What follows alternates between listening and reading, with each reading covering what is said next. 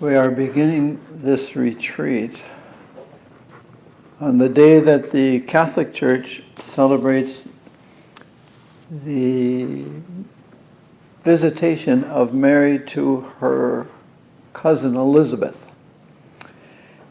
It's the Feast of the Visitation. And I think it's a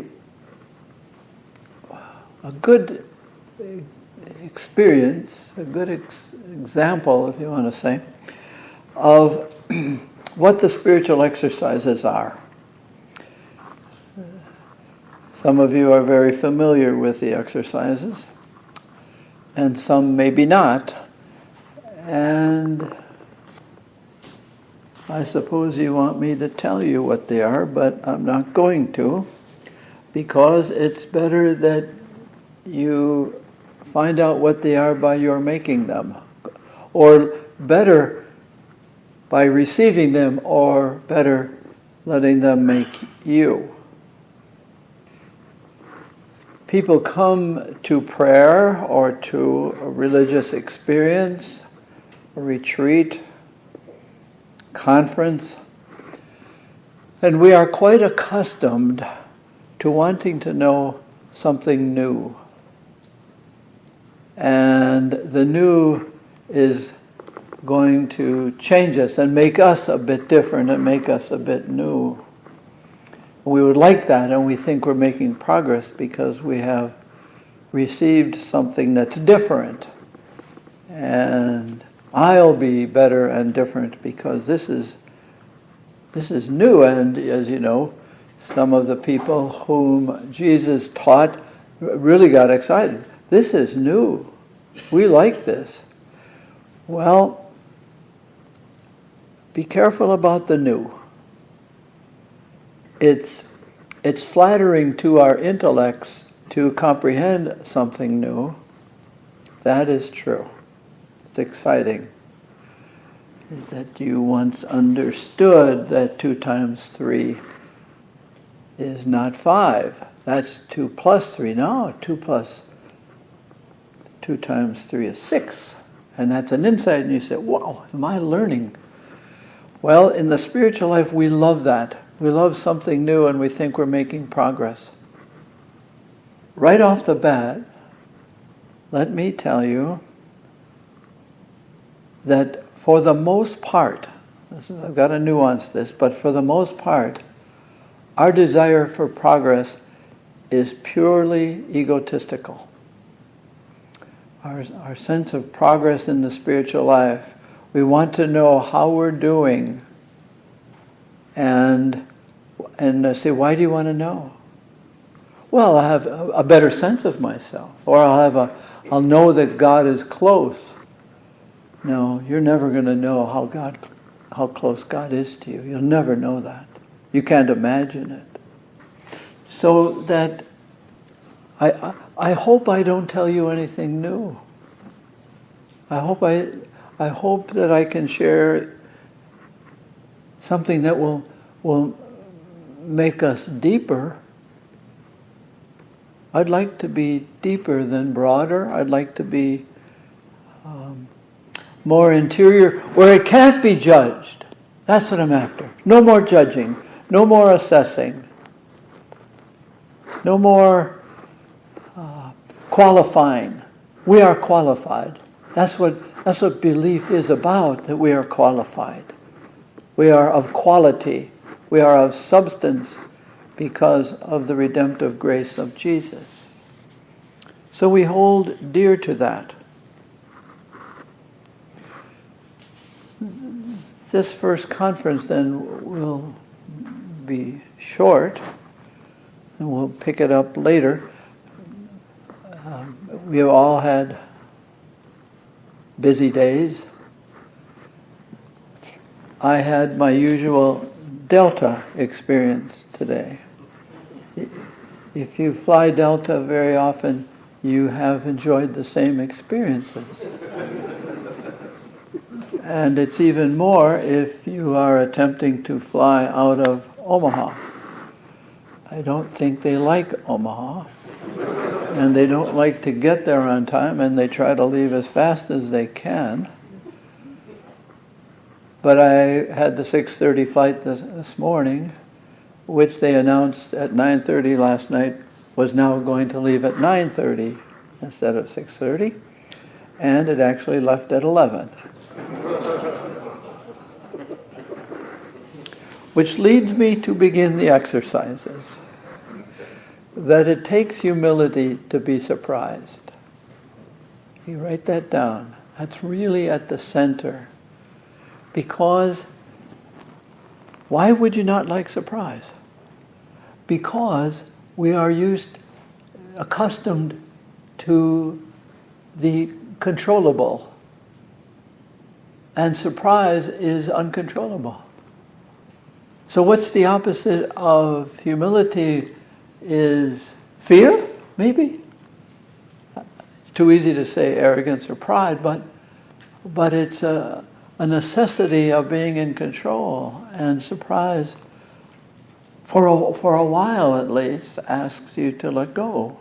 And that's where we begin with Mary in Luke's Gospel, first chapter, verse 49, where after the Annunciation, that the angel has come, and we can pray with that, and we will, she is surprised.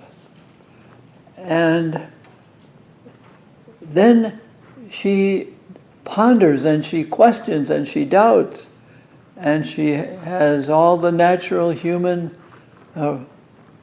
reactions. But then she has a human response of letting surprise humble her.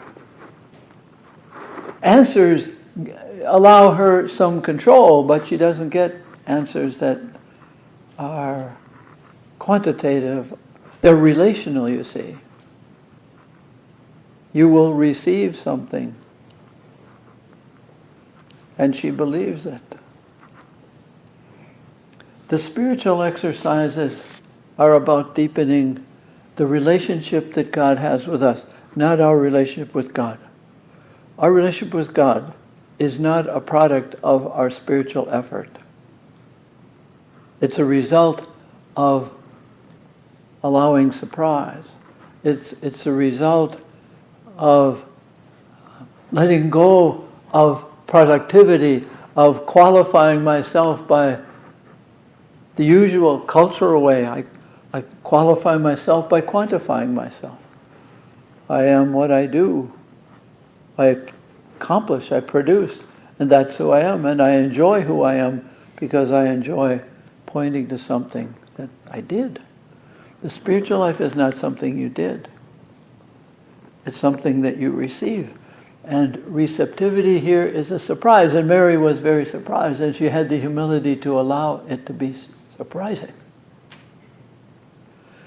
So the exercises of St. Ignatius start with our being as receptive as Mary, and they move through this questioning and pondering and testing and taking time with it. But it ends up, and this is an important aspect in the spiritual life,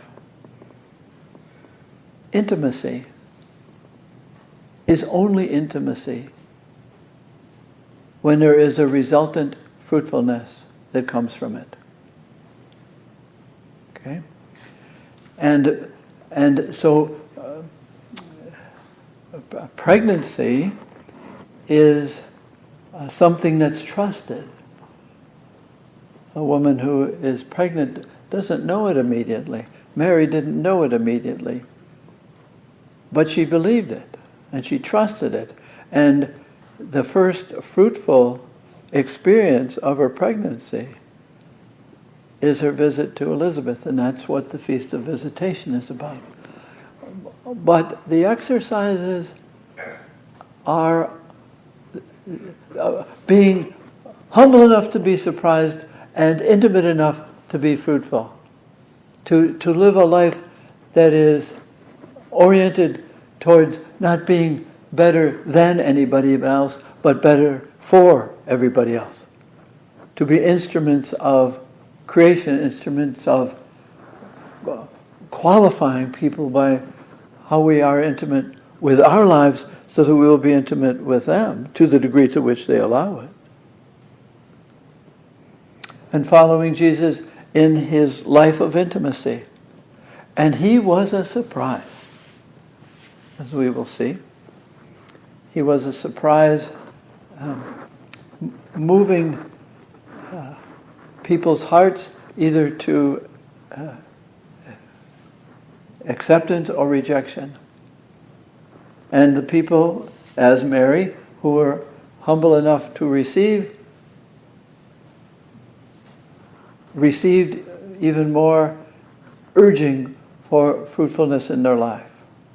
Go and be fruitful. So that the mandate to Adam and Eve, or before Adam and Eve, that things are to multiply, that creation is to multiply, is intensified by Jesus. That we are to be fruitful and multiply the presence of Jesus. That's it. And the exercises are a way of letting go of any image that is false to the creative love of God. Any way that I have decreated myself, formed myself by what I do. It's this. You'll know a little bit about spirituality when it is more likely that you will respond than react. That react is instinctual, and responsive is relational and patient and receptive. Reacting is, I want to be in control of the situation. Responsive is, I will receive this situation and I will receive my part in it. Well, there's a tremendous freedom then that the exercises, any exercise asks us to be, the body or the spirit to be free. But we have to let go of what's unfree in us. That's true. And Ignatius did it. And we're always experiencing our unfreedom. Little unfreedoms. Little invitations to hold on to ourselves, to control the situation. Now that's attention, and we'll talk about that. That's attention. The spiritual life is how we live with the tensions of life influenced by what we believe. Spiritual life is a real life. It's real living. It's not piety only. It's prayer and everything examined and all these things. Spiritual life is a living with tension caused by what we believe. We believe that God is active. But then we relate as if God is indolent and waiting for us to beg him enough and then God will do something. No. It's really living according to what we believe. God is active and we are the receivers. But all this we'll get to, but I just wanted to orient us a little bit of, and we'll come back to Mary as a model of a person making the exercises. Truly, we live with mysteries too marvelous to be understood. How the grass can be nourishing in the mouth of the lambs, how rivers and stones are forever in allegiance with gravity, while we ourselves dream of rising. How two hands touch and the bonds will never be broken, how people come from delight or the scars of damage to the comfort of a poem. Let me keep my distance always from those who think they have the answers. Let me keep company always with those who say, laugh and look in astonishment and bow their heads. Mary Oliver. Let me keep my distance from those who think they have the answers.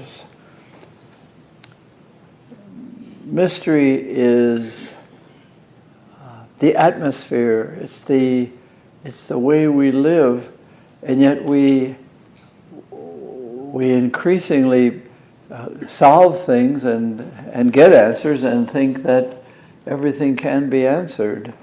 You just have to have the right questions.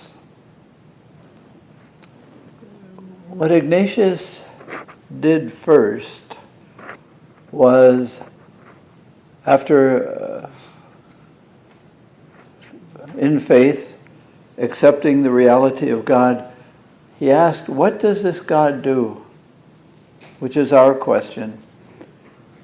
And many, many cultures and tribes and systems have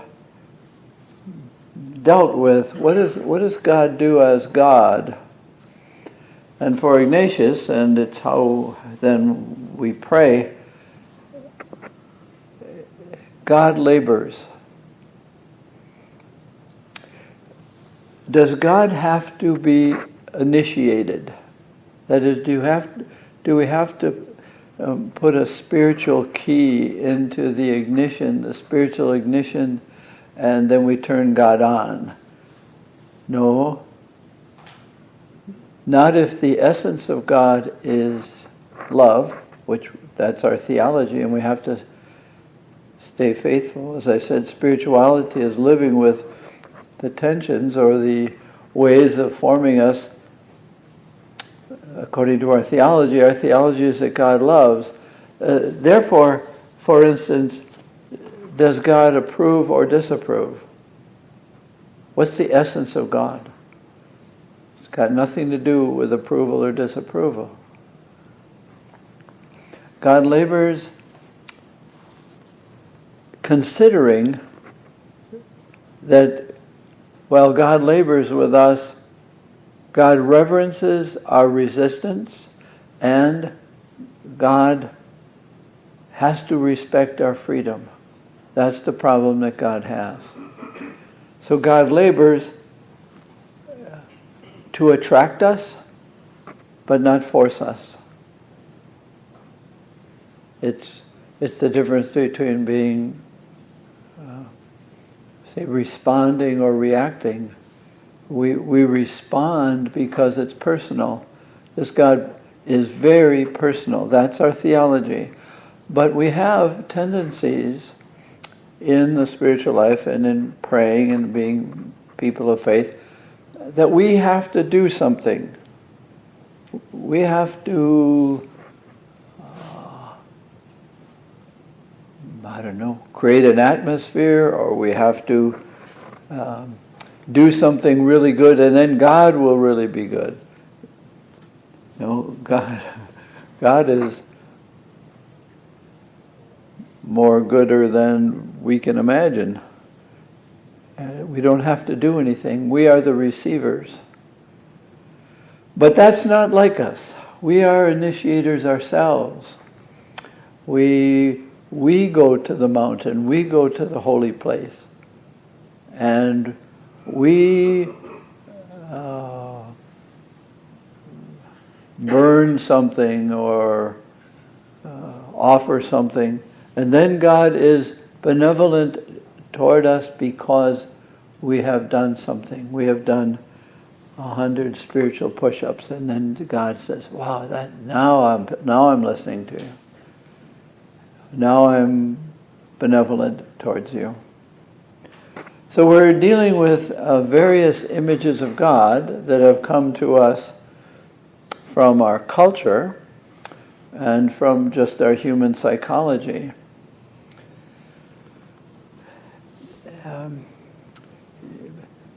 We are very near the St. Croix River, the boundary between Wisconsin and Minnesota. And I was fishing there last fall, and I was imagining all the water that flows in a minute past where we were fishing, and it's been doing that for only God knows how long. And I was wondering, how much of that river could I put in a pint bottle if I scooped it up? And you say, well, if it's a pint bottle, you could put a pint of St. Croix water in it. Is that very much? Well, if you're a pint bottle, it's a lot. But considering the amount of water flowing, it's not very much. Could, theoretically, just way theoretically, could a person get all the water of the St. Croix River in a bottle? Yes, theoretically, but it would take eternity. That's what it's like. We have very small minds. It's a very humbling thing. Relating with God is a humbling thing. It takes humility to be surprised. It takes humility to receive mystery. And so Mary Oliver says, look, laugh, bow your head. Yes. Yes. It's mysterious. Anthony de Mello has a story about the mouse that comes upon an elephant, and the elephant is wallowing in a pond, and the mouse says, get out of there. Get out. The elephant says, why? You get out, I'll tell you why. No, I'm not getting out. Come on, get out of there. So eventually the elephant gets out, and he said, okay, why did you get me out of there? He says, I just wanted to see, the mouse said, I just wanted to see if you were wearing my swimming suit. Well, what's that about? Well, the immensity of the elephant could never fit in to the dimensions of the mouse's swimming suit. That is another image of our inability. God has a problem. God has to hint or attract somehow. But we are so set up as human beings that we really do want the entirety. We want to have God figured out, and we will be very happy with that. It's a very human thing. It's part of our arrogance to confine God in the very small dimensions of our pint bottle or our human mental swimming suit. God cannot fit in there, and so little bits, we get little bits. If we're looking and laughing, and if we're bowing our head, it's mystery. We don't like mystery. And so one of the ways of that the exercises of St. Ignatius, one of the ways it begins is bowing your head and saying, I've just got my little human swimming suit, my little pint bottle. But can I be open to receive what I can of you? And that's not easy, because by nature we want to know and want to have control of it. And then we want to know, we would like to know God in such a way that we would know exactly what God wants me to do. And then maybe I'd do it, maybe not, but at least I'd know. No, we really don't know exactly what we are to do. We have our freedom and we have our forces that take us this way or that way. What Ignatius would call spirits. There are spirits that invite us this way or that way. And to learn what is the good spirit. And I can't tell you. Only you know. You know, it's funny. I don't know what an orange tastes like to you. I know what it tastes like to me. And I assume that what it tastes like to me is somehow like yours, but I can't prove it. So you take a piece of orange, I take a piece of orange. Does that taste like orange? I say, yeah. You say, yeah. But I'm not sure. So that what discernment is and what these spirits, you have to learn them. You have to learn footsteps. And I think we know fairly well our own selfish footsteps. But to learn the voice of God or the footsteps of God, when is it the good spirit calling me? And when is it my own selfish, somewise disordered voices calling?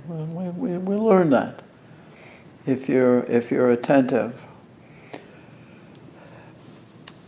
So maybe one of the images of God that is helpful, but it's just an image, is that we have in our galaxy something called the sun, and it's warm when it comes to the earth, and it is not diminished at all by whether you have a parasol or a sun hat, or you are under a tree, or you come inside. It is still burning and warming. At least in the 2 weeks of summer that Minnesota has, the sun still shines. You can prevent yourself from receiving that, but it doesn't diminish the sun. You can also make yourself available to its warmth and its burning, but it's constant. Whether you are attentive to it or not, it is still influencing you in ways you don't even know. It is influencing you because it is preparing meals and fruits for you. It is preparing energy for you, and you don't know it, but it's there. And we call a certain time of the day and night. And we say the sun set, the sun went away. No, we went away. The earth turned in such a way that we are not receiving directly its influences, but even though it's dark, we are receiving somehow the influence of that sun. If that is an image of God, not that God is the sun, but it's an image, then what we do when we pray is to put ourselves in a position to receive as much as we can of its energy, its influence. But the sun does reverence our resistance to the sun. We come inside, or we go under a shade tree, and the sun doesn't burn down the tree, saying, I want to influence you, I want to warm you, I want to burn you. No, the sun says, okay, you cannot make me not be God. You cannot make me less God, but you can put yourselves in a position to receive it or not receive it. So in prayer, we are the receivers. We have prayers that seem to wake up God or call God wonderful and everything, and so we say very nice things about God, and oh, by the way, if you could, please, I'd like this. I've told you how good you are, now prove it. That's one of the ways we pray, and it's okay. It's what we do because we're human beings. But God is what I would say, God is praying around us and within us. We have to tune into that. We have to bow our heads and say, yes, you are praying within me and around me. You are influencing me by your light and by your warmth. You are helping, like the sun. The sun, you can see the sun and you can see things because of the sun. God says, I am constantly giving you invitations. You can walk by something the color purple. You can walk by lilacs. You can walk by anything that I've given you to attract you, and I won't give up on you. You keep walking by something that I thought would attract you. There are more. I will come to you according to you. Isn't that amazing? I will come to you according to you. And I have to be then attuned to how do I get attracted? Music, poetry, trees, babies' faces. What attracts me to the reality that there's something beyond, there's something mysterious, that we give the name God.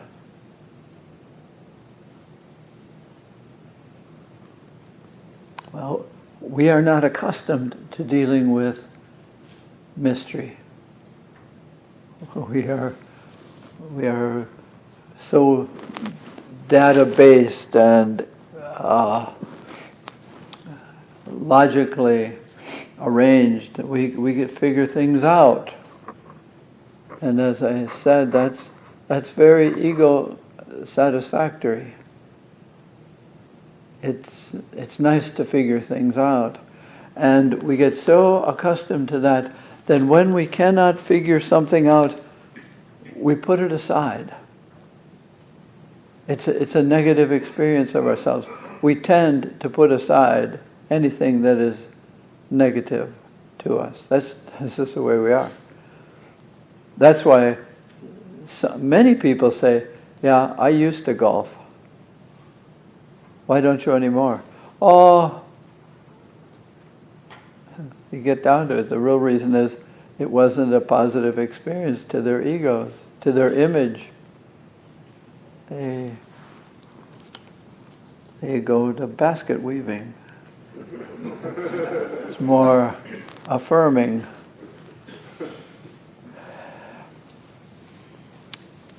And so with God, we in our arrogance say, there is no God, or this God is too much for me, or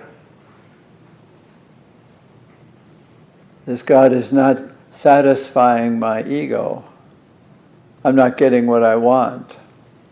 I must not be a good prayer because that for which I pray never arrives. Or I don't seem to advance, and I like to advance. I like to climb mountains. I like to achieve. And I don't have a sense in this area of religion or theology or prayer or spirituality. It doesn't seem that I'm getting anywhere. And if I'm not getting anywhere, then I'm not going to try to get somewhere. it's interesting in the human condition.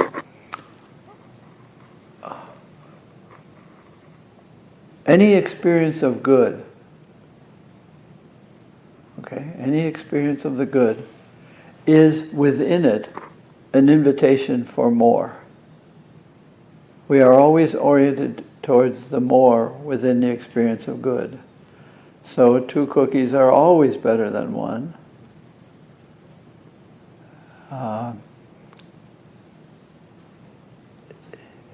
So where is satisfaction? Satisfaction. Satis is the Latin word for enough. Where is the enough? And we keep reaching, and we say, if I'm not getting, then I'm not going to reach anymore. No, there's something in us. That's a good joke, can you tell me another one? That's a good story, could I have 2 more? That was a good trip, let's do it again. We always want more of the good. That's just within us. That's a good thing. And I think it's how God keeps inviting us. You can't have perfect satisfaction. That's a satisfaction. But you can have more. You really can get it. You deserve it, and our culture says it's right ahead there. You can have it. It's yours. You deserve it. Just work harder. And I think it's a cause of much depression in our society because the total, the whole is right there. It's close. Grab it. Go for it. Keep working for it. If you've got 1 million, and 2 million is right there, and that's going to be much more happy. So that's the problem that God has with us. We are oriented towards God. See, all that longing for wholeness and longing for the perfect is for me one of the proofs of the existence of God. That nothing that I can make or do can be Godish. It's not there. It's always got an emptiness to it. But to let God doesn't humble us by not giving us our totality. God gives us the partial to say, keep going, but not in anger. You know, if you've got 1 cookie and you want 2, the 1 cookie is still good. Enjoy that 1 cookie. Yeah, but 2 would be more better. No. Not necessarily. Because after you ate the 2, you will want 4. It's just the nature of it. That's why those in AA would say 1 drink is too much and 1,000 aren't enough. It's always, it's possible that the mountaintop can be reached. Well, that's what we pray with, and that's the image of God that prays around us. What I would like you to pray with is the first chapter of John's Gospel is the call of Jesus. John the Baptist has his followers, and Jesus walks by. This is in the first chapter, verse 35. And John's followers are there, and John says, "Behold the Lamb of God." There it is, the longed for, the one who has been promised. And Jesus turned and saw them following him, and he said to them a very important thing in the exercises: "What are you looking for?" And Ignatius would say, "I will pray lo que deseo, that which I desire." What do you want? What are you looking for? What you are looking for is encouragement and comfort and reception of what is, not just what ought to be. Okay, that's a great distinction. To pray with what is. Do you have desires for more of it? Yes, but that's part of the what is. The what is that each of us is incomplete, and we want completion. Okay, you can pray with that. How you have tried for completion in all kinds of things, intellectually and relationally and emotionally. We want it all. That's not wrong. That's part of the human nature. It's part of our relationship with God. We do want it all. So what Jesus is saying to them, what of the allness are you looking for? And they said, Rabboni, which means teacher, where are you staying? And Jesus said, come and see. That's where we are. Come and see. But don't value yourself. Don't by what you do. Don't evaluate. Don't qualify yourself, as I was saying.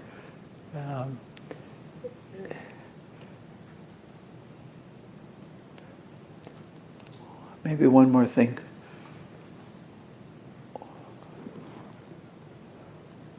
We have a very difficult time accepting our humanity. In some ways, we don't like our humanity. And there are certain parts of other people's humanity we don't like either.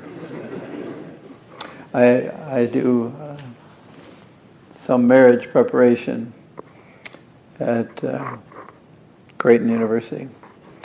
And there's part in the survey in this thing called the focus, and they have to write, they take this separately, there are certain aspects of my future spouse that annoy me. That I clap my hands and say, okay, go for it. And she, this is 100% accurate, she says to him, you go first. And I figured out that why she does that, she wants to know with what caliber of ammo is he going to launch. And she has the amazing ability to be very accurate. And then she returns fire in the same dimensions. And then I say, in my perversity and in my bachelor state, is there anything else you would like to say to her?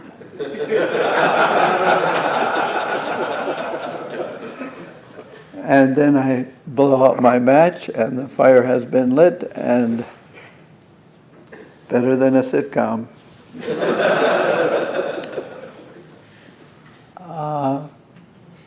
What each we don't like, we like, she would like, he would like, that we would like to improve the humanity of the other so that our humanity would not have to deal with it. We are embarrassed by what is very human to us, and because it's human to us, it's absolutely universal. But we hide a lot of our humanity. We are embarrassed a lot by our simply human, our failings, but our bodies, parts of our bodies are shameful, parts of our anatomy are, we hide them.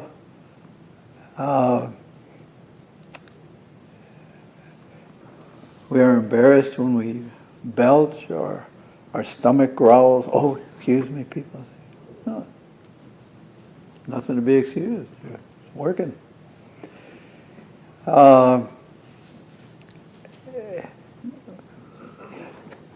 Experiencing our humanity is a great prayer. our distractions, our fears. Those are all very good.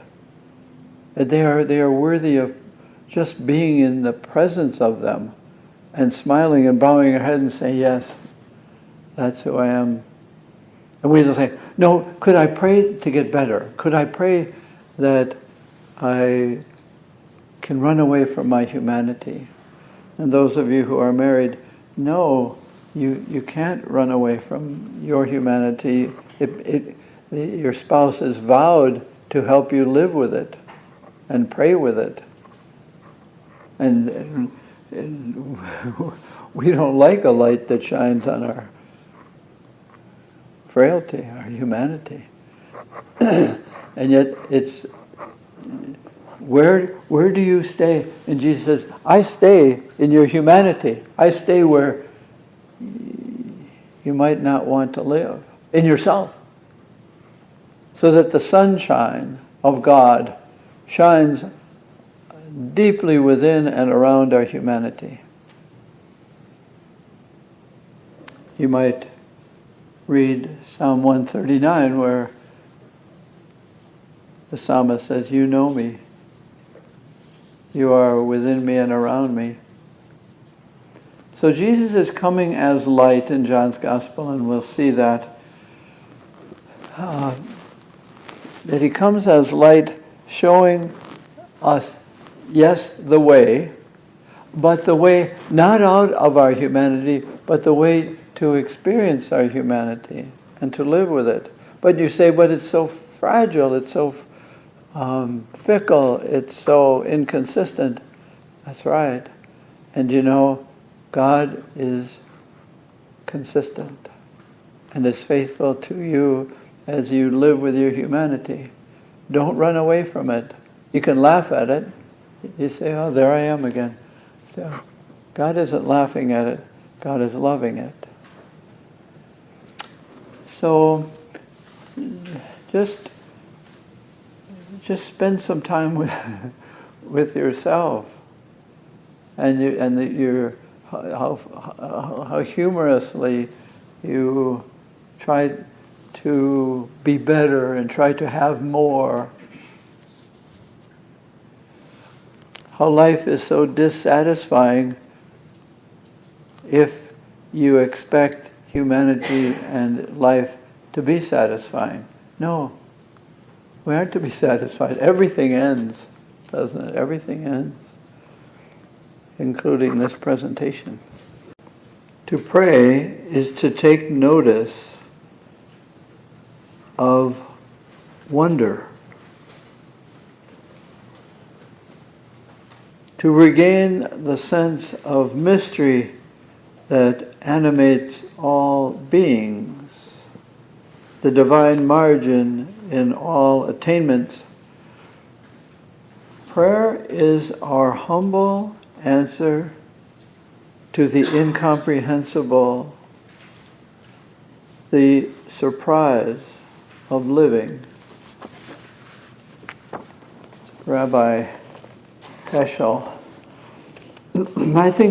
I think prayer is a humbling experience. It's humbling because what's affirming is something we can do, achievement.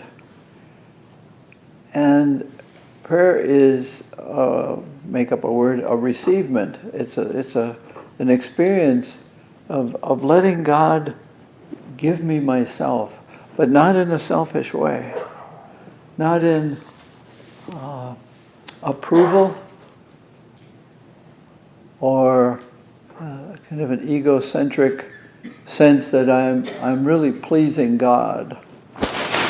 No. We don't please God or displease God.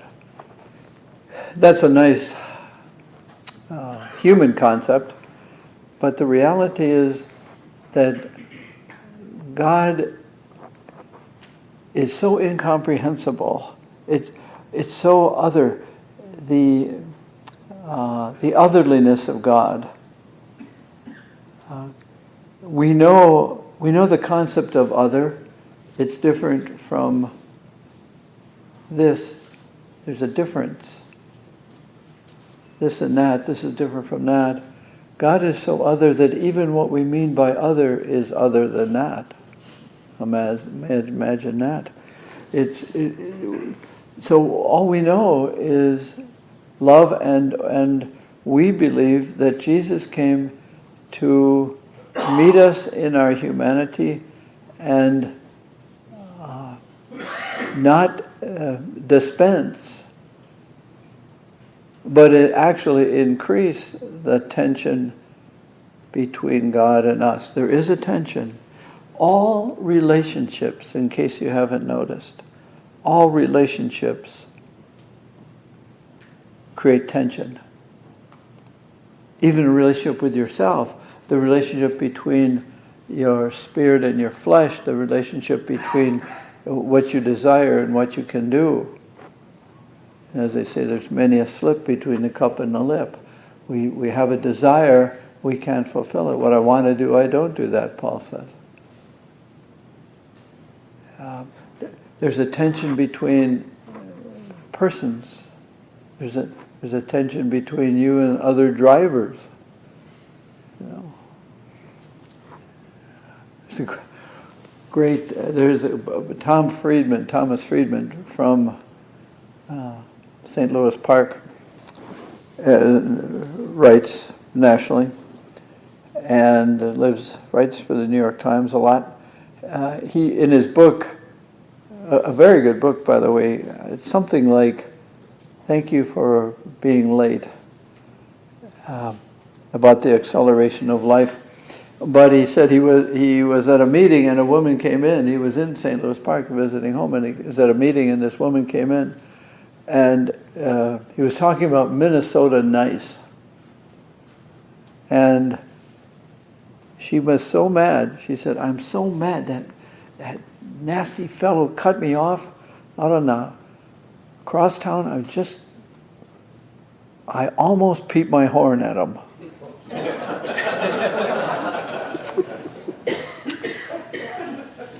Every relationship with your car, with your computer, eventually it's going to cause tension. Jesus came to put us in tension. But he says, "I come that you may have peace." But I'm not taking away from the human experience of tension. It becomes a way of praying then, part of the relationship. But Jesus comes not to take us out of our humanity, but comes as light, as I said. And in the beginning of John's Gospel,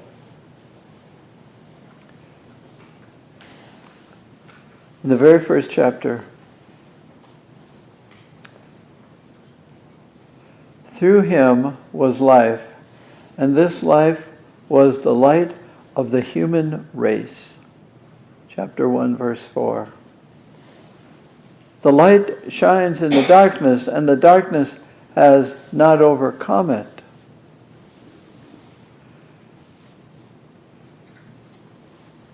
So he comes as light, and in John's Gospel we'll see, for instance, good things, in John's Gospel, good things happen in the daytime, and not so good things happen at night. What Jesus came to do, part of the love of God, part of the everything has the invitation to say thank you or no thank you, or I'm with you or I'm not. Everything is an invitation in life.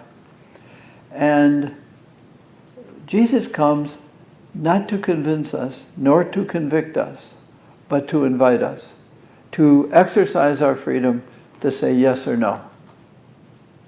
And he comes as light and says, this is a way.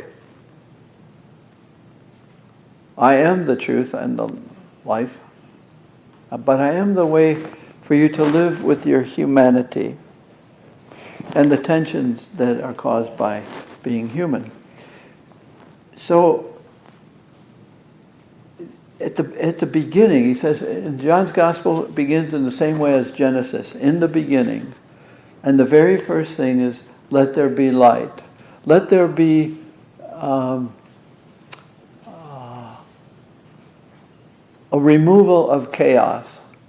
So one of the ways to look at Jesus is the way out of chaos to order. So that chaos was, this is the Genesis idea, there was chaos and he came to bring order. So let there be light, and Jesus comes as light. So there's a great parallel between Genesis and John's Gospel, and we'll see it.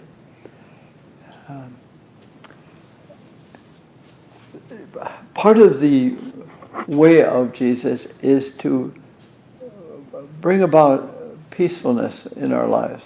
With tension, yes, but a way of seeing what life is. Human life is a very humbling experience, considering that we so long for the divine. We long to be God, if you haven't noticed in yourself. We long to be the agents of bringing order out of chaos. We are the agents of control, creation. What Jesus, how we pray with Jesus is letting him, in John's Gospel he says, he pitched his tent among us, he dwelt among us. Let him dwell with me in the uniqueness of myself.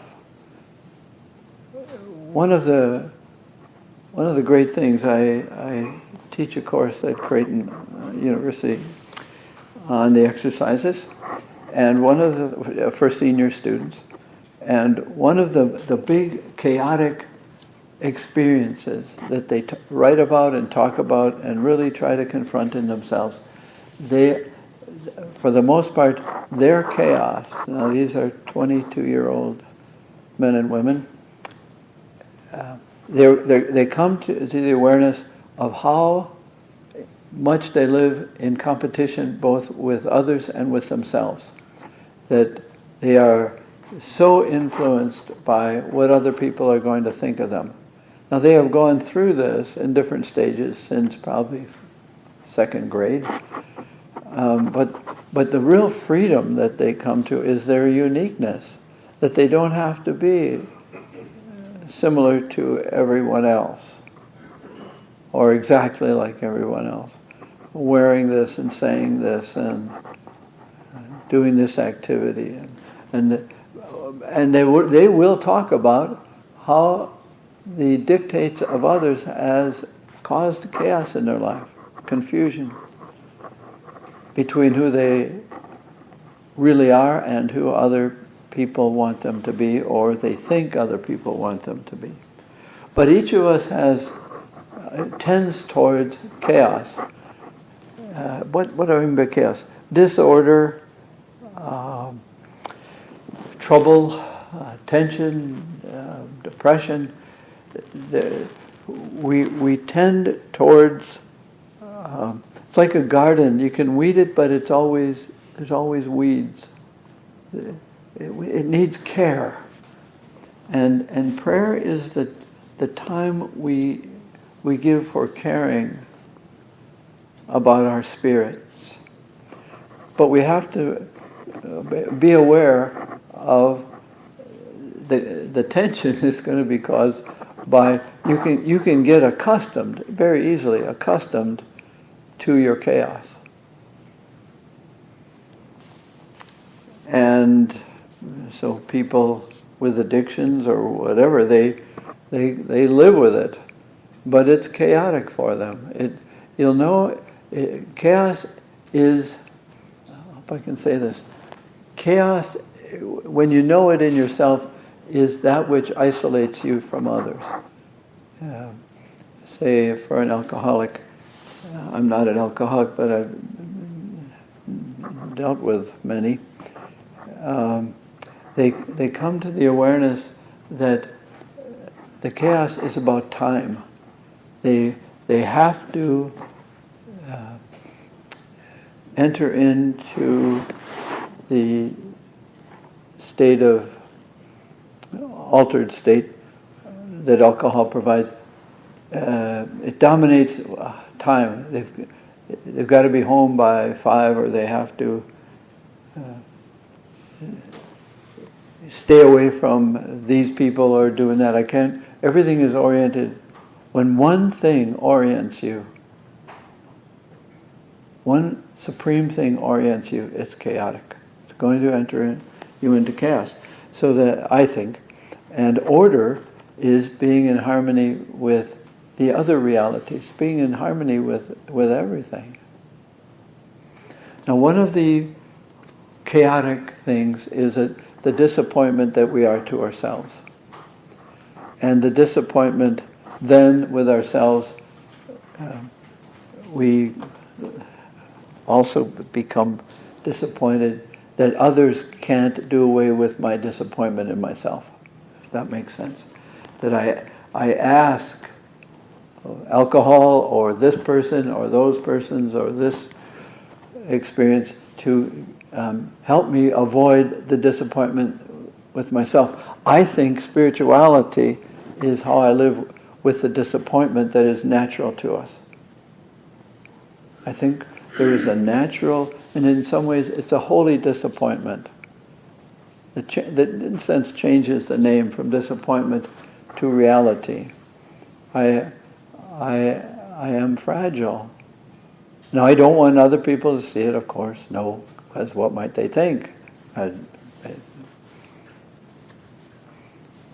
So I look at the necessity of appearance. How do I appear? And how does that work with how I really am? Can I live with my limitations, I guess? That maybe our major disappointment is in the experience that everything is limited and we long for infinity. That's the truth. We long for infinity. We long for totality. And everything and everyone is a disappointment in that sense. It can't fulfill me.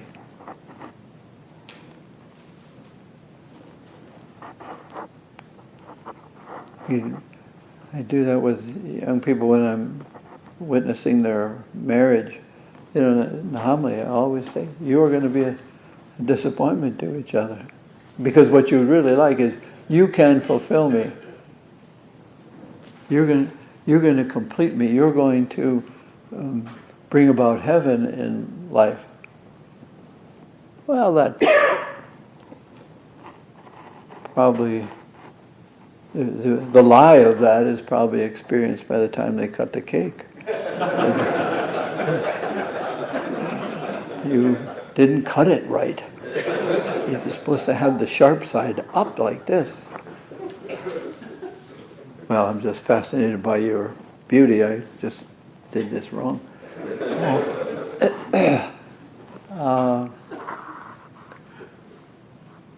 We so long for limitless, the beyondness. That's a very holy thing. So that I call it disappointment, but it's the honesty that everything is not what I long for. You are not what I long for. But you have such a promise to do it. You take me almost. And then you fail me. You being spouse, friend, car, book. That realization is, I think, where prayer begins. I wonder then at everything, and because it's limited, I can say I don't want to be part of that. I don't want something. I don't like fractions. I like whole numbers.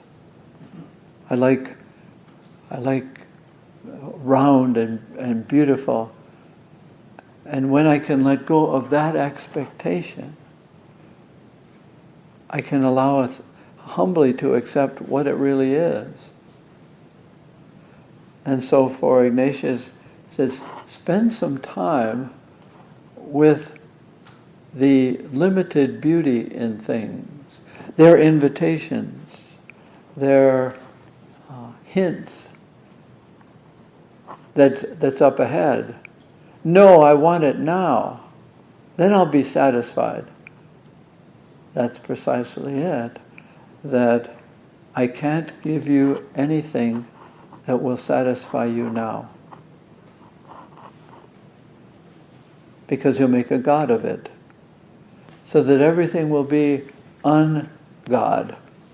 But good, but not perfect. Everything's going to be a fraction, a 1/16th. And we hate fractions.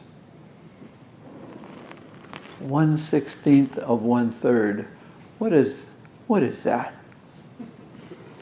We don't like it. We didn't like it when we learned about it. Whole numbers. Give me the total now. I want it all. No, can I be grateful for the end? The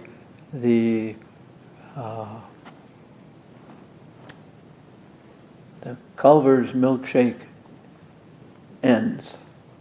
The straw makes a funny noise at the bottom, and you start eating the plastic, hoping that there's one more drop of raspberry swirl. Can I praise God for limited? That's what Ignatius really says. And chaos is how you demand the wholeness and completion and the perfect. And that demanding is not a creative tension. It's destructive. It's chaotic. So that the apostles, when they in John 1:35 there, they say, where do you stay? We want answers. And he said, no, I won't give you answers, I'll give you invitations. And all the rest of the gospel and John's gospel is all invitation. It's always going to be mystery and surprise and partial. Keep coming. And in our North American have it all, we deserve it all culture, spirituality has a problem, and culture has a problem with spirituality. How do you live? How do you find a happiness with a fraction, with a spouse or a family member that is very limited? He or she is 1/16th of 1/3. You see, no. I will distance myself from you because I can't handle fractions. I can only deal with the perfect, because when I deal with the perfect or the illusion that is perfect, then I look perfect. But your 1/3, your 1/16th of 1/3 makes me see mine. And I don't like seeing mine, and you show me mine. So I will distance myself from anything that is partial. I will distance myself from anything that shows me my limitations.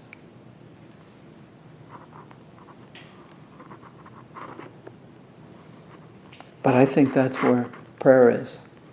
And it is how to let God give me prayer and pray over me as I wonder at how everything is an invitation and everything is not completing me. Can I be grateful for that? Yes, I can. Once I let go of my expectations, I can have expectations when they become demands. You have to be this way, and this has to be this way. Why? Because if you are this way for me, then I will not have to experience my limitation of dealing with yours. You see? So, any adventure, we love, you know, we love to fish in a fish tank, you know, where there's all kinds of hungry fish, and I catch a fish every time I put my hook in there. That's a tremendous affirmation of myself as a fisherman. The only problem is, it's not real. It's make believe, and maybe we deal with the make believe, and that's what causes us chaos.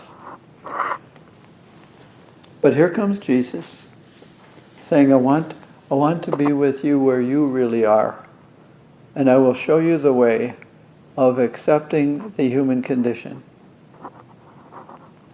But it's an adventure to experience the human condition. I'm not in control of it. I'm not in control of mine, and I'm not in control of yours. Can I live with the surprise? Can I live with the adventure, or do I just bottle myself up? No adventure. Nope. I'm going to be in perfect control of things. So Ignatius says, can you love creation as it is, just broken? Sometimes it comes close to being perfect, but it will end. It will not complete you.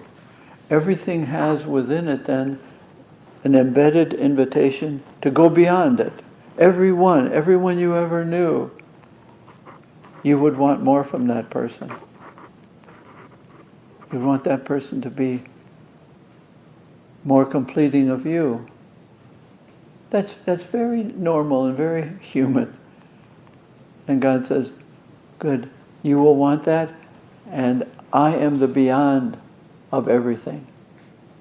And so that everything is limited, everything, God will never give us anything that will make God obsolete. There's a hole in everything, and you'll find it. There's a hole, there's a vacancy in every one, in every group, in every human experience. And they can come so close. And Ignatius would ask us at the beginning of the exercises, can you reverence? Listen to that word. Can you reverence the gift of God's love for you, even though it's limited? Even though your longing for fullness will be frustrated by the fracture of it. Can you reverence it? Can you let it be a blessing? And can you deal with it with its limitations? Well, that's a real challenge. Everything, as it says at the beginning of John's Gospel, everything in the beginning was created by God through Christ. Everything was in Him. And it's a gift. And let there be light is, I want you to see it. See it for what it is and what it can't be. That's, in a way, that's what holiness is, letting things be what they are, letting her or him or me or them or it, let them be what they are, and not demand that they be more. We would hope that they could be more, and it might be, I mean, some chaos in us is how we try to recreate other people. It's called codependence, where I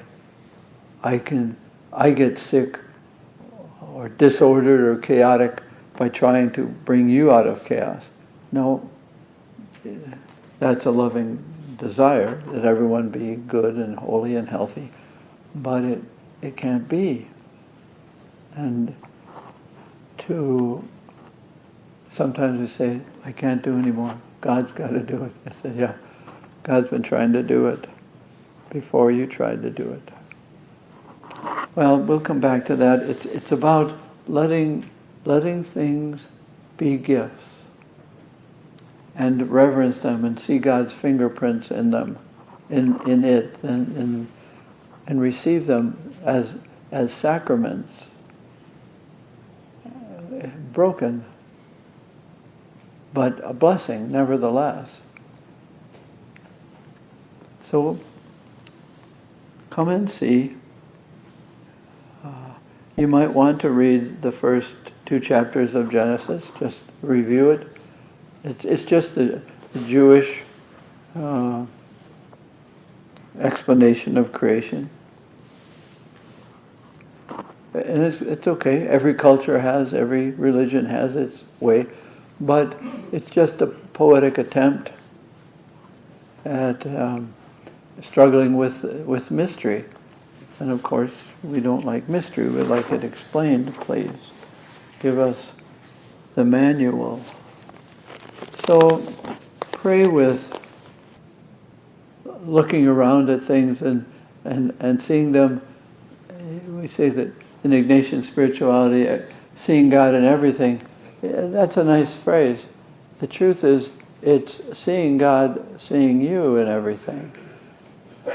Seeing the invitation of God to you to receive it, to be grateful for it, and to wonder at it.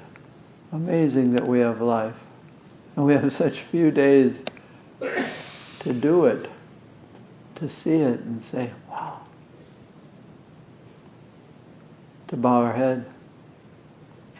Yes.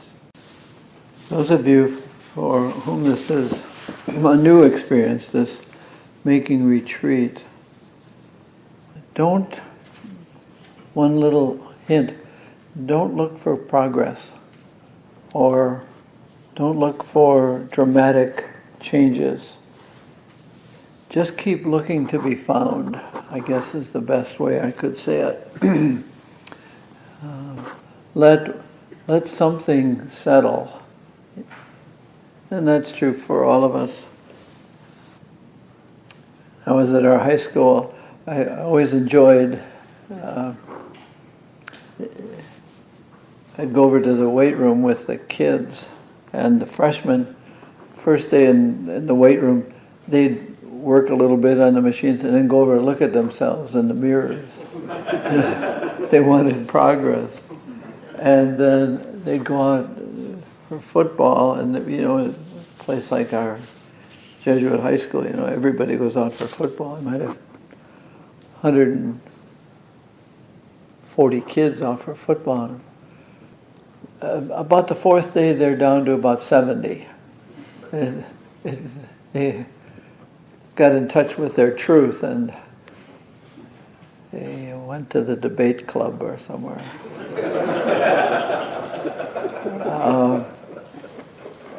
They were looking for progress. And the looking for progress is so demanding. Our egos want it right now, immediate results. So that's just a little hint. I might say after 60 years, I'm looking for progress myself, but it's not there yet. It's because I'm looking for the wrong thing. Growth comes from inside. Don't worry about changes and I'm going to do this and do that. No. And changes are always caused, the major changes in our lives are caused because somebody met us. It might be Jesus, it might be your best friend, it might be grandparents, I don't know. Somebody met you that changed you. Spouse, children. This theme, that's just another little thing. Why? Don't worry about external changes. They happen and we don't even know it. Just one little picture. We started with Mary as an example of somebody making the exercises, that somebody met her. And there was a pregnancy, there was a change that she didn't even know that happened. And she allowed herself to be met in her truth. And she allowed her truth to be met. And her truth was fear and all these things. That's where we start. That's how we get along in the exercises. We're constantly meeting ourselves. And when Jesus met people in conditions that they wished they weren't in. If you go through Scripture, Jesus met people. They would rather be met in finer conditions. But Mary was met in her humanity. And her humanity she as a Jewish person, she did not expect to be met. She was in a backwater town where there was no water. That's how backwards it was in Nazareth. And she allowed the meeting to take place. And she lived with her humanity. That's why the visitation is such a good image for making the exercises. That she believed it, she trusted it, and she celebrated it, announcing, the Lord has done great things for me. And He has raised up the lowly. I am a lowly servant. Okay, that's just a reminder of where we're going. We're going to put ourselves in a position to be met and to be found. In chapter 2 of John's Gospel, this goes back to the theme of chaos. There is a social chaos in chapter 2. It's a wedding and they ran out of wine. They have no wine, that's chaos. They bring then 6 jars, stone jars. For John, I think that's the 6 days of creation. Remember I said Genesis and John go together. And there's water in there, which is a sign of chaos. And he breathes over them in some way. And then, because of that, comes life. Wine being the symbol of life. So he resolves the chaos, and this is the first story in John's Gospel, and so it's the beginning. It's another prologue. It's another. Everything from now on is going to be like this. Every time Jesus meets somebody in John's Gospel, it's chaotic. It's insufficient. It's apparently impossible. You can't change water into wine. And everything will be apparently impossible. The disorder or the inconvenience or the human condition. I'm going to meet you in your human condition, and at times you will think that your human condition cannot be changed. You will concentrate so much on your human condition so that the wedding persons, the couple and the attendants could concentrate so much on that they have no wine. They let their truth be met, and he meets them, and he brings life to them. Life out of darkness, light out of darkness, life out of apparent non-life, chaos. So that's what we're doing, and if you look at the story, they say everyone serves the good wine first. And then when they all get drunk, then you serve them bad wine and they think it's even better wine. That's what the story is about. That's verse 10. This is the beginning of the signs in Cana of Galilee.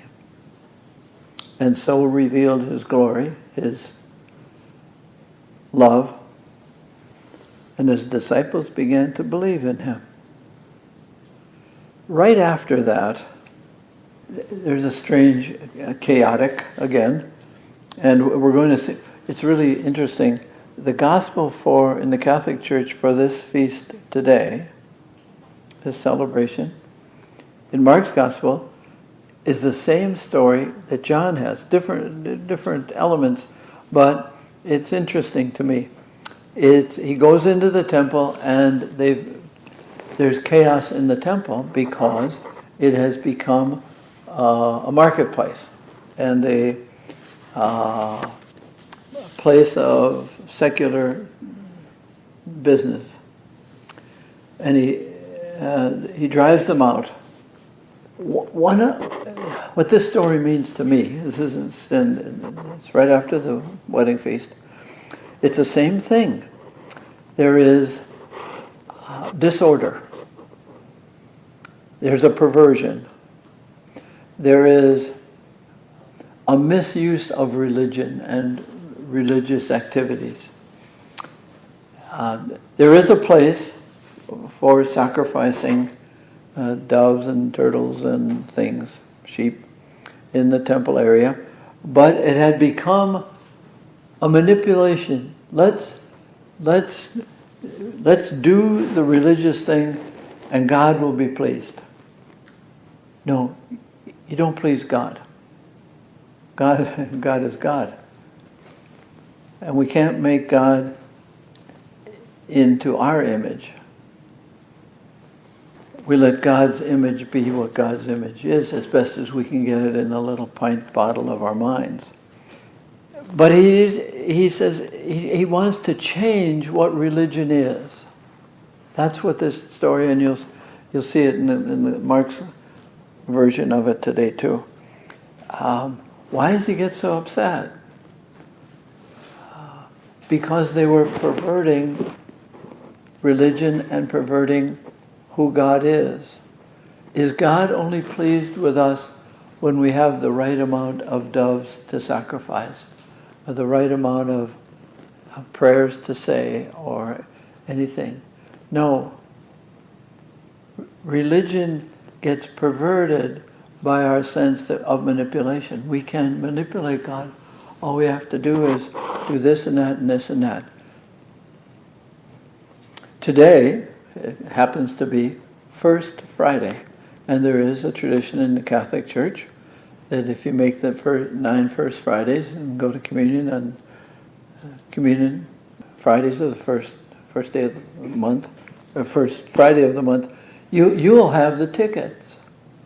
You're safe, and you can be very scrupulous about that to make the 9 First Fridays, and then you're set.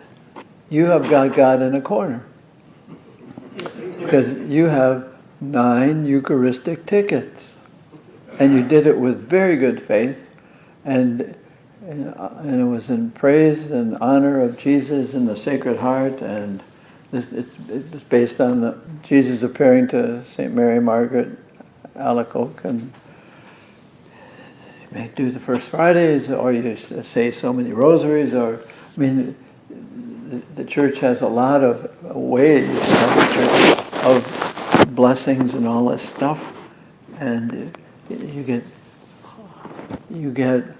100 days of indulgence in the name of the Father and the Son and the Holy Spirit. You bless yourself, you get certain, and guys, I know guys will go 25, 50, 75, 100, blessing themselves, but all that stuff there's a devotion to it, but it can be perverted. That's all I'm saying. And it's real easy because that's our economic way in this North American culture. You pay the price and you get the product. Easy. And what you want to do in religion is find out what's the practice and do it, and then you're safe. Well, were you not safe before? Were you not loved by God before? Did you do it out of love or fear? Well, what if you do it out of fear? That still gets you the tickets. It's very easy to pervert religion. But it's the question does come down: is the tree good because it bears good fruit, or does the tree bear good fruit because it's good? Are we good by our product, or are we good and our goodness is a gift from God, and we we share it and we do something with it. We receive it. And that's one of the beauties of prayer, is just to receive God's goodness, receive who God is. And God shares God's goodness with us, and to receive that. And that's the interior. And little by little we get met by this loving God, and then the external, we just do it. I don't go to Mass on First Friday to get a ticket. I go to Mass on First Friday because it's the day after Thursday. It's easy. It's what I want to do. Do you want to do religious practice because it's very healthy to do for God's relationship with you? Well, that's what Jesus is after. But so you have the wedding feast at Cana is chaos. Here he walks into the temple and they're shouting probably, and sheep doo-doo all over the place, and he's saying that there's not much religion here. There's not much spirituality here. There's transactions here. And God is the observer of your perversion of religion.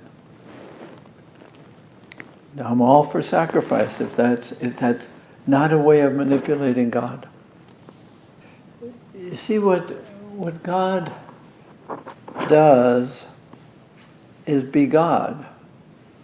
That's what God does. And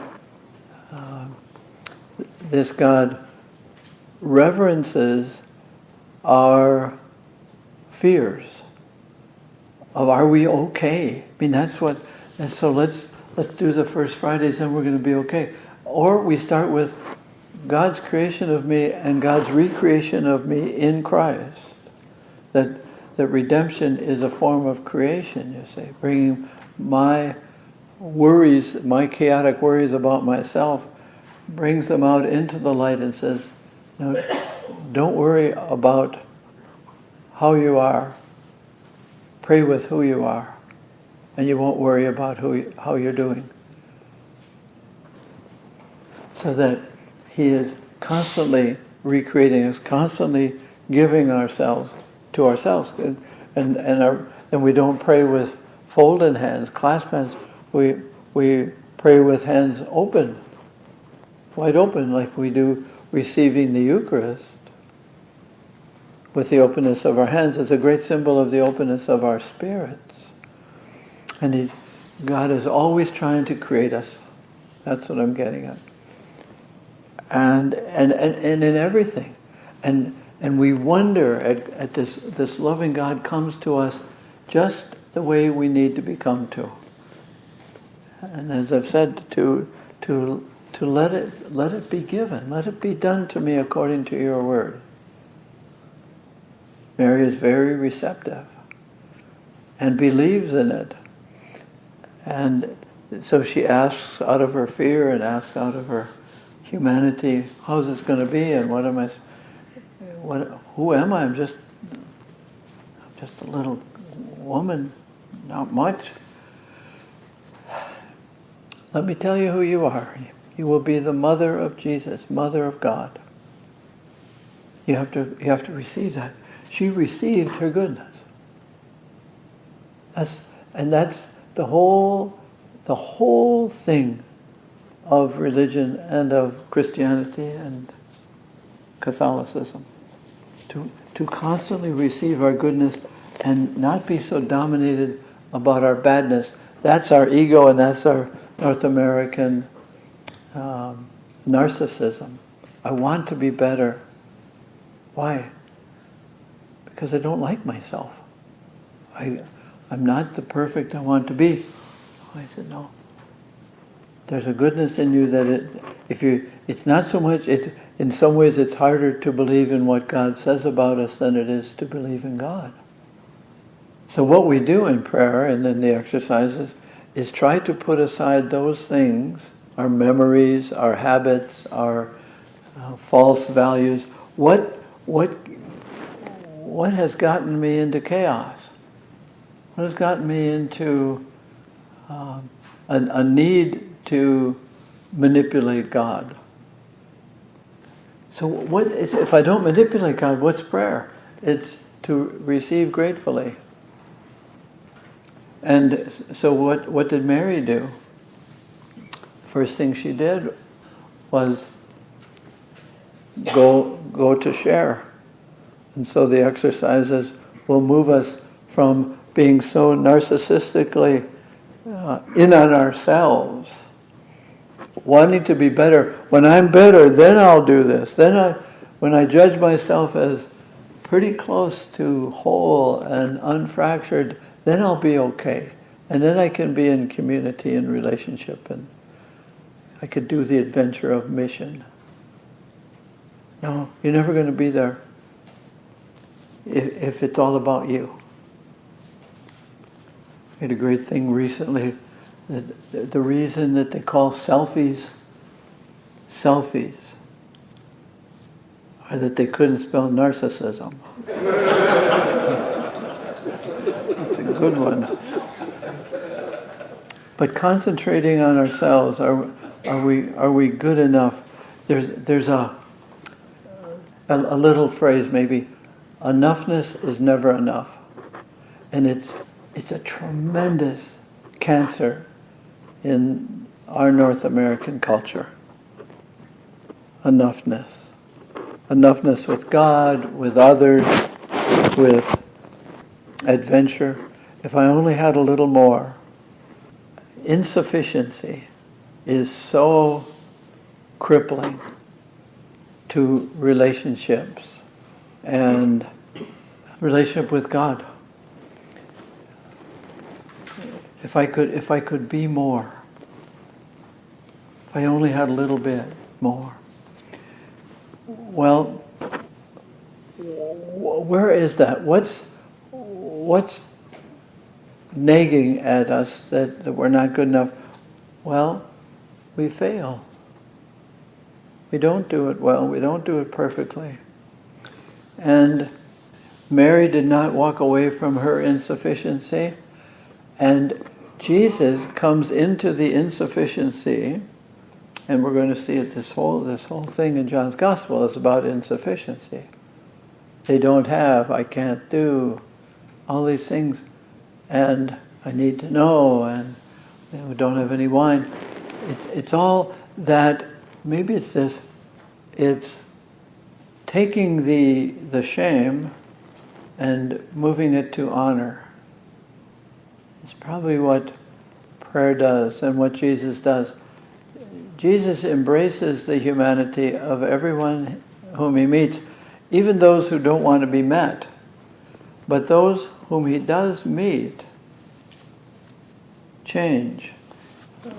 Let's go to Luke's Gospel, chapter 8, verse 27 or so. 26, 27, where he meets a man who is very negative about himself. He is very insufficient, frightened, and so he frightens others. And he howls and all this stuff. Where is he? He's in a cemetery of some kind. And Jesus meets him, or the man wants to be met, and he calls out to be met. And so Jesus meets him. And Jesus is not afraid of him. And the great thing is, this man does not do anything but announce his truth. Have pity on me. And Jesus, that man is who he is, and Jesus is who he is. And at the end of the encounter of truth meeting truth, what happens? He is seated at the feet of Jesus, clothed and in his right mind. What a great picture. Clothed and in his right mind. That's probably as close to a picture of the Jesus in verse 35, as close as you get to an understanding of the meaning of the incarnation. How is Jesus part of God's creation of the world, the creation of chaos? That God has not given up on creation and wants to meet us in our truth, loves us enough to meet us where we are, and loves us enough to not leave us there, but give us back ourselves, constantly giving me back myself. For what purpose? To pat myself on the back? No. Mary did not stay in Nazareth saying, wow, this is great. I'm going to be the mother of Jesus. And the angel met me. Well, I ought to tell everybody in town. Or I think I'll just write a memoir about it. Or I'll just enjoy it. No, once we have ourselves, once he gives us ourselves, it's meant for distribution. Gratitude is the basis of generosity. Reception is the prelude to distribution. Mary could not keep the evangelium, the good news, to herself. Well, I'd like you to pray receptively with what might prevent you from letting Jesus meet you. What would be your fear of being freed from whatever confines you, whatever fetters or chains bind you? Fears, insufficiency. What way does insufficiency hinder you from distribution? That's probably the part of the exercises that we're in. What keeps you from relationships or being more available or vulnerable? What keeps you hiding? That might be a good way. And I'm proposing that it's probably got something to do with not being good enough, not being something enough. Pray with the word enough in your life. And let yourself be met there, and maybe even smile. Seated at the feet of Jesus, looking up and smiling, saying, yeah, I'm too much about me. One of the interesting aspects of Christianity, and maybe in all religions, was what is it to do the will of God? And we pray that in some way when we pray the Lord's Prayer, which is in chapter 11 of Luke's Gospel.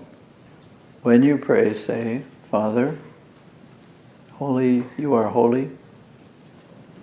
And we pray, your will be done, give us daily bread. What's daily bread? And the exercises have something to do with being available to search for and discover and do the will of God. Now, how would you do that? How does any of us know we are doing the will of God? You say, well, it's the will of God that I be good, or it's the will of God that I suffer, or the will of God that I'm successful, or we put some kind of qualifiers on it, and then after a while we just don't think about it. It's just too much to think about. Your will is informed by what you sense and what you take in, and your basic will is yes or no. I like it or I don't like it, or I'll do it, I won't do it, but it's yes or no. You are limited, of course. You do not have a free will. You are confined to what you know. So it's not totally free. It's freed the more you know, the more choices you have. But we never are going to be totally free. God is free. What? But free to do what? It's free to be God. God is limited by one thing, and that's, as everybody else, God is freed by God's being. I know this is a little abstract right now, unpack it, but God's will is to be God. And if God is love, then God's will is to love. Just flows like that. So let me say that again. God's will is to be God. To in a sense, make a verb out of God. God's will is to God. God's will is to love. That's what we say. That's our theology. So we have to pray and live according to our theology. Then what is God's will that I raise my left hand or my right hand? Does God's will I should do this or do that, marry this person, move there? What is that? Is it, and then some people really believe this, and this course that we teach at Creighton, it's, the kids, some of them, they want to do God's will, and they discern in everything. They'll come to my office and say, could we discern for 10 minutes? I said, no, discernment is a lifestyle, not an activity. I say, oh, I thought I could just plug you in for 10 minutes and read out. And see, that goes into a whole nother area of digital addiction, the best way I could say it. Whereas we can retrieve any information. The people in my community at Creighton have accused me of having an affair with Alexa. Because they walk by my room and they hear this female voice telling me everything I ever wanted to know about almost everything. I mean, she really knows everything. And it's fun. But I can find out what the time and temperature in Afghanistan is in a second. And it's immediate, and it's right there. And we get into a spirituality of immediacy, whereas where we should be able to know everything pretty well right away. And that becomes a way of life, you see. Computers, smartphones, everything is immediate. And I have a right to immediate retrieval of data, and that's going to help me make choices. Well, that's a real pull in our culture. And we really see it at the university. We talked about this in class, and we had the kids go one whole day without a smartphone. Well, they didn't know what to do with their hands. Put them in your pocket. What is it to not be constantly affirmed by people, what they call likes? You get likes, and they love to be liked. I think it's why they use the word like all the time. Like, like? There's one young woman in our class, and we asked a question, and she had a very good insight. I counted 27 likes in her statements. She really liked that. But you have this retrieval where you have enough information to make decisions. That's true. It can tell you, Alexa can tell me restaurants and hardware stores and everything. And leads to clarity. And we get used to that, and we have a right to it. And then, oh no, God doesn't send us those kinds of information. So how do we know God's will? Well, how about this? How about is you be an appropriate human being? That is, you use your senses and your intellect and your reason and your memory and your imagination. You use all those things. And then you make a decision to do this, move that, marry that person, what. But do it so as to receive the daily bread of God's love. What I want to do, I want to decide as best I can, God's will is for me to be a human being. God's will is for me to be a human being, as God's will is for God to be God. God says, okay, you be you and I'll be me. Be perfect as your heavenly Father is perfect is not an action quotient. It's you be a human being as I am. You be as perfectly a human being as you can be, and I'll be a perfect God. That's how that is, to be perfect as your heavenly Father is perfect, as you be you. You be you is flawed and fearful and doubting, but trusting and loving, forgiving, in your way. God's will, then, is to make a decision based on our human limitations and our strengths. You make a decision to keep watching after the decision, where is God loving you now that you've made that decision? God didn't make you go left or right. God just said, if you go left, God's not going to love you. Nonsense. What kind of God is that? God is mercantile then.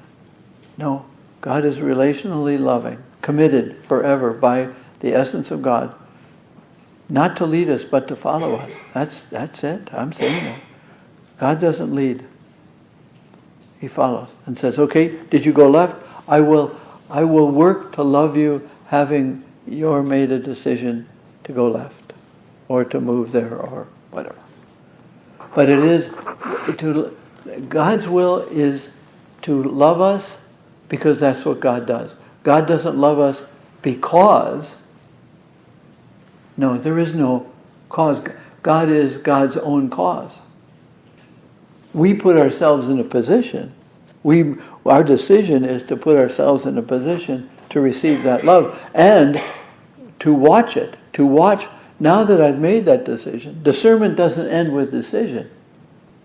Discernment continues after the decision, watching for where is God loving me now and where else can I put myself in a position to receive love. That's all. So God's will is in our lives is to find ways to attract us and comfort us, but never force us. And that's God's problem, to come close enough to attract us, but not so close as to force us. And we would like that. At times we would like God, force me, make me, you do it. We'd like us to be a puppet, and then we'd say, okay, enough of the strings. I'll do it myself now. No, that's stuff that Jesus is driving out of the temple, of our own temple. There's mystery. Yes, there's mystery. You go left or right, you don't know. Marry this person, buy that place, study that. Kids at the university, I deal with seniors, where are they supposed to go? Father, tell me, what do you think? I'll say, I think you should go to church and pray about it. No, tell me. I say, well, sorry about that. That counter is closed. I'm pushing you out into deeper water. You got to pray and be who you are. You're a simple, frightened human being. What do you want?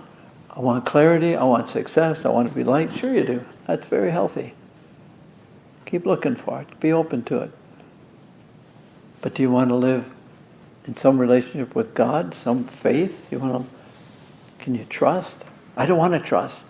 We had a girl last year who had it all figured out, that she wants a religion where you don't have to trust. Could we have that? I said, well, I guess you could call religion living in a bubble. Yeah, you could do that. But if you're going to live life, you're going to have, as you said, the humility to be surprised, the availability to be injured and confused. She didn't want that.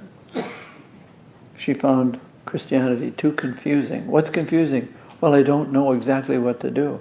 Why do you want to know exactly what to do? Then I'll be okay. Yeah. Very self-centered, aren't you? Father, don't say that. I won't, but I'll think it.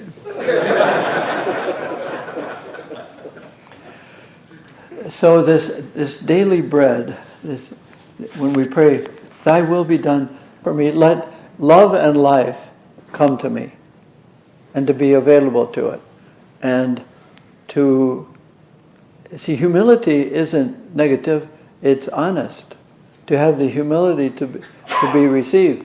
So it's another struggle about dependence and independence. To be a branch on the vine, that's difficult. But how to say this?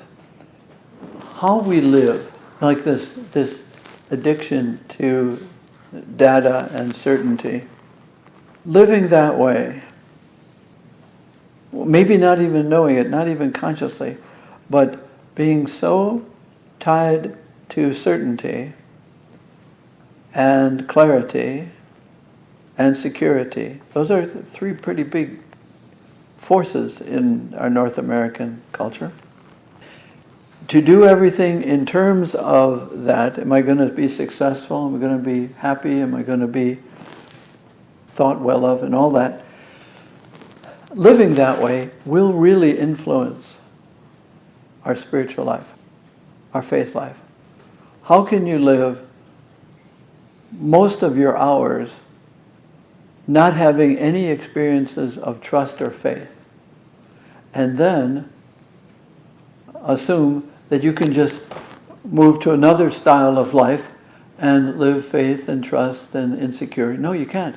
The way you live will influence how you relate with God, or why you don't relate with God at all.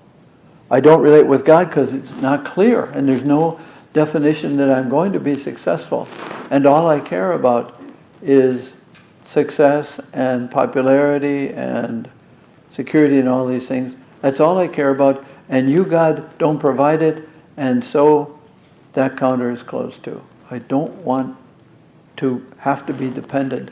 I live a very independent life.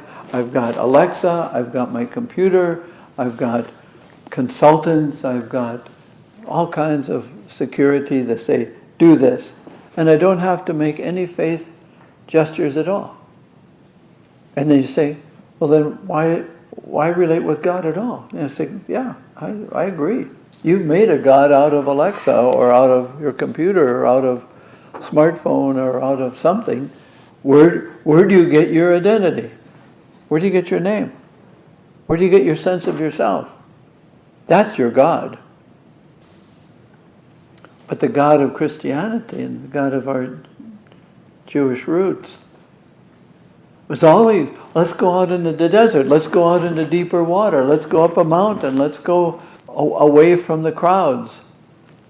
Let's go where we can be who we really are. We don't like that. As I said, we don't like our human condition all the time. We don't like to be dependent. We don't like to be poor. We don't like to be needy. We don't like to have our hand out. Yeah, spiritually you could say, oh yeah, I keep asking God for things and I don't get them, so I have a spirit of poverty. Nonsense. You got everything you want. Well, no, there's a lot of things I want.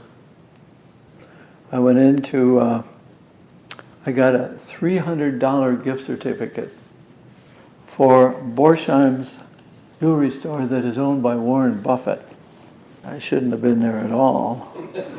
But I walked in and there was a woman who was a part-time servant there who teaches at our high school. And she said, she came up to me and she said, "Father, there's nothing in here that you need." I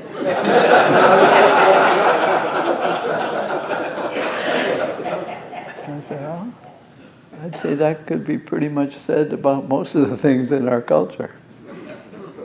And most things in here I don't need to be who I am. Am I what I have?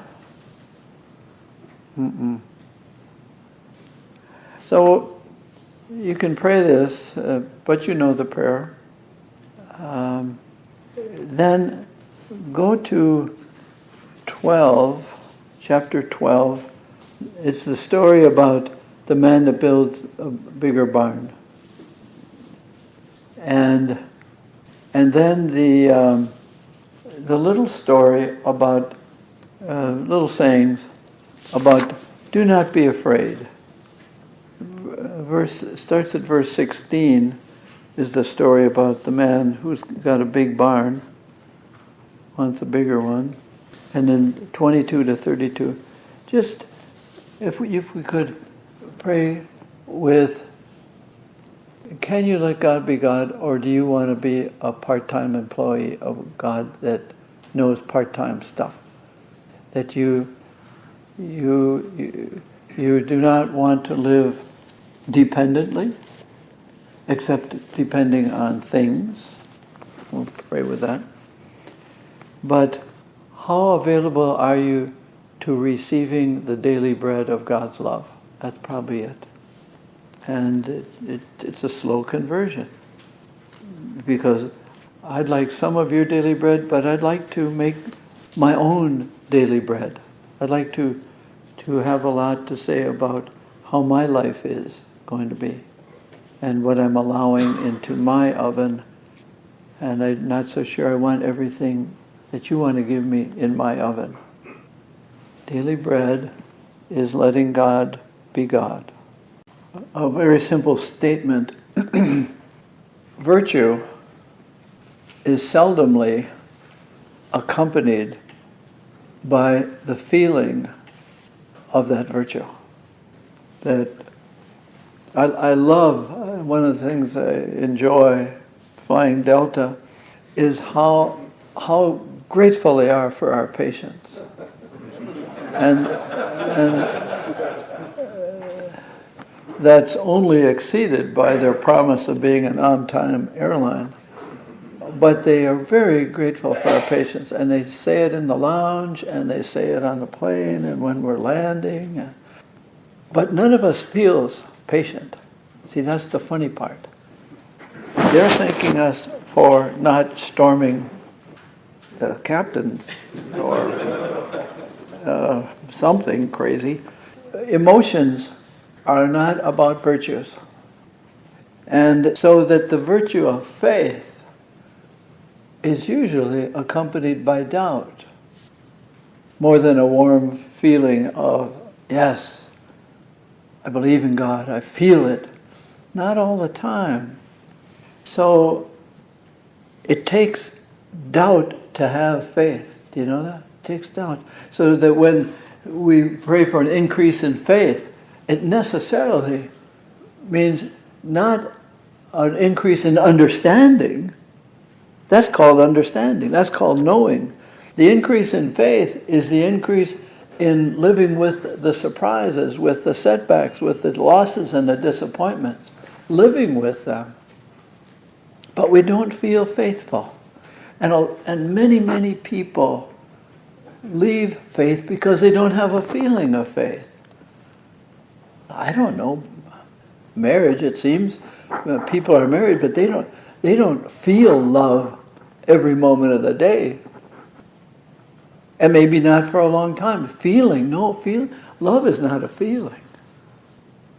Love is a fidelity. So that virtue is not the experience of the feeling of that virtue. I hope that's clear. Sometimes, maybe. Sometimes I'll feel patient. Okay. But usually I feel patient because it doesn't inconvenience me.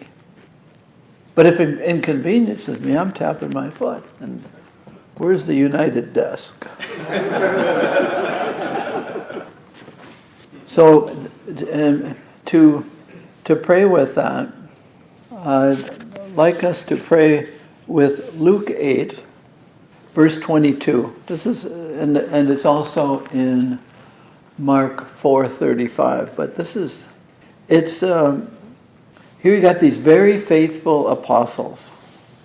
This is great.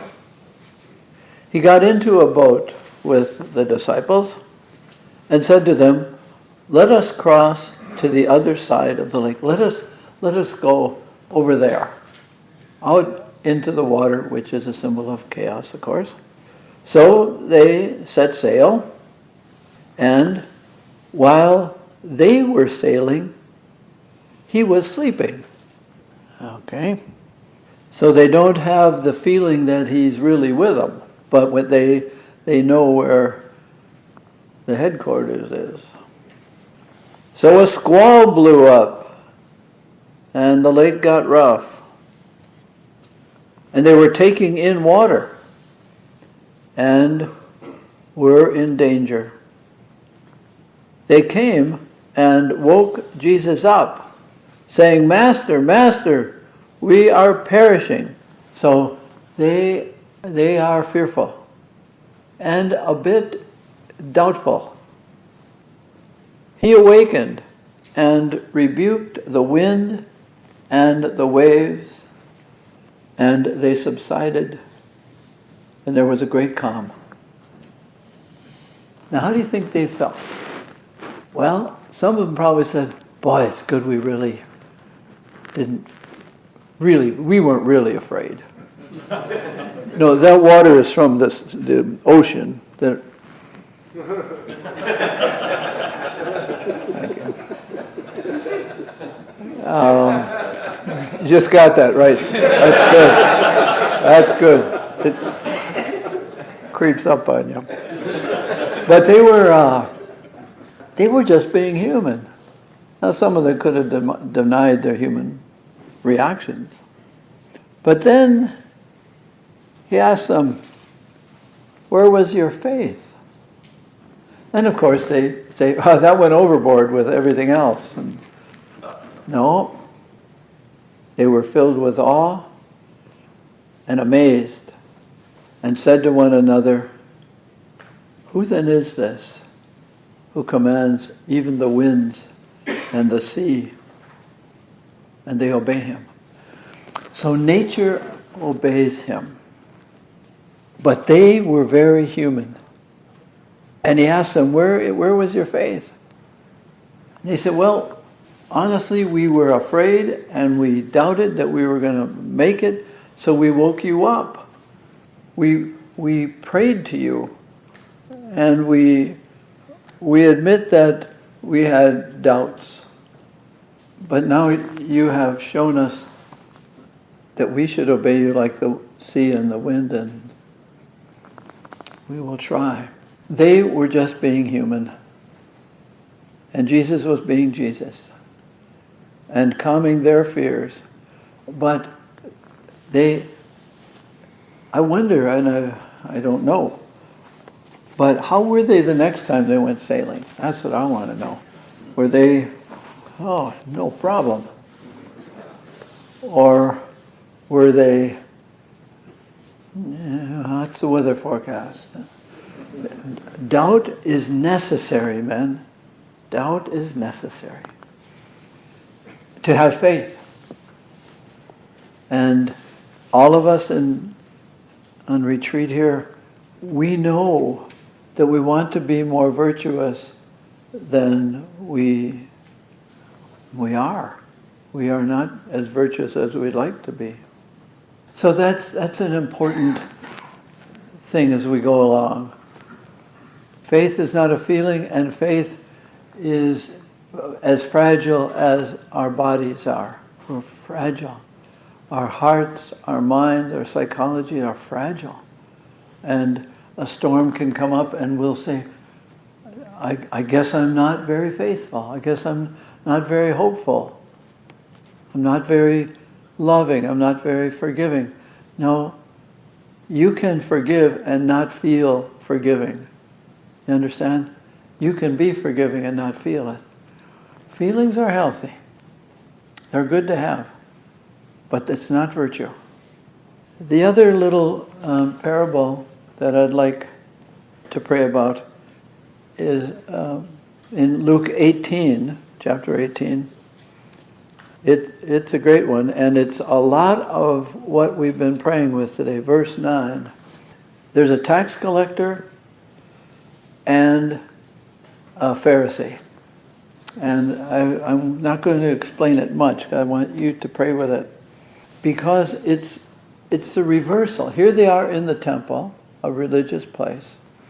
And the Pharisee has a whole list of all the religious, he's got the tickets. It's interesting. He prays to himself. The Pharisee took up his position and spoke this prayer to himself. That's such a great line. He's praying to himself because he has been doing all these religious things for himself to get the tickets. And that's what religion can be, as we said before. Oh God, speaking to himself, I thank you that I am not like the rest of humanity. Now that's one way to get your identity. At least you're not like those guys. You know, at least I'm not from Iowa or we say in Omaha. You have Iowa jokes too, I think. Yeah. And they have some on us. Omaha is across the Missouri River from a little town called Council Bluffs. And we say that the difference between Council Bluffs and yogurt is that yogurt has an active culture.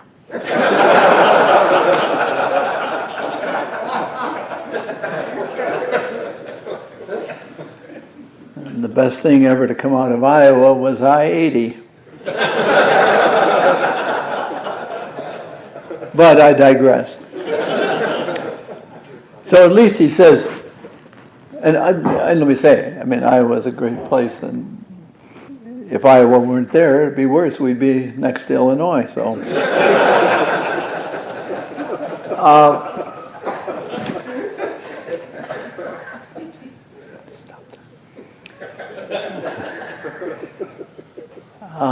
We can get our identity by who we're not and what we're not. I'm not like the rest of humanity. I'm certainly not like that SOB behind me. And that sweet old boy, he's a sinner and a tax collector and ripping off. And well, what I'm getting at is, this is the reversal. Remember about Jesus clearing out the temple in Mark and in John, John chapter 2. Jesus is reversing what religion is and what religious is and what spirituality is and what holiness is. See, we're going to get to this sometime during the retreat, but what gives you your name, not just your family name, but what gives you your identity, your image of yourself, that's what you slowly will make into your God. That might be a bit dramatic, but it's pretty close. That what gives us a sense of our worth, of our dignity, is what we'll make into a God. It can be a person, it can be a position, it can be anything. In front of what do you most bow? What do you worship? You will worship what gives you your value. And this man is getting his value from himself, what he does. He does this, does that. It's not what you do, it's why you do it. Why you do anything. In the exercises, we are created creatures to, in our limited way, praise, reverence, and serve God. And all of them are different, and yet they're all the same.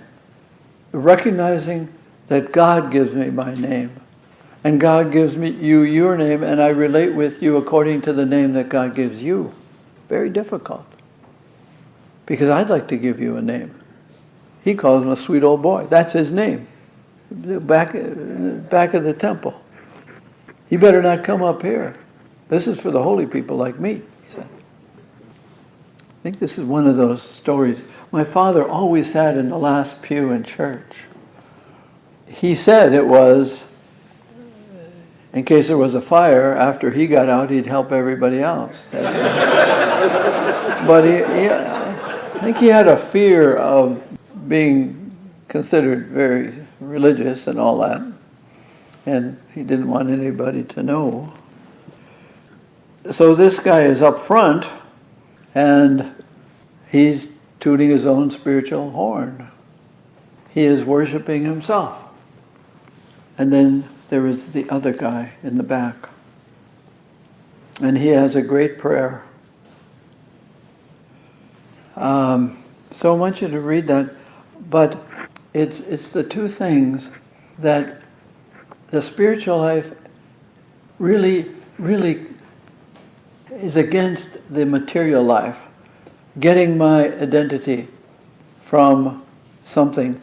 See about that in the next conference. But it's the thing you see in John's Gospel is Jesus dealing with people who have shame, and shame comes from not having dignity or honor, and God dignifies us. It's a very interesting word, worship. It comes from the Old English worthship. You are worth something. You have a dignity. Worship. And then, of course, we say we worship God. But in another sense, Jesus came to worship us, give us our worth. Now this bozo in the front pew is getting his worth from what he does independently from God. Got nothing to do about God. It's all about him. He's worshiping himself, giving him his worth.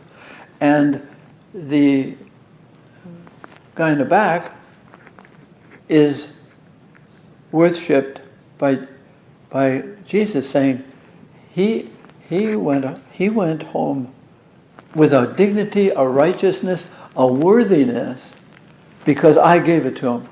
I gave him his name. And he has to change. Is he going to live by the name that other people give him, the unworthy name? He's a tax collector. What could be worse than that? He's a tax collector.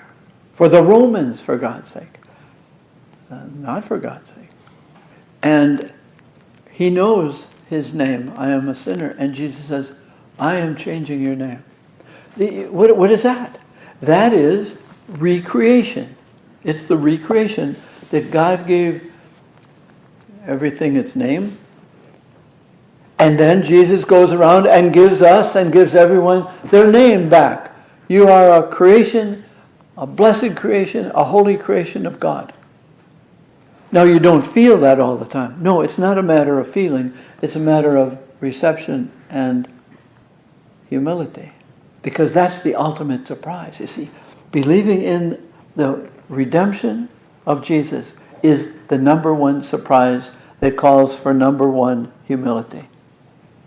The humility that it takes to be surprised in all other areas is secondary to having the humility to be surprised that this man, he would really be surprised. He expected to really get chewed out. And he was surprised that Jesus sent him home with a new name. And he had to have the humility to receive it. He had to receive the humility to be worshipped by Jesus. Jesus does not adore us. He worships us in that sense of giving us our dignity. He honors us. See that again and again, that the incarnation, his taking upon us, our flesh, taking his flesh upon himself, our flesh, he says, this is a holy place. This is the only place I can meet you. St. Augustine said, you have to have a body in order to have a spirituality. You have to have a body. Angels don't have spiritualities. Our spirituality then is dealing with the tension between the spirit and the flesh. You can read that at the end of the 5th chapter of the letter to the Galatians, the war between with the fruits of the flesh and the fruits of the spirit, and they're warring with each other. It's a tug of war. And Jesus says, I am going to dignify you. Your dignity is that you are in that war, and sometimes you win and sometimes you lose, but I will always win. I will dignify you no matter what choices and chances you've taken. Well, these are where is your faith? That's why I took that. Where is your faith? Well, it's fragile. So is the faith that allows me to believe that what I say about myself is secondary to what he says. And what I say about myself is the real conversion, from which actions will change. My actions will change from inside out. This man is changed from the inside. What he does with it will be a reflection of how deeply he took it inside himself. The Pharisee in front is all on the outside. Getting his name from outside, we get our name from inside. And we are inside-out people. That's our beauty. We will reveal, eventually, we will reveal who we think we are by what we do outside, but it comes from inside. Does that make sense? What my name is, that's what I will do. I've told the story probably many times, but my Irish relatives lived were very near Lake Michigan, in a very poor part of Milwaukee, but when the immigrants came, they had a house that we would visit. And when we would visit, especially on St. Patrick's Day, we would learn the songs and the stories that my great uncles and aunts would tell me, and that the Gillicks were royalty in County Cavan. And they dominated, and they were powerful warriors, and all this, oh boy, that was great. And we were Gillicks, and they were Gillicks, and well, our shirts weren't big enough for the inflated chests that we all walked around with. The only problem was that we went back to the south side where the Polish kids did not give a damn about our Irish royalty. They reduced us to our dignity. But who you are, who God says you are, will be revealed in how you live it. And you won't even know you're living it. It just is there. It just comes out. You don't say, well, I think I'll be good today. No, the goodness comes out. The goodly godliness in us comes out. The sacredness. Well, that's what you could imagine this tax collector going home, and he's got a new name for himself. Well, that's what recreation is. That's bringing order out of chaos, harmony out of discord, and honor out of shame. And that's what all the Gospels are that way. And all the encounters that Jesus has, let me give you back yourself. Let go of that. Stop doing that. That's not who you are. You are more than any of your actions could accumulate. It's an inside thing. And the more you let it in, the more it will come out, and you won't even know it. You will live the life of the interior on the outside. Well, I'd like you to pray with that. Maybe do some writing, some thinking about those two stories. They're good ones. It doesn't have to be the blue irises. It could be weeds in a vacant lot, or a few small stones. Just pay attention. Then patch a few words together and don't try to make them elaborate. This is not a contest, but a doorway into thanks and a silence in which another voice may speak. So prayer is so easily something we do. Some words we patch together and hope that they are good enough to be heard. It's that, remember yesterday I said, the way we live does affect everything, but it really affects how we relate with the beyond, with God. So we do a lot of accumulating or expressing or impressing, and we assume that works in our culture, and then we assume that that's what God wants. God wants a lot of nice words, big ideas, strong feelings, and what God is waiting for is to be paid attention to, and to be thankful, and to wink, and to bow your head, and to wave at God, or do something that you say, I have come to the realization that I am not God. I am a creature. So that's what Mary Oliver is saying in that little poem, that it really is about silence and receptivity. Going back to Mary and the visitation as an example of a person making the exercises, Mary could not be more pregnant. When you're pregnant, it's pregnant, and when you're anything, when you're wet, you're wet. When you're upside down, that's what you are. So the person making the exercises comes to a realization of his or her having been made pregnant with the love of God. There's some experience in making the exercises in which you come to a truth that you are loved beyond your doing, and you are loved, which is different from approval or a pat on the back. You are loved not because. God does not love you because you did this or that, or didn't do this or that. So we're constantly working with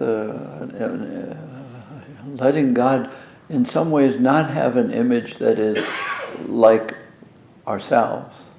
Now Mary is experiencing a change in her image of God. Coming out of the Jewish experience of God, what you did is you went somewhere, and that's where the holy was.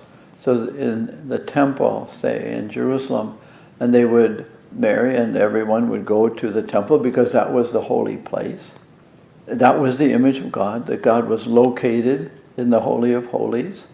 And so you made sacrifices and you did things, and God was pleased with you.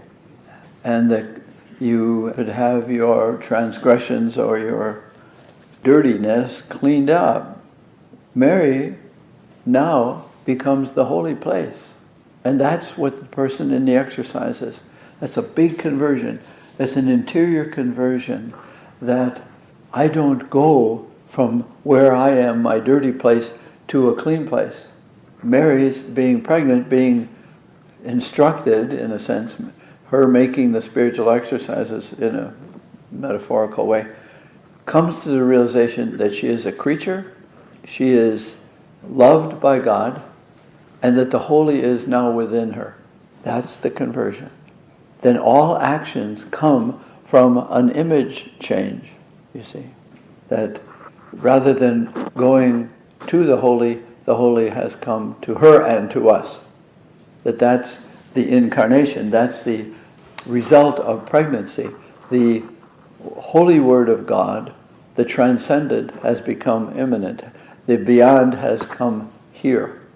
And each of us making the exercises, if we can spend enough time, will come to the realization that the holy is already here. I am coming out of holiness rather than seeking for it. And so she goes to start this, what I can only say is sacramental living. She is going to be, in a sense, the first sacrament. That is an outwardness of an interiorness. That's what a sacrament is. That we have lots of sacraments.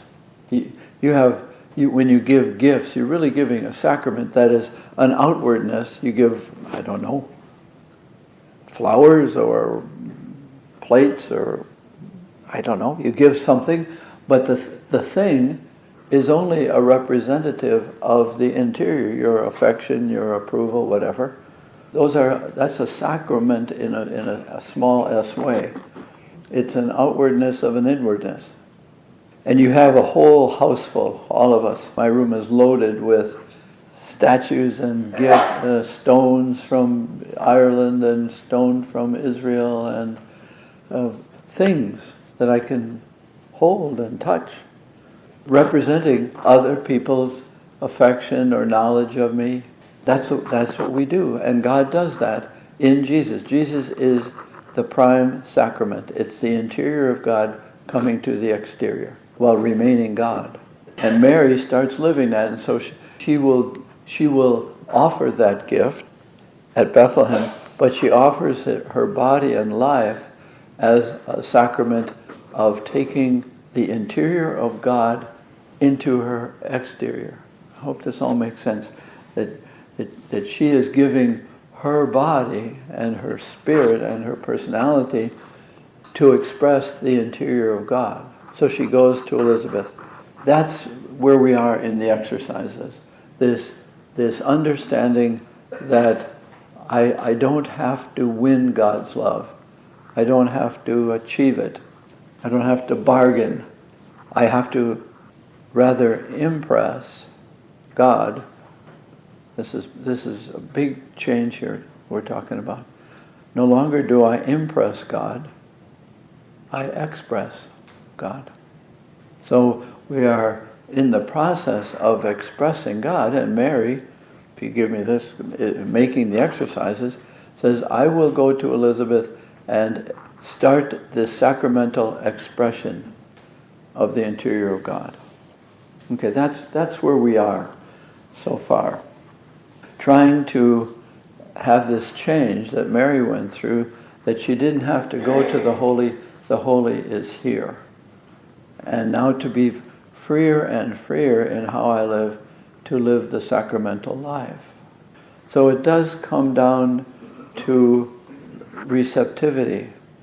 Can I receive? Can I be dependent? Can I be available to what God wants to give me of God? And God says, I will bless, to Mary, I will bless your body.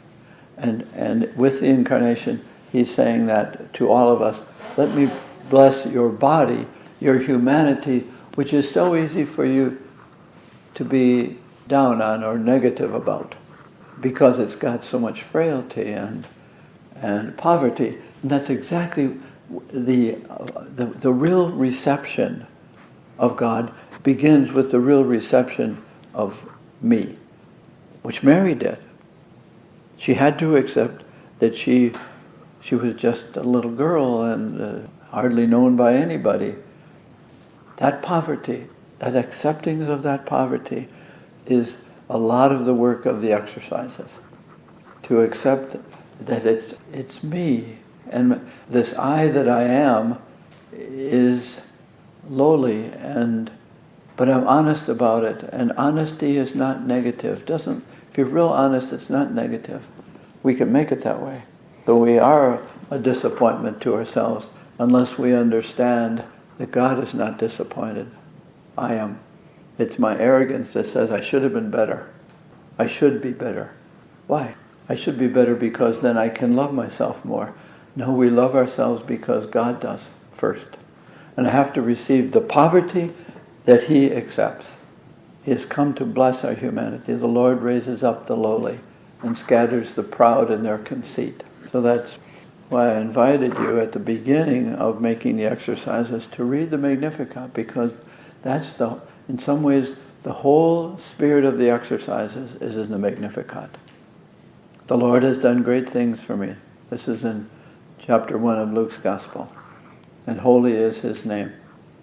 Because of who He is, He does who He is. And He asked me to be honest and simple about who I really am. Well, that's just a little review and a little catch-up to where are we now that Ignatius went through. And he later, prizing the book of the exercises, coming out of his own experience, sometime came to the realization that all the nonsense with which he lived, the military aggrandizement and the conquering and the womanizing and the drinking and gambling and the pride of achievement for him, that was all rubbish, as Paul writes in the letter to the Philippians in chapter 3. I count everything as loss, everything is rubbish, except it's precious. Not because of what I do, but who I am, which is what Mary did, is what Ignatius did, and those who make the exercises, this is our prayer, the reception of the poverty that he makes grand. Well, one of the ways to get at this, and I hope that makes sense somehow, but keep at it and God will make sense out of it. Just a minute in John's Gospel. For instance, in John 4, you have the encounter. Of course, it takes place at noon. Something good is going to happen at noon because it's light, and Jesus comes as light. And there is a woman there who comes to the well at noon, which is very unusual.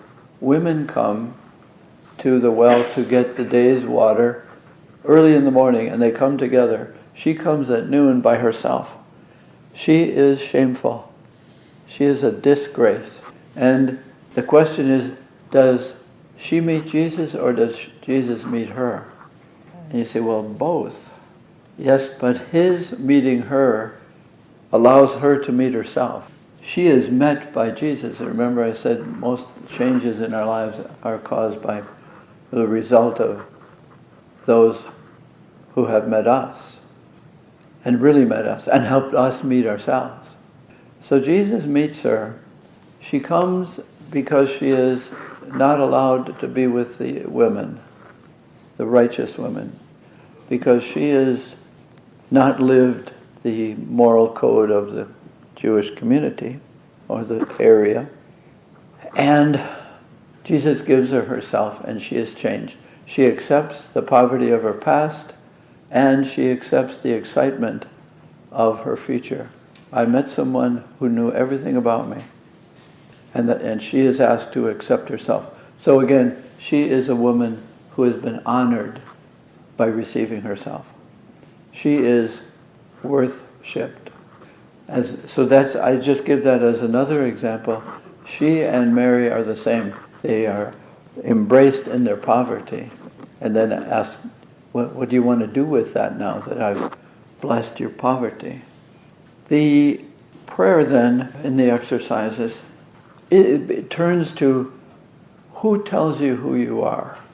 Remember I said, however, through whatever you get your name, you will make that a God. Whoever creates you, whoever gives you a sense of your value, you will make a God out of that.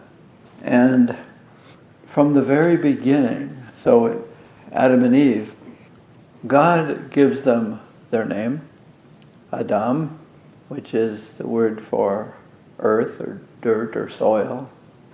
So he accepts his earthliness and accepts that he has received creation. But in the story, there's one thing that is making him experience his incompleteness. So incompleteness is a part of humanity, and we are not content with that. There's some hole in us, some vacancy, and we attempt to create ourselves by filling that hole. And it's been that way forever. And it starts with Adam, who says, if I could eat from that tree, I'll be complete. So, what is Adam? He is rejecting that he's a creature, and he is going to become the creator, which is self-worship. He will worship himself. He becomes God because he's creating himself. Does that make sense? And so it's about identity. That's a big word now in the exercises. What and who have been telling me who I am? Have I achieved my name, my identity, my picture of myself? Is that who I am? And so Ignatius says, let's stop here and review the pattern. I'm going to say a funny thing. The pattern of envy in my life. How have I envied a better self than I am? And for Ignatius, it's the temptation, and the tempter will say, you don't know exactly who you are. It is a bit ambiguous, but it can become concrete and verifiable if you fill that void, that longing, that emptiness, with accumulation of things, and you will be able to find fullness in what you achieve, purchase, steal, win, whatever. Keep getting your identity from what you collect, and you will have a sense, for a while, you will have a sense of knowing who you are. You are what you do, you are what you earn, you are what you build, and you keep experiencing the fullness only for temporarily, just for a while, and then you say, but there's a new one, there's a new apple tree, there's different shapes and forms, and if I can have that, then I'll be complete. And then the completion is only for a while, only for a while. And that's okay, then you say, well, I've got this, but I enjoy the grabbing, the winning, I enjoy the up-winning of everybody else because I have what they don't have. I have my identity. Well, I am being created then by creatures. I am being created by myself and by the accumulation of things which, as a matter of fact, do not last. The delight in them is temporary. And so you can get into a whole lifetime of chasing the elusive butterfly of completion. And the grasping is just beyond the reach. But it becomes a way of life. And the spirit that moves that, what Ignatius calls the evil spirit, delights that you are fascinated by yourself and by what you accomplish and what you earn and what you show off. Going back to Mary, then, is Mary impressing or expressing? And that's the difference between showing off and showing up. So when she goes to Elizabeth, she is showing up to express, not showing off to impress. And that's the real freedom that the exercises calls us to, and the grace of God calls us to. But there is another calling within us, this inclination for self-creation, if this makes sense. And we let the temporary create us. We let the material create us, and we'll make a God out of it. We worship there. We spend a lot of time adoring our cars, boats, house, whatever. Because it's giving me my name, my sense of myself. I'm okay because of what I have. But there's always more, need to be more okayer. I need to be okayer all the time. So I keep reaching, and the evil one says, good, then you won't get in touch with the poverty that we disdain. We don't want to experience poverty. We don't want to receive the poverty that allows us to receive. Well, Mary received it and shared it, did something with it.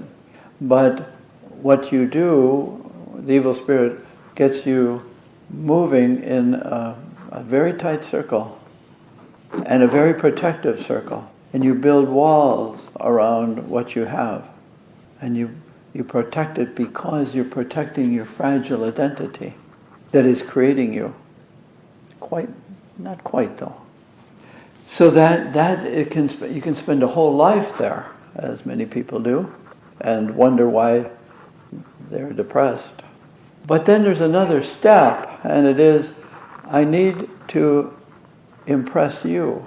And I need you to tell me I'm okay, temporarily, just today. I need your affirmation, your celebration of me by giving me a title or an office or a desk or a hat or something, a jersey, and you say, boy, you are. That's who you are. And you say, yes, and could you come back in 10 minutes and tell me that too? And maybe 5 minutes now.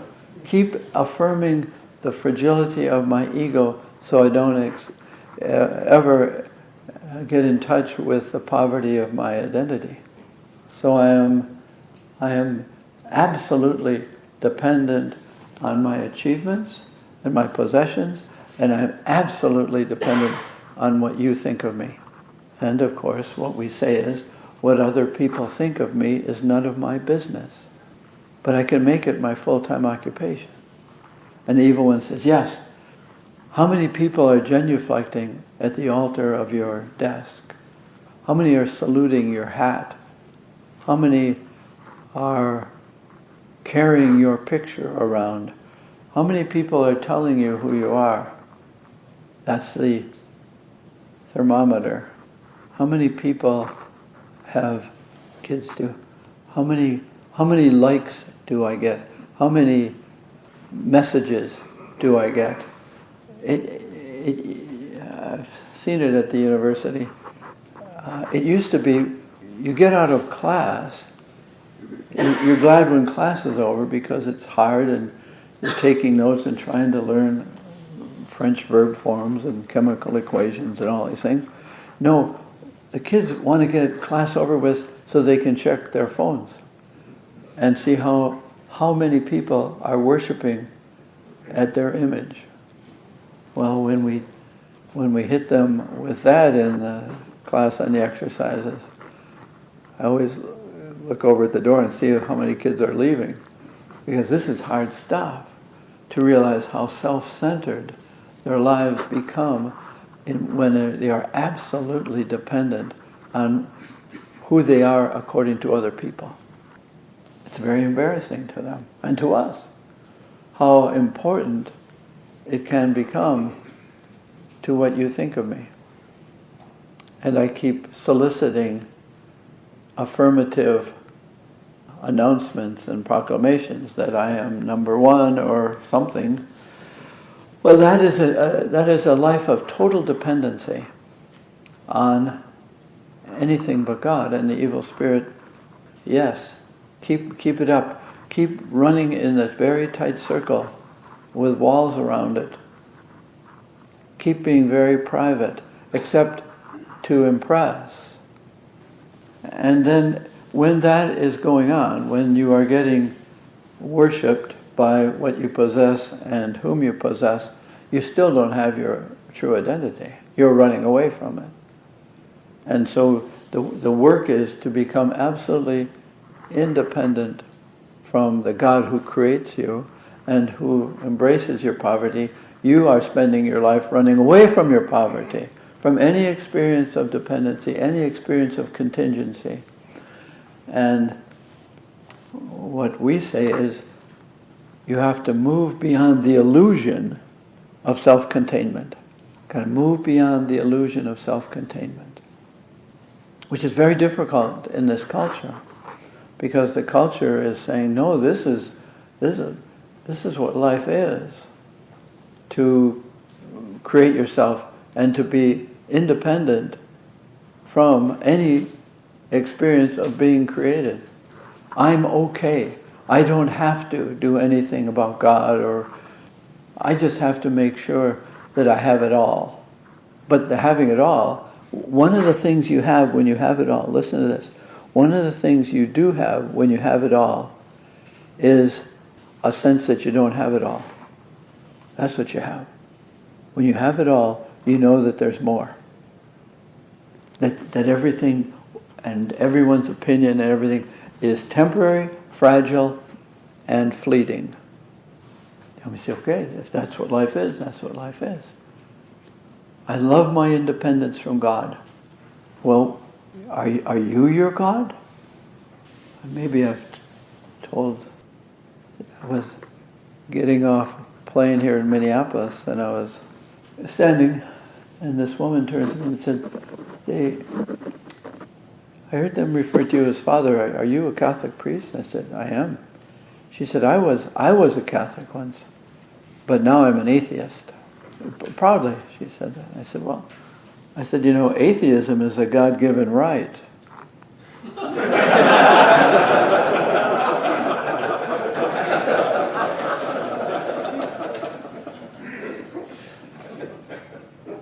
I assume at that point she realized I was not only a priest but a Jesuit,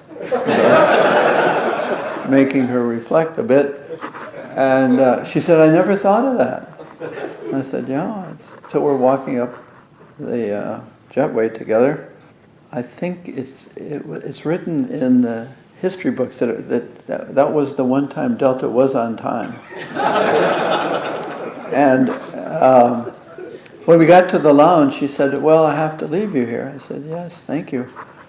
And then she turned to me and said, pray for me. And I said, to whom?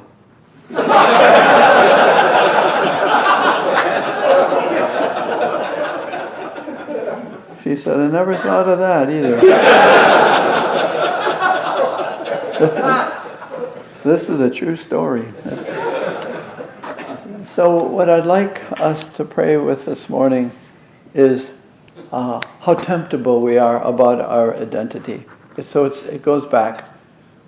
Who tells you who you are? What tells you who you are? How have you been faked out?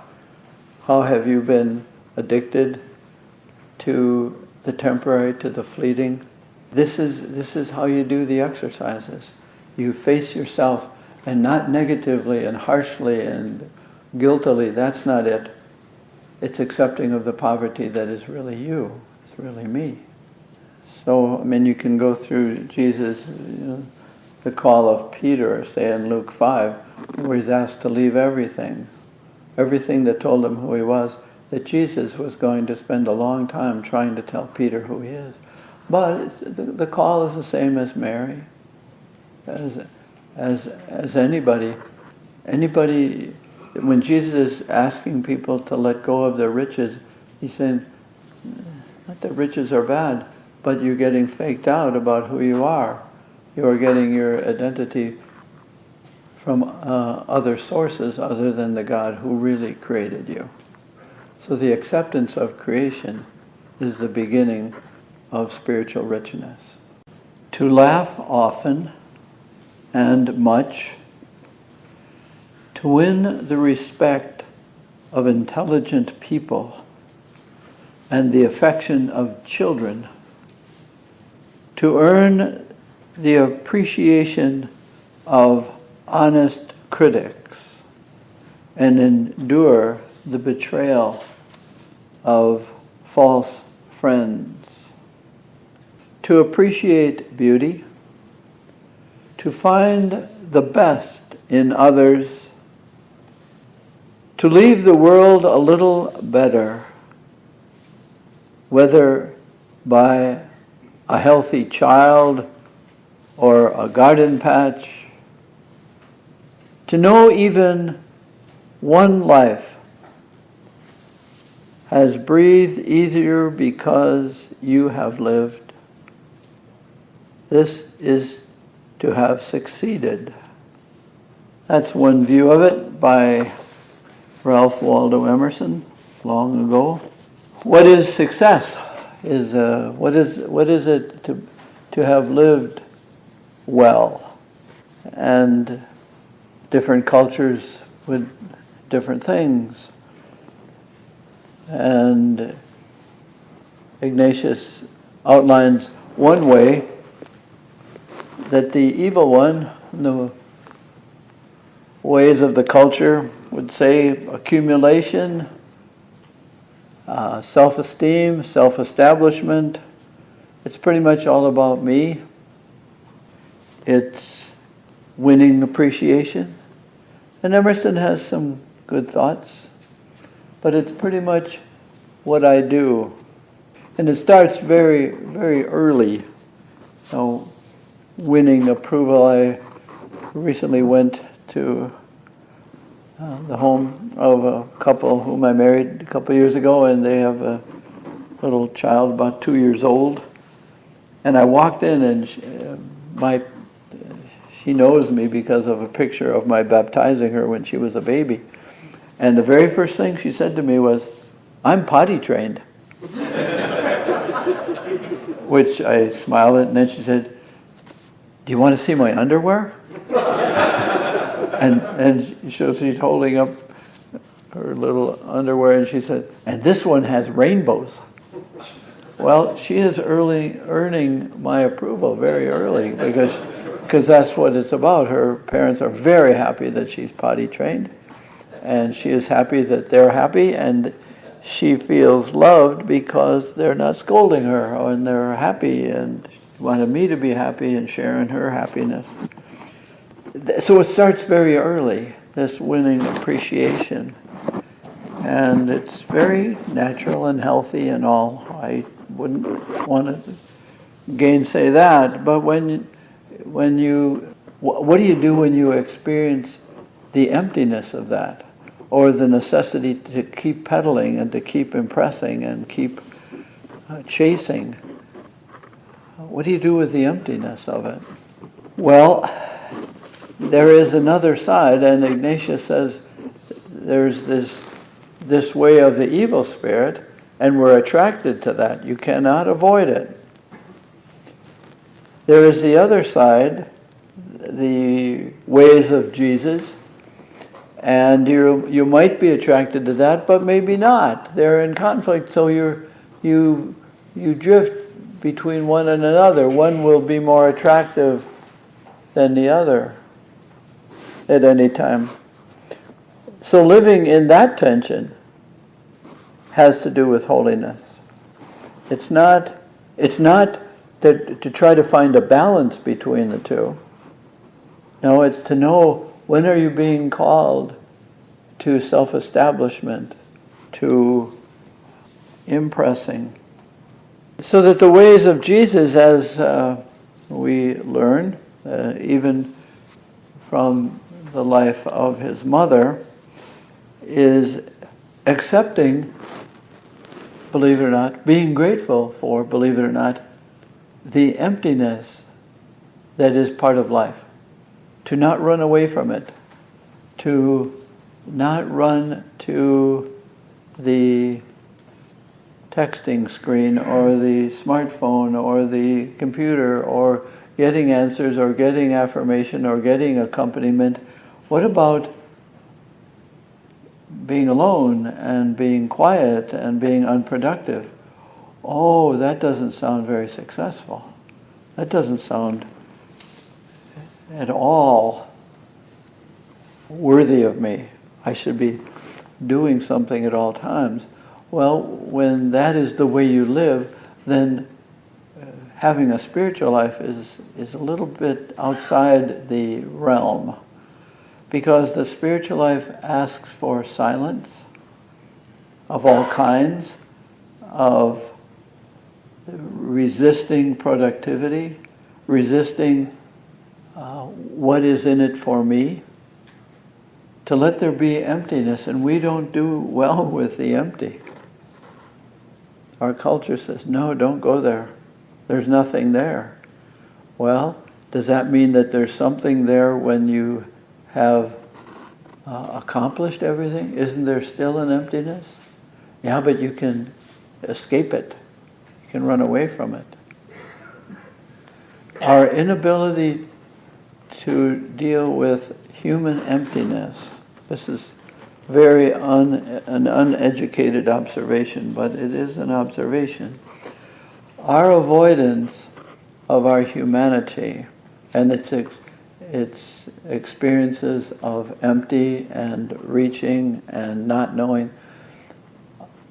the avoidance of emptiness is the beginning of addiction, I think.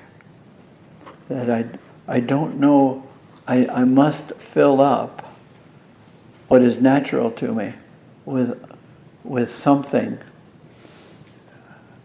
Anything that I can turn to avoid one of the essential experiences of humanity, which is longing, empty, not having. And being grateful for the empty, being grateful for the incompleteness of everything. Everything leads to an emptiness. But the emptiness is sacred, but we don't trust it.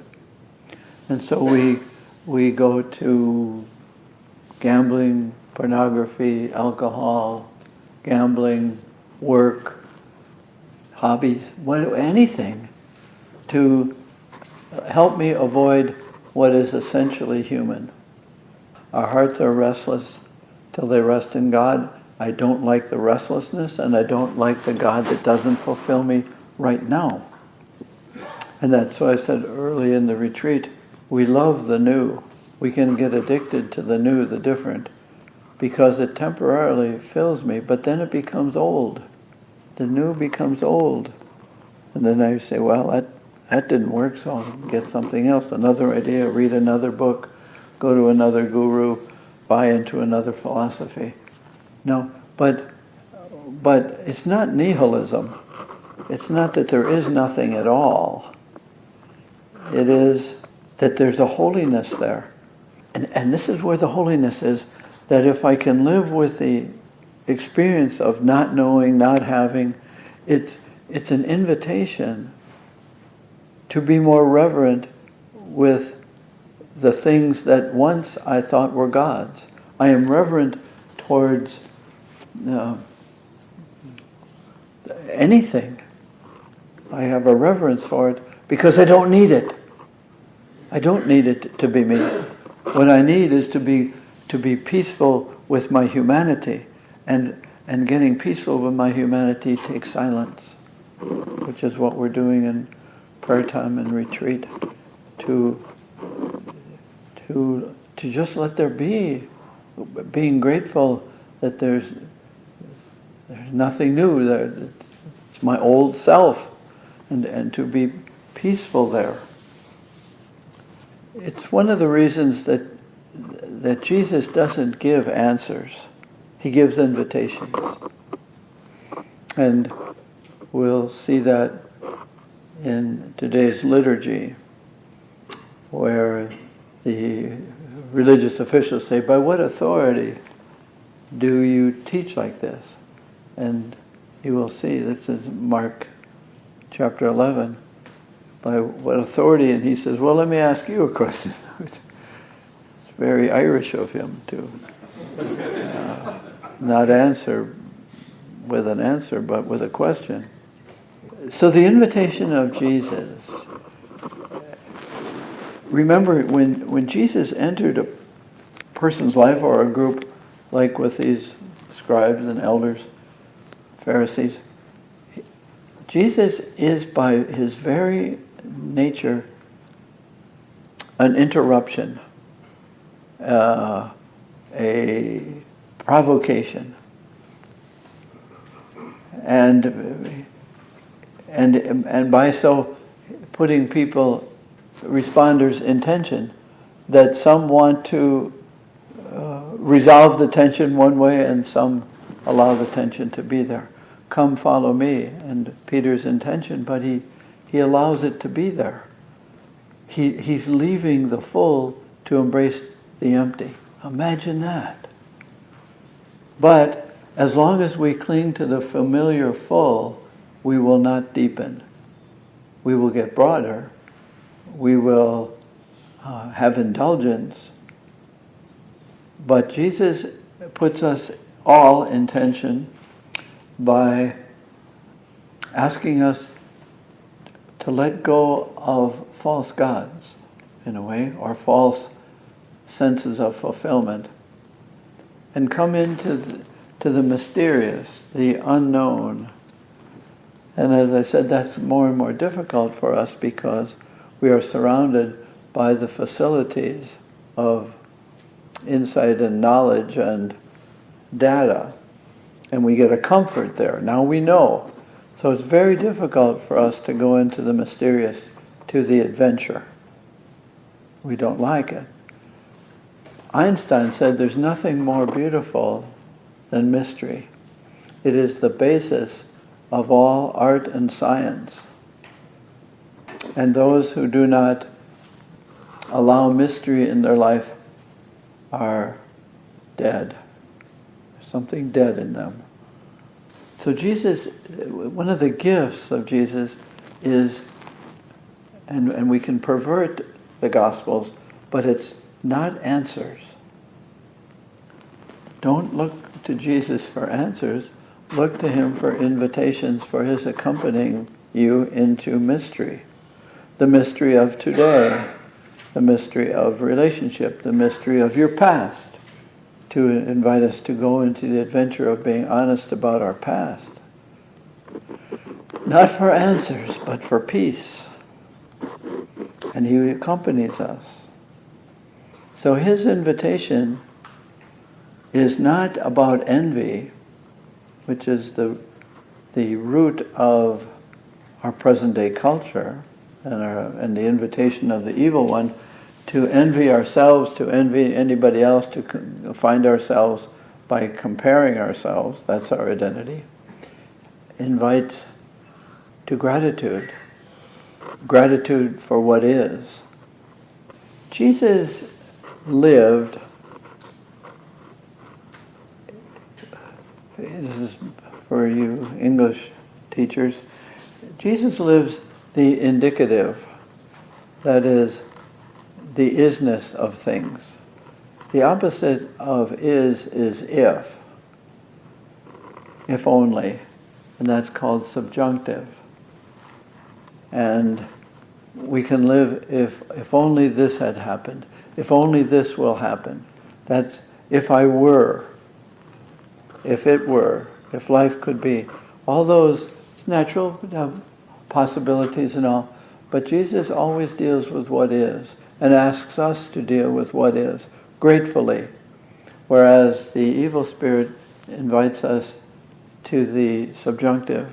If you wish to be, if you were to be able to do this, if you were able to get that, that's subjunctive. It's contrary to fact. But the evil one moves us from what's contrary to fact to believing that it is fact. Okay? So Jesus is saying, come, and he's always saying to the apostles, come, let's go over to a deserted place. Let's go by ourselves. Why? So that we can be freer to be who we are when we are involved in others. That's why Mary did not keep the good news, the invitation to herself.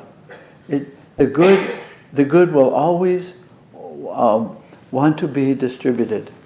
The nature of good is to diffuse itself, to spread itself. You know a joke, you got to tell it. So that, come away so that we don't stay away. That's what prayer does. Come away into silence, into the experience of your own truth, because then you will not avoid what's indicative, what's real. But if you live in the subjunctive, you will avoid the real.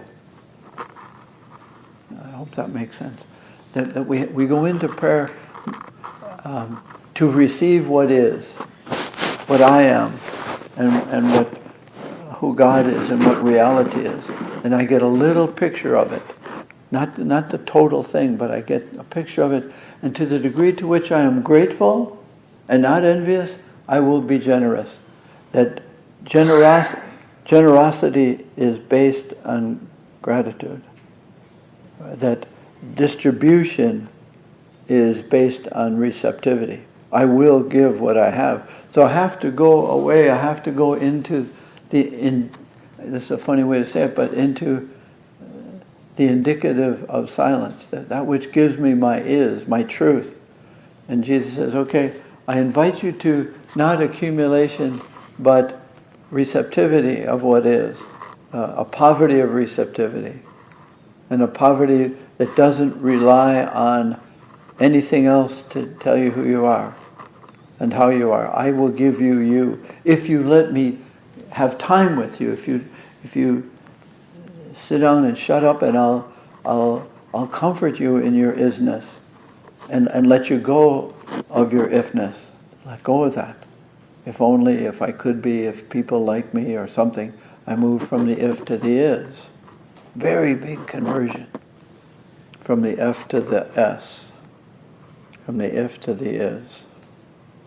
One of the that when I am receptive and grateful, the consequence of gratitude, while it's generosity, is also a solidity of person, a solidity of self-consciousness, so that instead of impressing and wondering how you think of me, I don't think of me.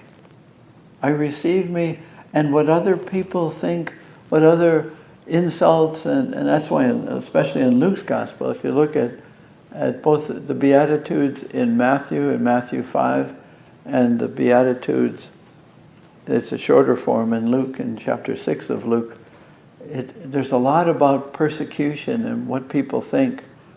And that's a real freedom. Can you imagine being peaceful when people insult you? Because what they're doing is asking you to go to the if, and you find it easier to say, you think that I am this, but I know who I am. Now, Jesus heard who he was, and he believed it. That's in Matthew 3. The end of 3. Matthew 3. And it's the baptism. And he heard, because he heard who he was, and bought it, and took it into himself, then he was freed to listen to anything, any interruption, invitation, insult, anything. He was available to it because he knew who he was. And he wasn't changed by it. And he kept in the indicative, in the isness of his life. And he could listen to the invitations of the poor and the unwanted and the sick. He could be faithful to them because he was faithful to himself. Not in some natural pride. What's the difference between being proud and being receptive? And when we are receptive of ourselves, it's not a matter of pride. It's a matter of gratitude that moves to availability, and I am vulnerable and available. You insult me, you throw things at me. It only affirms me. It doesn't change me. It deepens me. I know who I am, and that's how Jesus lived. He could live with the insults, and it never changed him. It said, when they said, "Oh, you know, you're this, or you're false this," and he never said, "I wonder if you're right." You know, which would be to move to the subjunctive, to the possibly contrary to fact. And so one of the invitations for a person making the exercises is, how are you when things don't go well? When people aren't celebrating you? Do you doubt who you are and how you are? Are you tempted to worship at their altar? which is very natural. We love to be loved. We like to be liked. We love being respected. No, but does what people challenge you about, does it shake you? Well, maybe it shakes you, but does it remake you? Does it form your image of yourself? And that's, remember I said, what creates you will be your God. Okay? It might be your job. It creates you. It's who I am. And then that's where you worship. You worship at that desk or that machine or whatever. But what do you do? What do you do with insults? What do you do with contradictions? Because Jesus lived that way. How do you do with, by how you live, does your life at all insult the ways of the culture? That's a big, big question. Because if you are insulting the culture is not going to like you. If you resist buying this or buying that, they're not going to like it.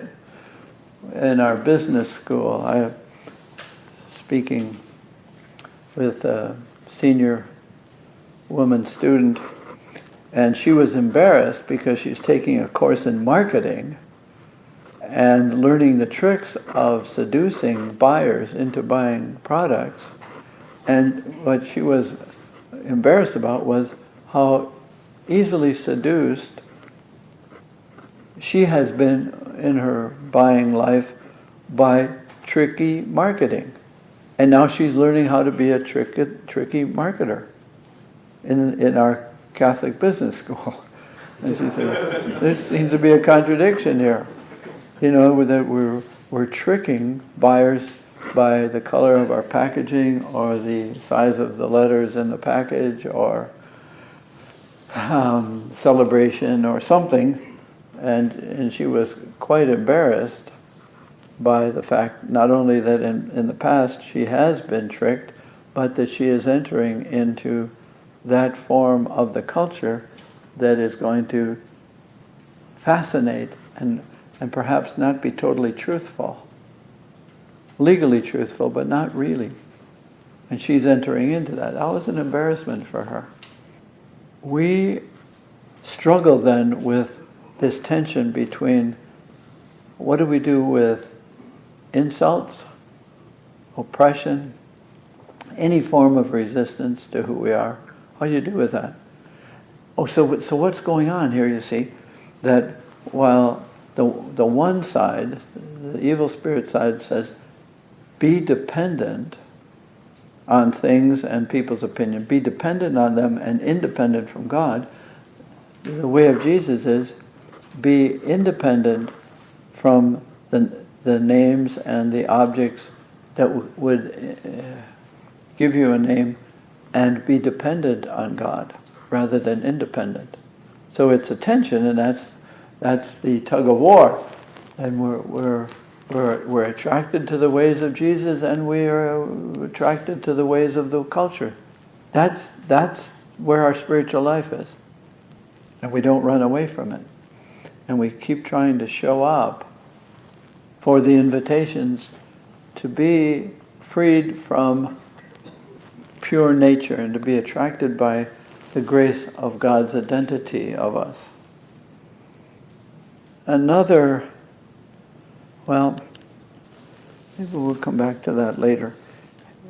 It's just be good to be embarrassed by how we all get suckered in to buying into the subjunctive, and how we do want things to create us.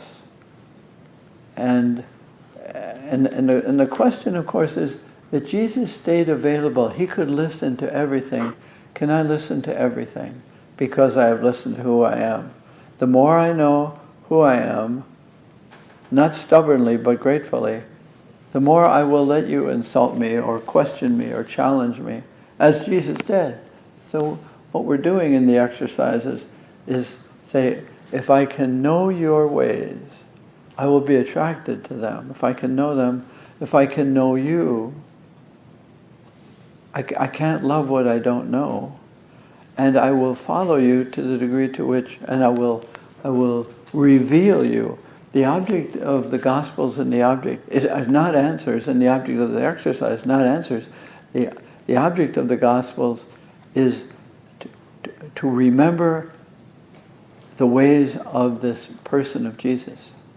Remember his ways and try to see how they put me in tension between grace and nature, between the indicative and the subjunctive, between self-establishment of myself or being created by God. So we don't look for answers in the exercises, we look for the call of Jesus to me. And how is that? To what is he calling me? Well, it might just be mystery, but we don't like mystery, we want clarity. Well, we want clarity. Why? So we can be independent from Jesus and from God. Yeah, that's natural. We want to be independent, show our strength. And that's why we don't like mystery. We love clarity and the security of identity that comes from what we have and what people think we are. So I'd like you to spend some time watching Jesus, listening to all the invitations. You're not that, or yes you are the Son of God. And you'll see in John's Gospel, almost all the time the apostles come to believe that this is the Son of God. You see that in chapter 2, but it goes on. It's always an invitation to believe, and that's the freedom of the exercises, is to surrender to the reality that we are not God, but that God is God, and God loves and labors to bring us more and more to life, more and more freedom, more and more available to live in the indicative. So you might watch Jesus doing his good, being who he is, and how that bothers people. They're always, he listens to the invitations, and the Pharisees and the opposition listen to what he's doing. He listens to who he is, they listen to who they hope he's not. And we're in that tension. We are a Pharisee to our own Jesus.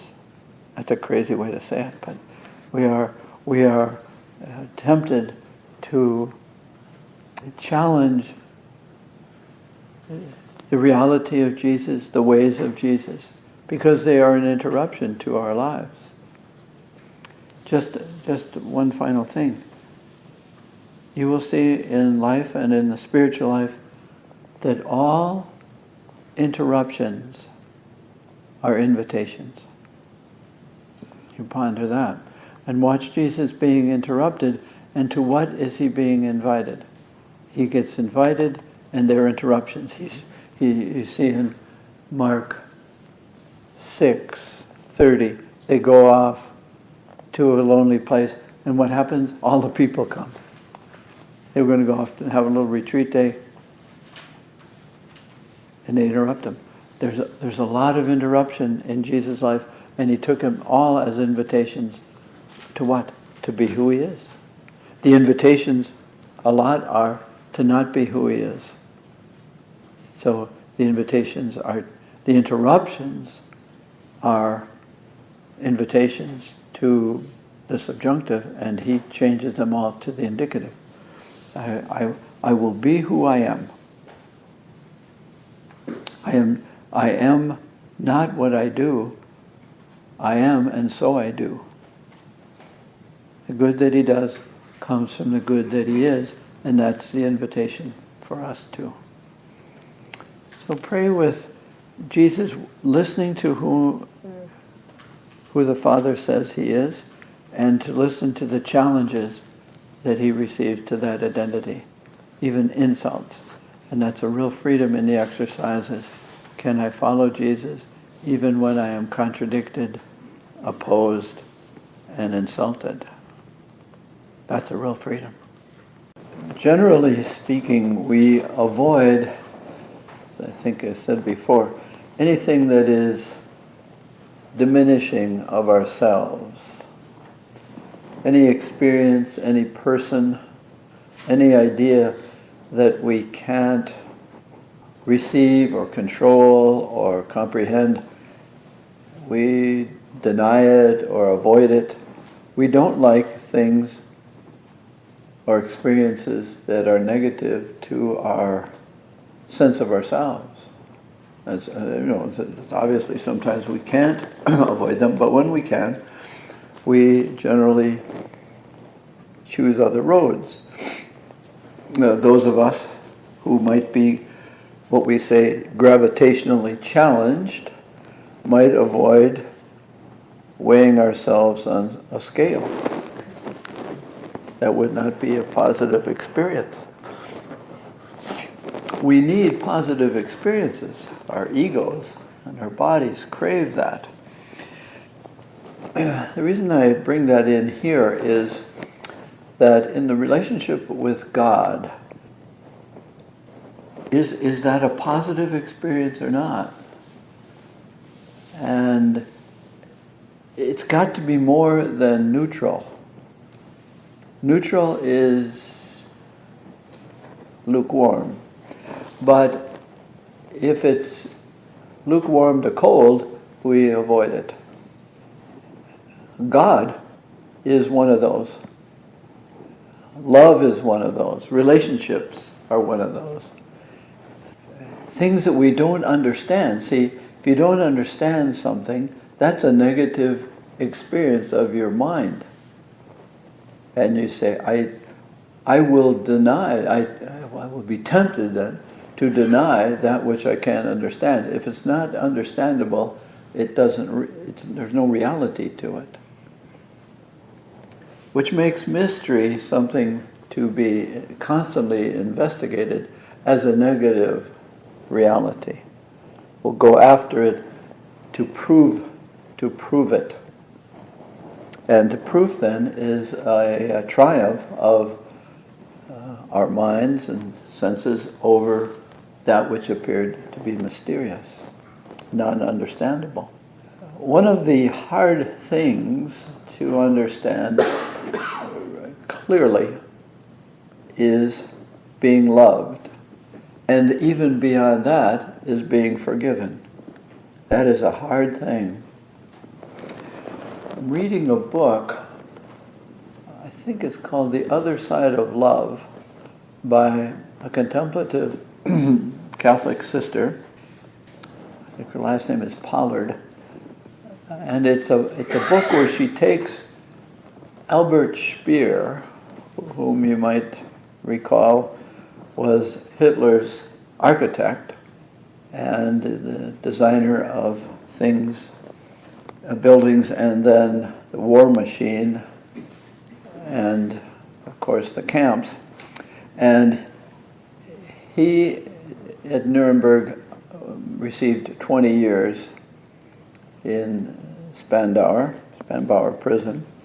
And it's his writings. He wrote several books, and she takes some of the things of his writing, and then she does her own commenting on it about forgiveness. It's a very good book. I've read it a couple of times to understand him and to understand what she's saying, because people criticize him. For instance, how could he not have known? And he's covering up, and it's very difficult. Say Helen Prajin, the Dead Man Walking sister who writes about forgiving, even having mercy on death row people being punished by death. Mercy is very hard to understand and to believe in. It's hard to believe that we could be forgiven. And it's hard for us to do the forgiving. It is made easier, we forgive, when we can understand the heartfelt, with empathy, the heartfelt pathos of the person asking for forgiveness. We see their sincerity. It's proven. So we say, okay, but is our forgiveness of another predicated, or does it hang on, or is a result of how intense the person is and how deeply they grieve and express their remorse and all? We say, well, okay, I'll give you a B+ for that, and I'll forgive you. That is a good demonstration. Of course, I have to believe it, and sometimes we say, well, they were just faking, and that's what Albert Speer is accused of by some in his writings, that he really was blinded by ego ambition and did not understand the ferocity of Nazi intentions, and so he's just excusing himself or something. Well, anybody who has asked for forgiveness can be not believed. I can't understand it, so I'm not going to forgive. And of course, about ourselves, I can't understand how anybody can forgive me for something like that. And we know people and have heard of people who live with regret all their life. Some of us remember Ralph Branca. You got to be pretty old to remember Ralph Branca. But he was the Brooklyn pitcher in the playoff game that threw the Bobby Thompson home run in 1951, and oh God, it was awful. Well, there's been athletes who have missed field goals. I think there's one here in Minnesota. Even though his name is Anderson, he was a foreign agent from the state just east of here. It's really hard for us to be forgiven, and we don't understand it, so we deny it. I could not possibly forgive myself, and I could not possibly accept forgiveness because I don't understand it. And it's my lack of understanding that makes it real or unreal. I don't understand it, so it doesn't exist. Mercy does not exist because I can't forgive myself. I can't understand how to do that. And I would imagine that many of us have a problem. We can remember one thing that can define us negatively. And we say, I cannot forgive myself for that. I can't understand forgiveness. So I just don't. I put it aside. I don't go to it. I put God aside. I put relationships aside. I don't want anything to do with anything that will make me feel bad about myself. Well, that's psychologically understandable. And then we have a God whom we can confine to the definition of forgiver. God is the forgiver. I had, back in the 70s, dinner with African-American Cajun Catholic at his home with his wife down near Lafayette, Louisiana, and Mr. Lionel. And Mr. Lionel was 100% Catholic and 120% Baptist. He loved to preach and sing, and we'd be sitting and he'd stand up and start doing his preaching, and his wife would head for the kitchen because she had heard this before. But his basic song and preaching was that if we didn't sin, God wouldn't have anything to do all day long. That was his image of God and the image of ourselves. So it was good for us to sin because then we kept God busy. That was his basic theology. And he was very sincere about it. So you can confine God to being the forgiver. Let me say something quite heretical in some regards. I would say that mercy in God is 5% forgiveness and 95% healing. Whereas you could say, no, mercy is 100% forgiving. That's all mercy is. No, I don't believe that. I don't believe it psychologically, nor spiritually, nor theological. I think Jesus was more interested in the curing for the future than recovering from the past or making payment for the past. That there was a raising, now get out of here, go. That there was, every encounter with Jesus was a missioning experience. Let me say it again. Every time Jesus encountered somebody, it was ascending, it was fruitful. That intimacy, in order to be intimacy, has to be fruitful. And Jesus was very intimate in his life with us.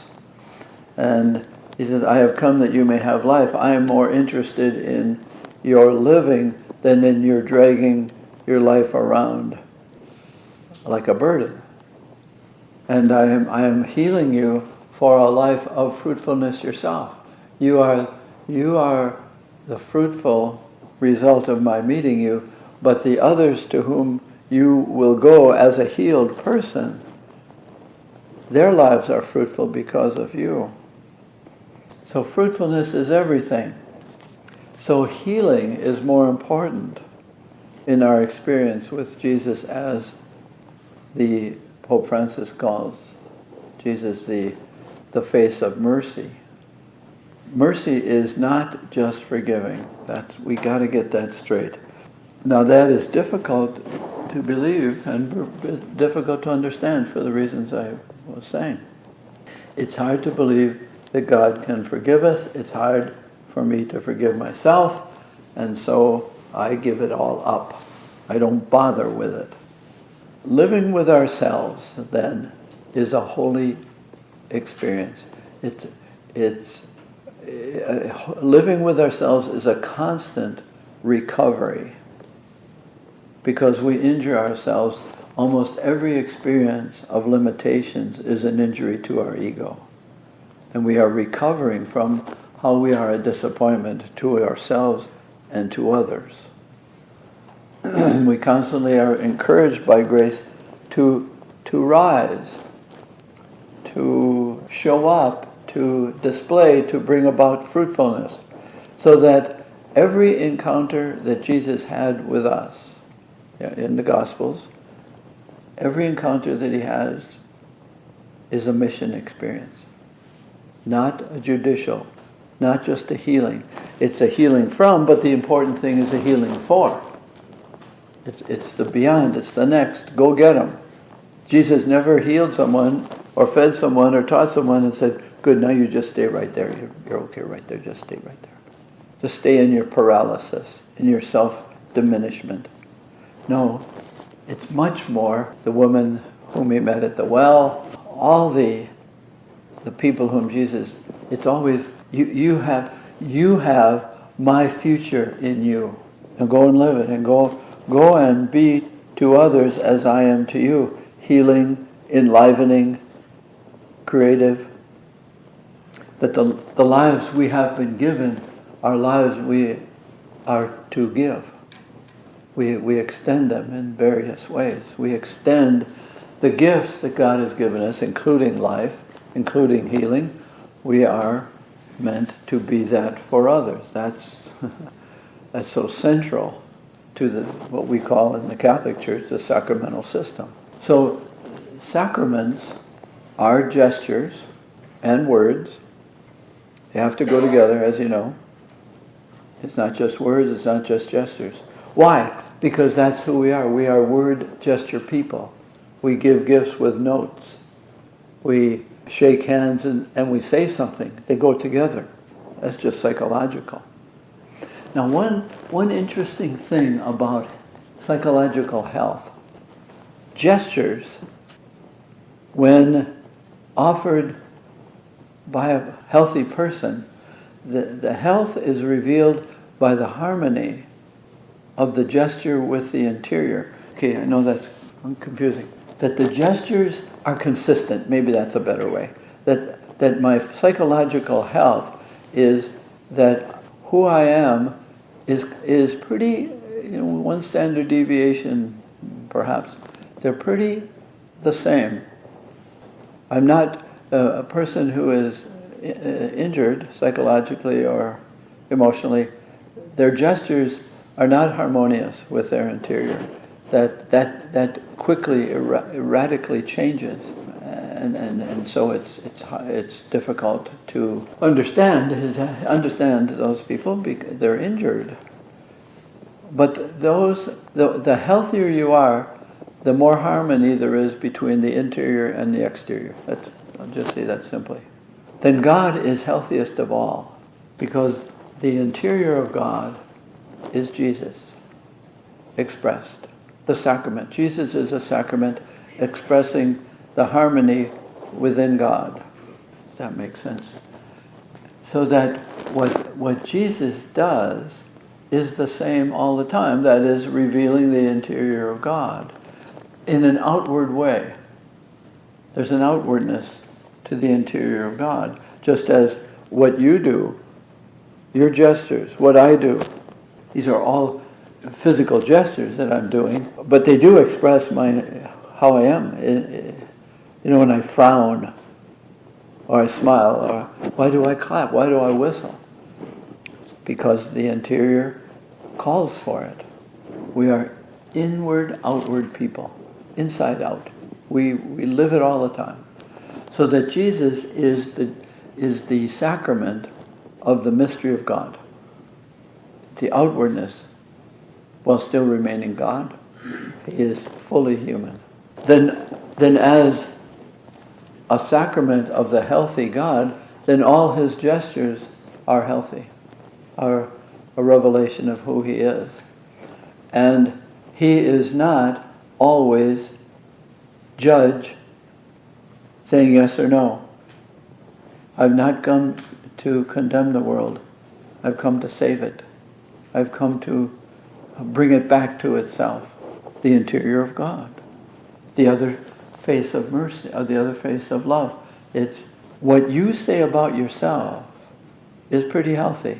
You did something wrong and you feel bad. And you feel bad about yourself, not just what you did. Jesus is the other side of that, saying, my health wants to meet your health. I say it is healthy to feel guilty. And it is healthy to be remorseful and all that. And maybe to cry at your state of sadness or to withdrawal or go into depression. I think that's a healthy human response. So that God's health meets our health. God's person, God's way meets our way. And that's what's unusual. Because in former religions, other religions, you did have to do something actively. You had to sacrifice virgin girls or sheep or fruits of the field or something, and then you did something, and then you feel better, and you assume that God feels better towards you because you've done something sacrificial. The unusual thing about Christianity is that which, I don't know how I can say this, that state of peacefulness that we would like to attain by doing something, okay, push-ups or lashing ourselves or denying ourselves or fasting or whatever, that state we would like to get to by our efforts, that state is already there because of the life, death, and resurrection of Jesus. That's our central belief, that we are already there. We have to have the humility to receive what is very difficult to understand, and that's why we tend to deny it or walk away from it. It's too humbling. It's too real. It's too humiliating to be given that which we would rather achieve by ourselves. So it's God's invitation to accept the poverty of what we can't do and the humility to receive what he gives us. But what he gives us in forgiving is healing. It's for where are you going next? What are you going to do next? How are you going to be a sacrament. So that all the sacraments in the Catholic Church are mission experiences. Let me say that again. That's so important and so misunderstood. I have no idea why it's not emphasized more. But, people will say to me, when I ask them, are you Catholic? I say, I go to church. I said, no, you're not a Catholic by going to church. You're a Catholic by how you get sent by church. How you go in peace to love and serve the Lord. Glorify God with your lives. Go, the Mass is not ended. It's already extended. That's what go in peace, the Mass is extended. Through how you live, you are meant to be a sacrament. This is not crazy Jesuit stuff. This is Catholic. And some people think that can't go together, Jesuit and Catholic, but it is. And it's all about what are you going to do with what you've received. It's that simple. If you've received healing in this sacrament, that sacrament, marriage, baptism, it's all about healing. Healing to be not who you would be by nature, but who you are by grace. Okay, now that's big stuff. And so we have the sacrament of reconciliation. I say it's a sacrament of reorientation. It's redirecting me away from myself, away from my inability to comprehend what mercy is. And I receive it humbly, and the mission proudly, that I am sent and meant to be a blessing. Imagine that. I am meant to be a blessing. I am healed to be a blessing. I am not forgiven as a judicial thing. I am blessed as a relational thing.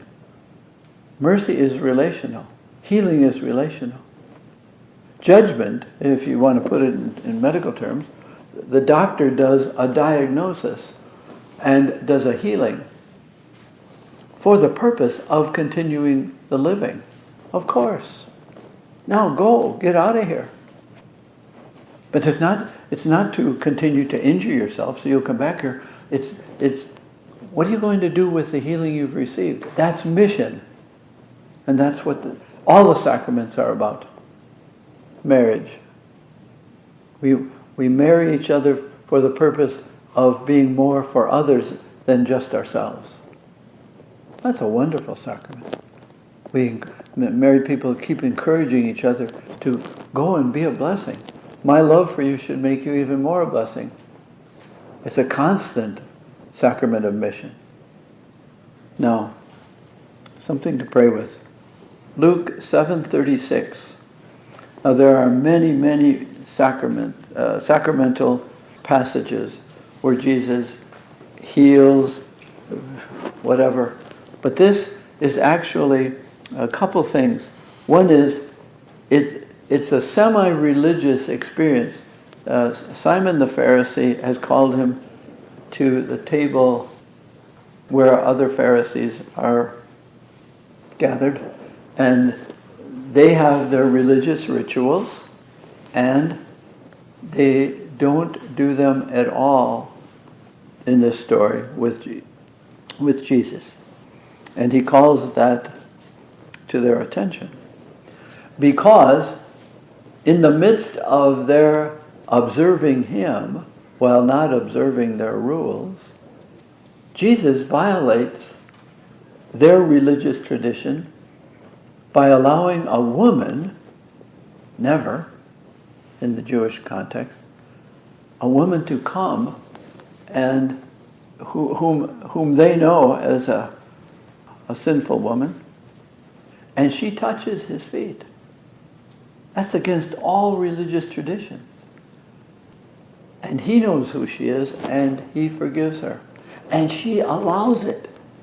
She allows him to relieve her. And he says, now, don't just stay here and wash my feet. He says to her, you go. It's always a going. It's always a mission. It's always ascending. So there are other texts in similar Luke 19. You pray with that.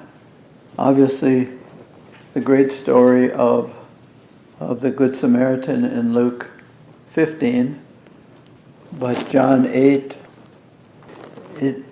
Jesus is always dealing with those who do not deserve. They have done nothing except violate their own religious identity, their own personhood. Preparing for the sacrament of reorientation, where we get redirected towards living the Eucharist, towards living as a blessing, preparing can take us backwards quite a bit.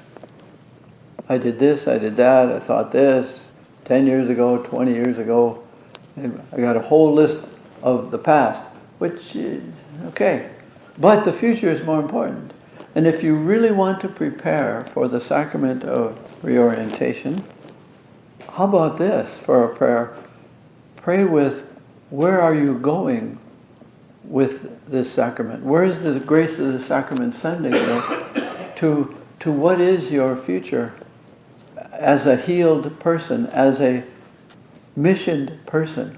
So to pray more with the mission of your life rather than the unmissioned part, where it was all about you and what was in it for you. Now you can see, I hope, why I would say that many people do not want to experience forgiveness and do not want to experience the sacrament of reorientation, because it's hard to understand. And things that we don't understand, we tend to put aside. We'll think about it later, or it really isn't anything. Mercy is everything, but it's not just forgiveness. That's all I'm saying. And that mercy is not about the past exclusively. This is what, let me bring you up to date. This is how I have been a schmuck, and this is how I have been resistant, and blah, blah, blah. No, the sacrament has all the sacraments have to do with your history leading to your future. You come to the Eucharist. You come to the sacrament of marriage with mutual histories. The sacrament embraces the history. All the sacraments embrace time. All the sacraments embrace how have you come to this sacrament? Sacrament of the sick. There's a history there. And the grace of that sacrament is to continue living that history into the mystery of your future. Yes. It's all about time. But this sacrament seems to have developed into an historical review that has nothing to do with the future. That is crazy. All the sacraments have to do more with the future. And the only thing that is substantial about the past is the redemptive life, death, and resurrection of Jesus that allows for us to have a future. You see, allows us to have a future.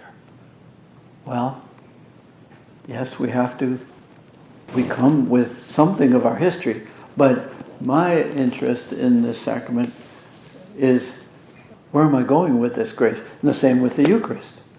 To whom am I being sent? Go in peace. And I say, to whom am I being sent today, this week, this month? Where am I going with the grace of God? That's what's important about the sacrament. And come to confession, that's fine. And say, yeah, I did this, I did that. Fine, that's your past. Do you have any idea about the grace that you want to pray with towards the future? I could say it over and over again, but it's the same thing. Jesus is more interested in us in having life and having it to the full, that my joy may be complete in you. That you bring, this is in John's Gospel so much, in the last discourse especially, in John 14 and 15. It's all about fruitfulness. It's all about fruitfulness. Everything in Jesus is about the future. So little about the past. And that's why I say the only important reality about our past is our accepting of Jesus as the one who got us to the place where we would like to go by our own efforts. So we prepare for the sacrament of reconciliation by being simply receptive, both to the truth of our past and the power of our future. And we pray with that. One of the aspects of Ignatian spirituality is how does God communicate with us? And as we have seen, God so loved the world that he didn't send an idea or thing, but as I've said, the sacramentalization or the incarnation or the visibility or the tangibility of God is in the person of Jesus. And he comes as person, as human being. One of the things we find out in teaching the course to the seniors at Creighton is they really have a tough time with the humanity of Jesus. They would like to relate with Jesus as God pretending to be one of us, which was a heresy in the early church. And there's been all kinds of things of Jesus, well, just appeared, or no, he really was a human being. And this has many implications, one of which is that God wants to be nez a nez, nose to nose with us, person to person. And how will God do that? Well, Jesus comes as person and says, I want to be personal with you. I want you to be personal. I don't want you to be impersonal with God. That is, I don't want you to be only problematic. Yes, there are problems, but that's not the only relational platform. It's about being honestly who you are and letting him be honestly who he is. So that's the broad context for this whole thing of being personal with life, being honest and transparent and as much as possible. Some of you have been caught with your hand in the cookie jar at times. One time I had my hand in a cookie jar behind me that I didn't think anybody could see, and I did not know that it was made of glass, not pottery, and everyone could see my hand. Getting caught is an embarrassing thing. So today I got caught by the realization and the finding out that one among you is, believe it or not, a Delta pilot.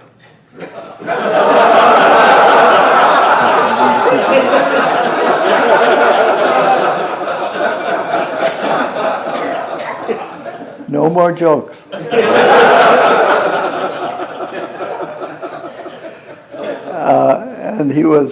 And he said the funniest thing. He said, on behalf of the 80,000 pilot family, I want to thank you for your patience. That was the highlight of the day. But what it comes to is it's easy to be person to non-person with an organization.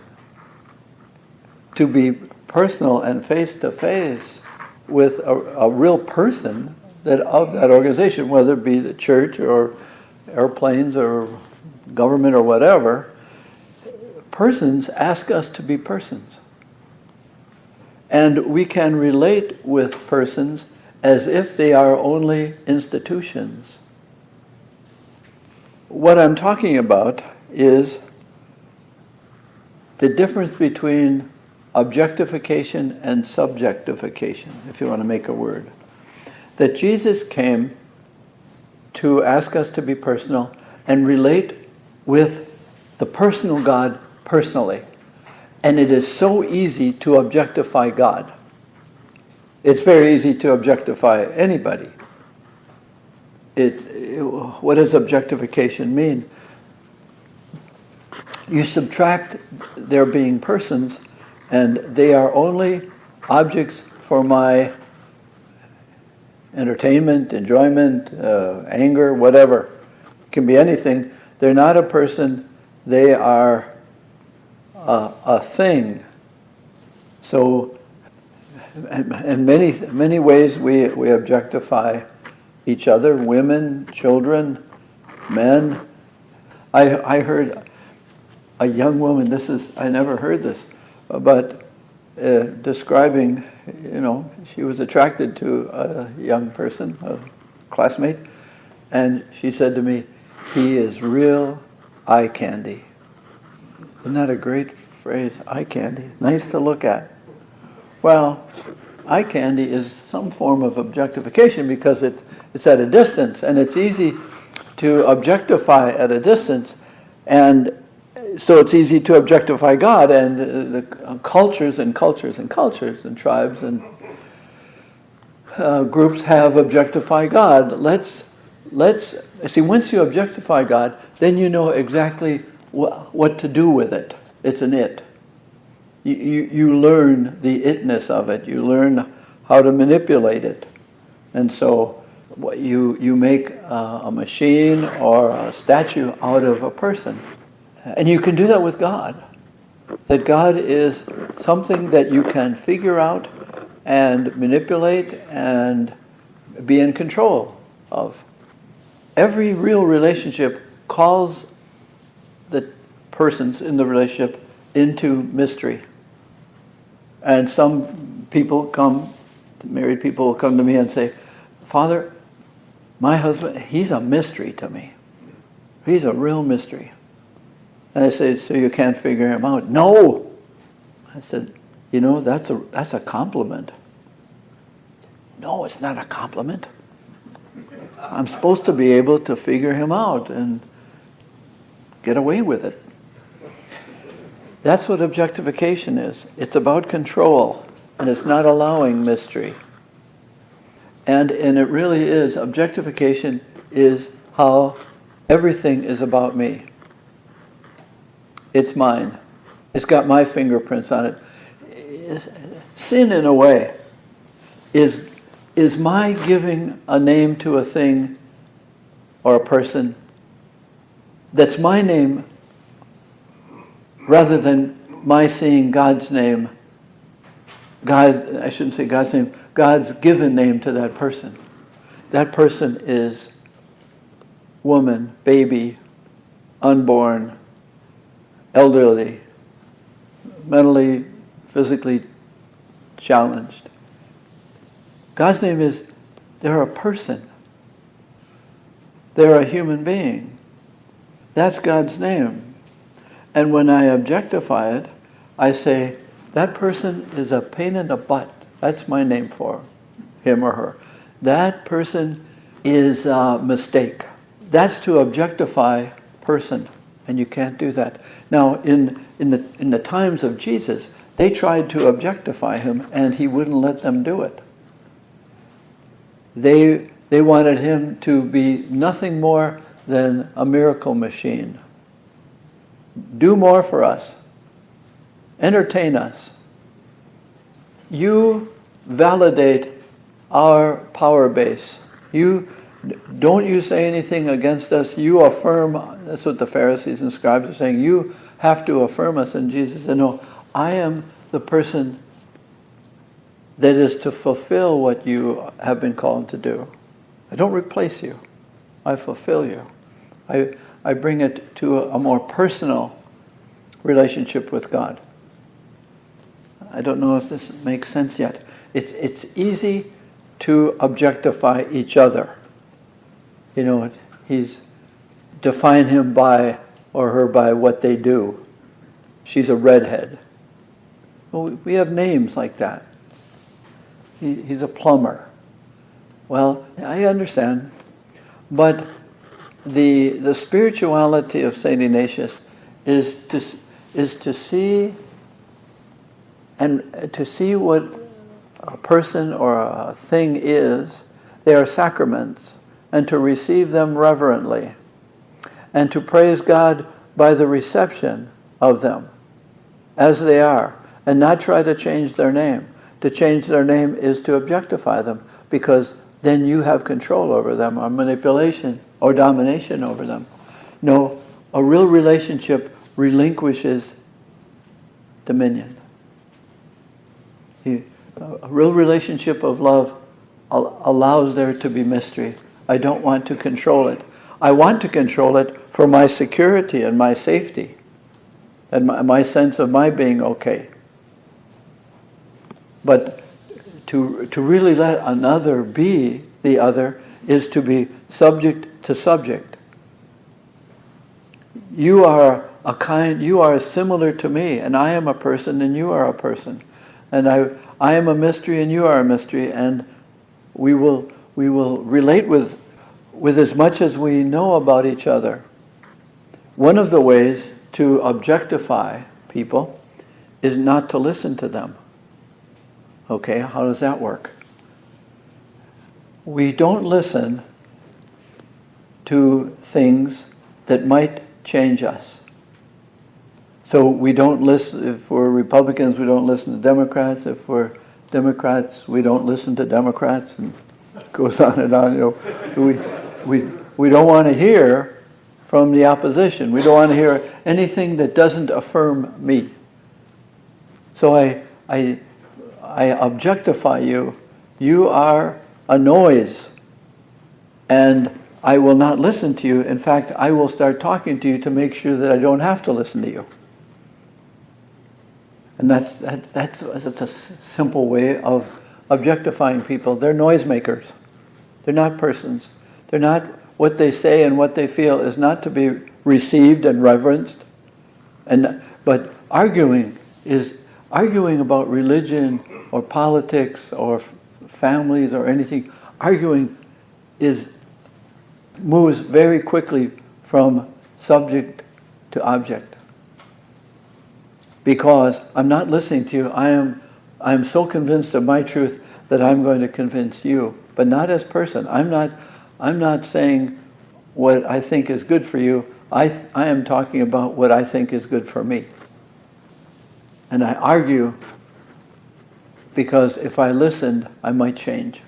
So I'm arguing so I don't let your subject influence my subject. But when it's subject, when it's person to person, I am reverencing what God is saying to me, what Jesus is saying to me, what spouse or children or whoever, I want to hear it. Because I want to be a person. And I don't want to be objectified. They tried to objectify Jesus. We know you. You are the carpenter's son. You're from Nazareth. You do tricks here. Do for us what you did elsewhere. He said, no. You're not treating me as a person. You're treating me as something you know and you think you can control. You don't want to hear from me. You want to see me do mechanical things for you, and that will affirm you. Subject-subject life, person-to-person life, is I am not afraid of myself as mystery. I don't know all about me.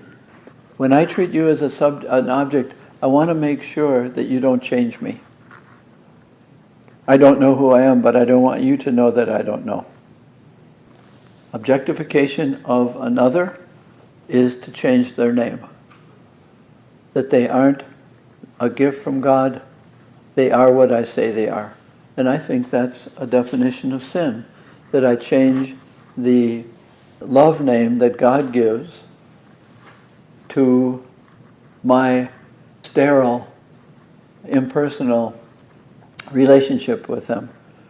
So, say people who kill each other, who shoot each other,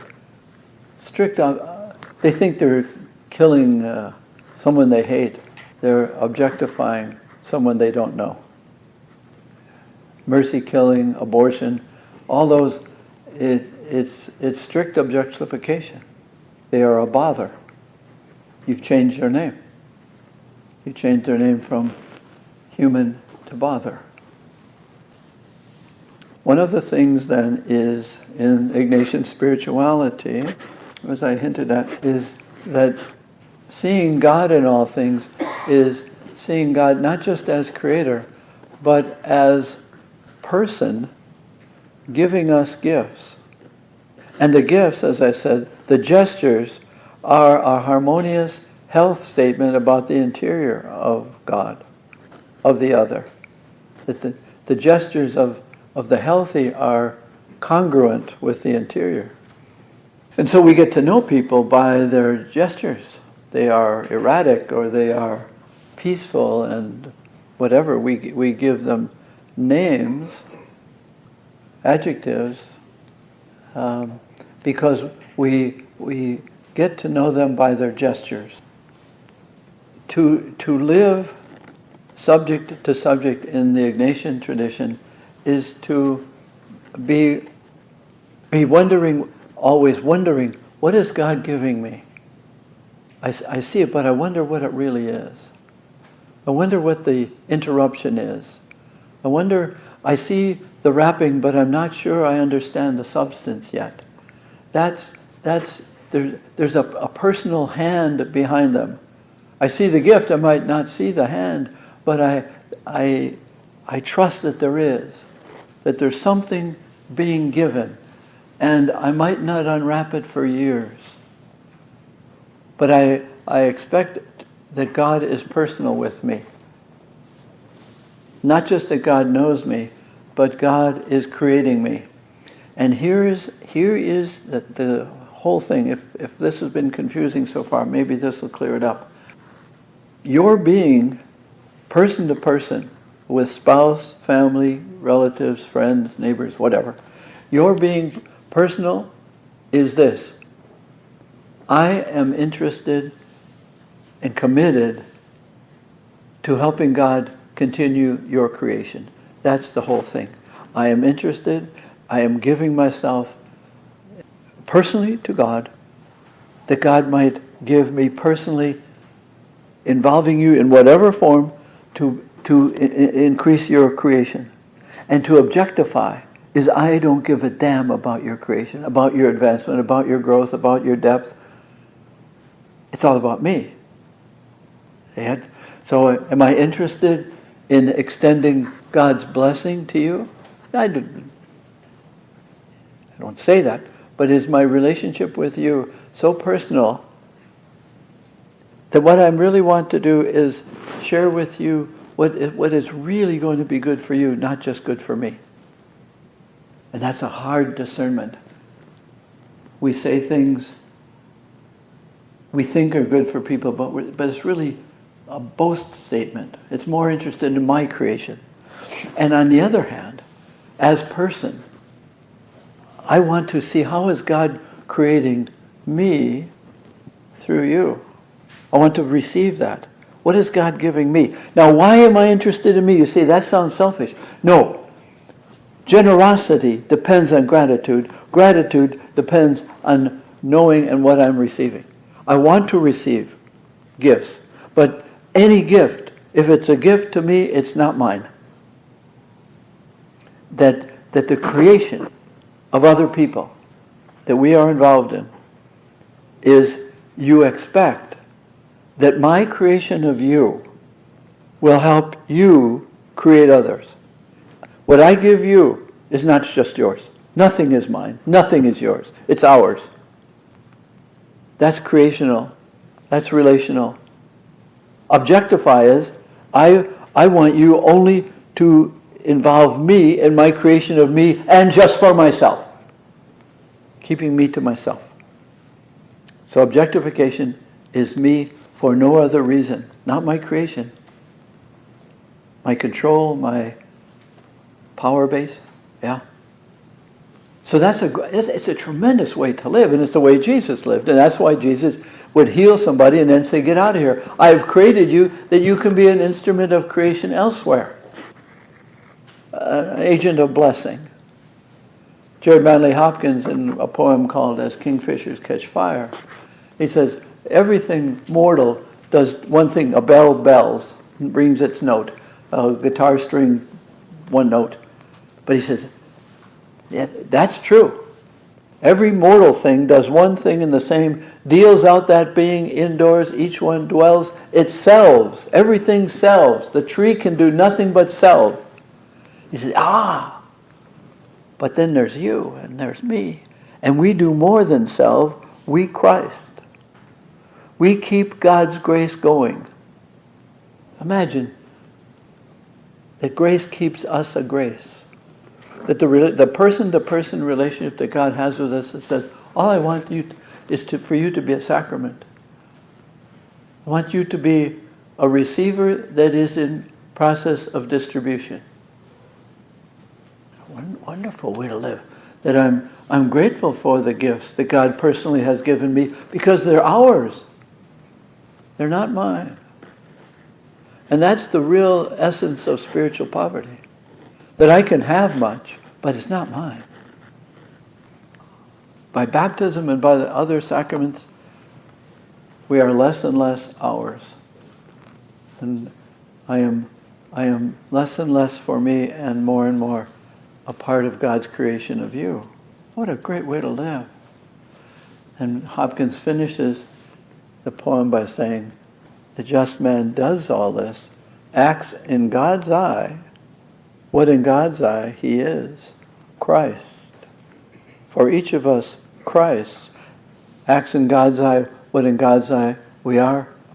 For Christ plays in 10,000 places, lovely in limbs and lovely in eyes, not his, to the Father through the features of men's faces. That we play to the Father, we play to the Creator who through us continues creation. Isn't that a great way to live?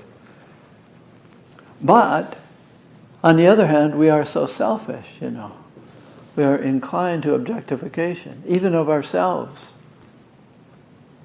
So I am a consumer, and you are to be consumed. I am a buyer, and you are what I buy. Strict objectification. But in the mercantile economy of God, there is no buying and selling. There's blessing and distributing. In Mass, we say, and it's a Jewish prayer, it's a Jewish blessing. He takes the bread, blesses the bread, breaks the bread, and distributes it. That's what Mary is doing in the Visitation. That's at the center of the exercises, to be taken and blessed and broken in the sense of parted from the strict object that I am as a body or as just a thing. He breaks me from my name for myself and says, this is my body. See, we are always in Eucharist. That Mary allowed her body to be taken and blessed and broken and then shared. The breaking is the hard part. You are not just a nothing in Nazareth. You are blessed among women. Whoa. And so are we. Blessed among God's people. So taken, blessed, broken, and for distributed. So to be blessed is only a preparation for distribution. To receive gifts, no gift is mine. I know where it came from and I know what it's for. So it's all about allowing ourselves to be very personal. What's another word for personal? Grateful, available, vulnerable, unafraid to be known, in that way to be simple, to be unpretentious, to be open to interruptions. I want to tell you about another little thing today. After the conference on interruptions and invitations, I was thinking about going running. And so I was headed down the hall and somebody said, could I have a word with you? And I just said about invitations and interruptions. Oh, sure. And right then was thunder outside. And I was glad that I heard the thunder after I agreed to be interrupted. Because if I say, I hear the thunder, oh, no problem. I have to listen to what I say. To be available to interruptions for the grace of the interruption. And I got off the hook for running today, which that's a good thing. Well, I don't know what you're going to do with that. It's I know it's unusual. It's maybe deep. All it really is what I just was saying. You know you are personal when you are unafraid of another person meeting you in your truth. Then you are on the road to living subject to subject, me to you. And to pretend and to posture, you are asking that person to treat you as an object. Each of us has to live and pray towards, what name did God give me? What does it mean to be child of God? What does it mean to be body of Christ? What does it mean to be faithful? What does it mean to know my name as loved? Those are names that God gives us, but we falsify them and say, that's not good enough. I have to have something. I have to have things. Stand behind them, and so people will know that I am richer than just child of God. So to pray with this, I would like you to watch, and there's many, many, many, especially in Matthew's Gospel, but in Luke too. A little bit in John, yes, but stay in Matthew. Just watch how the scribes and Pharisees objectified Jesus. He was a threat. He was an imposter. They would not let him be person. And all he's trying to do is be person. And he says it so often in John, I am. He's making a declarative statement, referring to the God who said, I am who I am. That's a great way for us to live. This is who I am. Don't objectify me. But it's easy. And the real freedom is not to be so afraid of another person that we objectify them. So it's to receive the sacrament of the present moment, to receive the sacrament of the present person there. It's hard. But it is part of our conversion, to be instrumental. Imagine that I and you are instruments of God's continuing the creation that He began and continues through us. We create children, yes, but we create persons. Just by smiling, it's whatever way we can, we are interested in giving them life. It's the way Jesus lived, isn't it? Just watch Him. He tried to relate with everyone as persons, as we saw this afternoon. Simon the Pharisee and his ilk objectified her. She's a slut, a prostitute, no good, dirty. Jesus relates to her as a person and gives her life. That's a perfect picture of it. But so many of the healings are in the face of the objectifying Pharisees. That was their real sin, I think.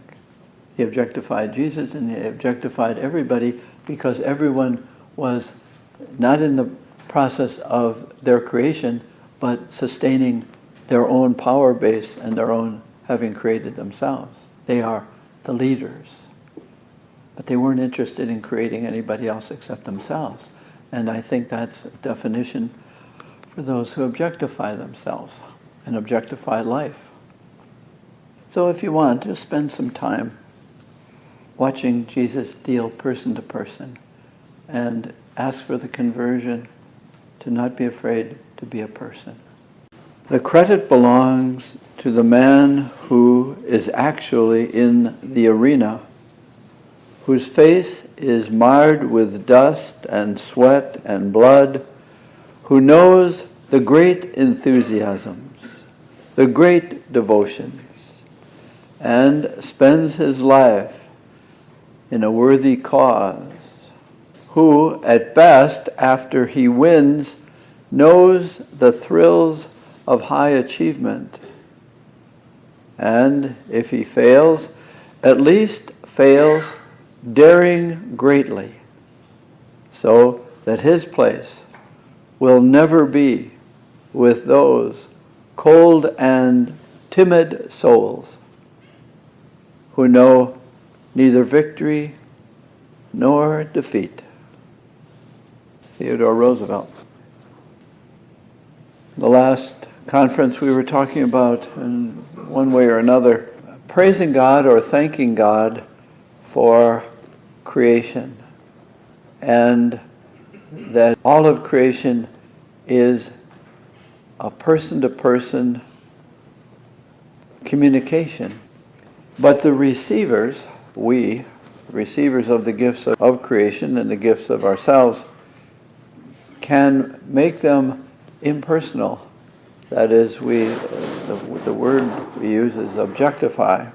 And we have different objects. You could have object of derision, or an object of scorn, or an object of praise. But we are not objects, and God is not object. That's really and to let everything be a part of the conversation. Well, Jesus, his whole life works toward helping people understand that they are relationally related with God, that God wants to serve creation and not be so tied up with how are we going to relate with that God. What must we do? What's the proper thing to do? So for Ignatius, the proper thing is to be grateful and reverent, and in that way you cannot help but share, distribute, serve.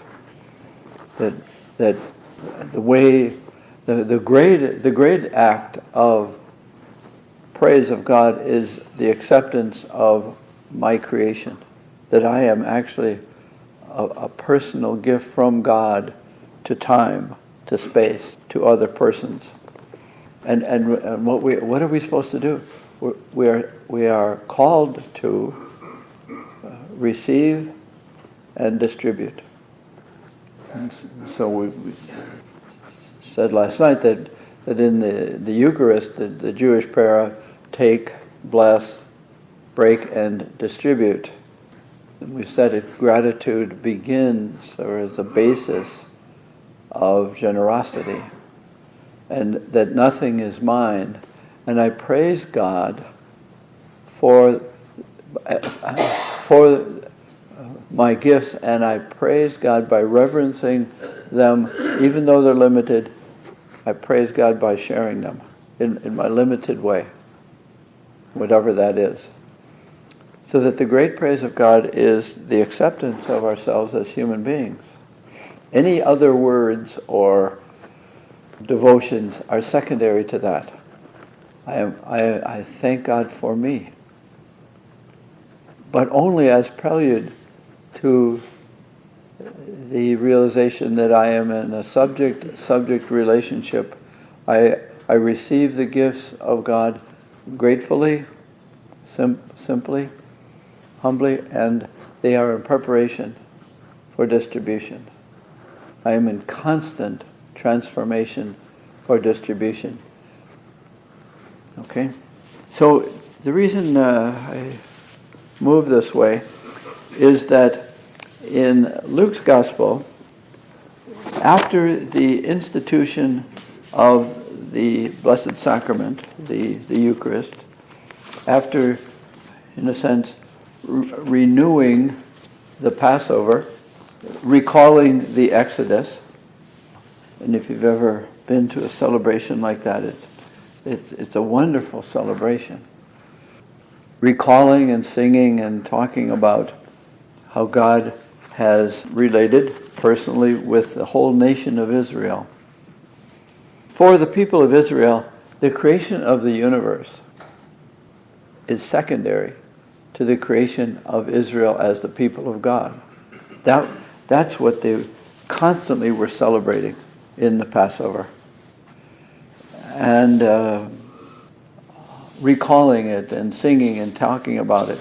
So that in Luke 22, verse 24, so that after the institution of the Eucharist, that he took the bread and blessed it and broke it, after that they go off to a garden where they had gone before. And on the way, an argument arises, which of them is to be considered the greatest. So what are they doing? They're objectifying themselves. Who is going to be the dominator? Who is going to be the leader? And Jesus, knowing and hearing their argument, he says, let me tell you something. Who is the greater, the one who sits at table or the one who serves? And as Jesus gets closer and closer to the final consecration of his death, when he really says, this is my body on the cross, he says, obviously the one who is greater is the one who sits at table, is the one who's sitting, not the one who serves, but I am one who serves. The closer Jesus gets to the cross, the closer he gets to defining himself. This is who he is. I am one who serves, and I serve you person to person. One of the important elements, I think, is that it's not exactly right that we serve God. God serves us. And we who are served by God do not serve God. We serve God's people. And that's a huge change. And Ignatius, in the exercises, is moving us more and more for distribution, for sharing, for service, for personally helping others experience their creation and help in whatever form to I serve with Christ, creating life in others. I hope that makes sense, because it's so central. We don't go off to a temple or even a church. We don't go to Mass to serve God. We put ourselves in a position to be served by Jesus. That's what we do at services. The service is not I'm serving God something. No. It's that he serves me and then says, let's serve together. Let's go out and be missioned by my service of you, that you might serve others. And by service, my little offering is, it's not serving others, it's helping God continue their creation. That we stay faithful. We are in the arena of life, and we do with great hopes to assist anyone whom I meet, anyone who comes into my arena. I am ordained by baptism to treat them as gifts and to treat them with the attitude that they provide me an opportunity, that they be more who they really are. So I don't objectify them. Objectification, as we said, is all about how can I use you for me. I use you for me. I take you out of your personhood and I make you a thing. And it's all about selfishness. So I can objectify anything and misuse it, abuse it. It can be another person. It can be vegetation or animals, and Pope Francis talks about that so much in taking care of the creation. Reverence it, don't misuse it. So if objectification is all about me, then subjectification or ministry or sharing or distribution or service is all about what can I do generously to help God give you more of you. That's a great way to live, and that's what Jesus is saying. I have come, and I am a servant at the table of life and at your personal table to bring you to life. And you can see that, say, if you can, to read the last discourse. It starts in chapter 13. We'll go there soon, 13 through 17, and it's all about what he is going to do. I have come that you may have life. I am God's servant. You may look at the prophet Isaiah from chapters 40 to 55, and within there are 4 what they call servant songs. They are not prophecies of Jesus, they are prophecies of what the nation Israel should do and what the people of Israel should do. But Jesus is the servant of God and trusts in his Father, his God, and extends life. I am the vine and you are the branches. I give you life. That's my service of you. And I ask you to enter into that too. So who is the greatest? It's the one who enters into the arena of God's creation. That's right. And so he is heading for the great act of service. He is going to give his life that we might have life. He is going to reverence who he is. We are watching the obedient servant when we pray with the Passion. But his whole life, one very important thing, we are not saved by the death of Jesus. We are saved by his life, death, and resurrection. What's the difference? His whole life, and it says it in Philippians chapter 2, his whole life was a life of obedience. That is, the Latin word for obedience it's the Latin word to hear. Audire comes from that. Abaudire is obedience. And he listened to who he was. We are saved by a whole life of obedience, not one singular act, as if death was separated from life. It's one act, and it's a whole act. And he stayed faithful in the arena with sweat and blood and fidelity, risking. Okay, so then that's that. So he goes to his garden of obedience, let's call that. In John 13, let's go there. In John's Gospel, there is no narrative of the institution of the body and blood of Jesus. Today happens to be, in the Catholic Church, the feast of the body and blood of Jesus, Corpus Christi. There is no institution narrative of the Eucharist, but there is the institution of service. So in John's community, which is about 50 years after the death and resurrection of Jesus, the community knows that it gathers around the Eucharist. But what is the consequence of the death of Jesus? What is the consequence of being served by Jesus?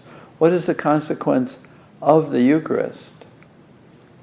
And so it's no longer any discussion about the institution of the Eucharist.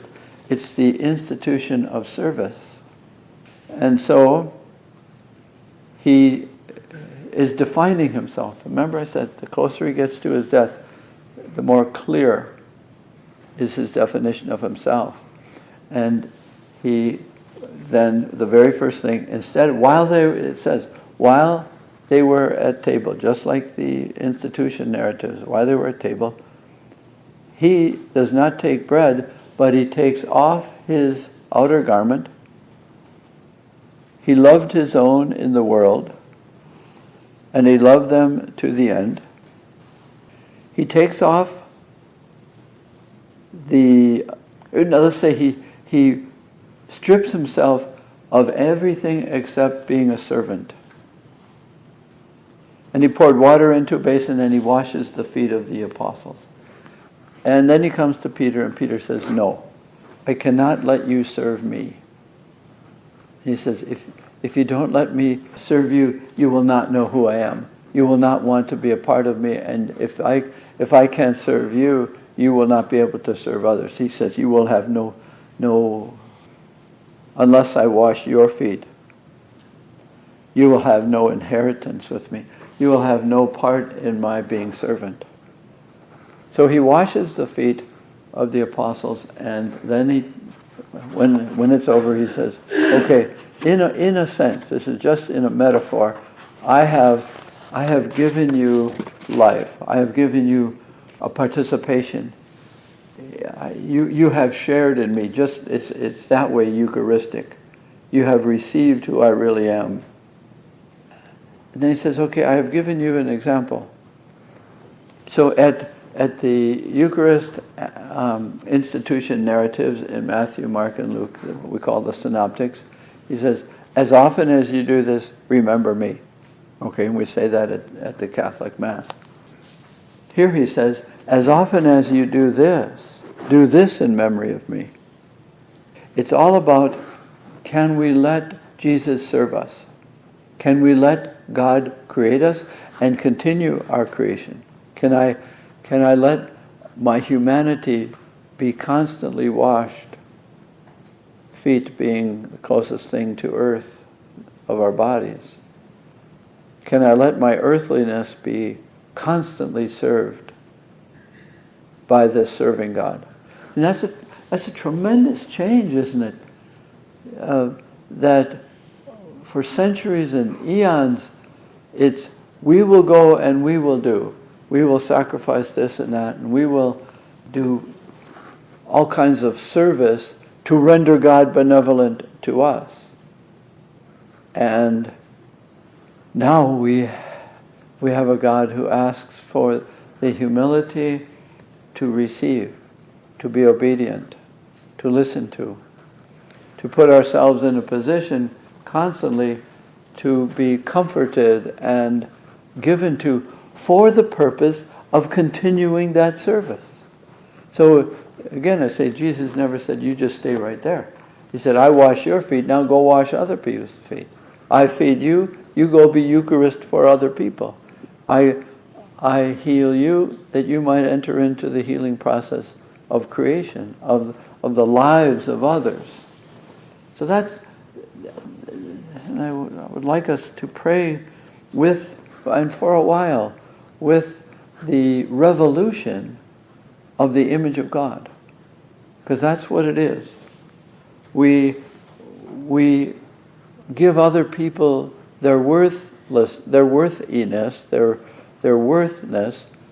by serving them, by washing their feet in the simplest ways, by listening to them, by walking with them.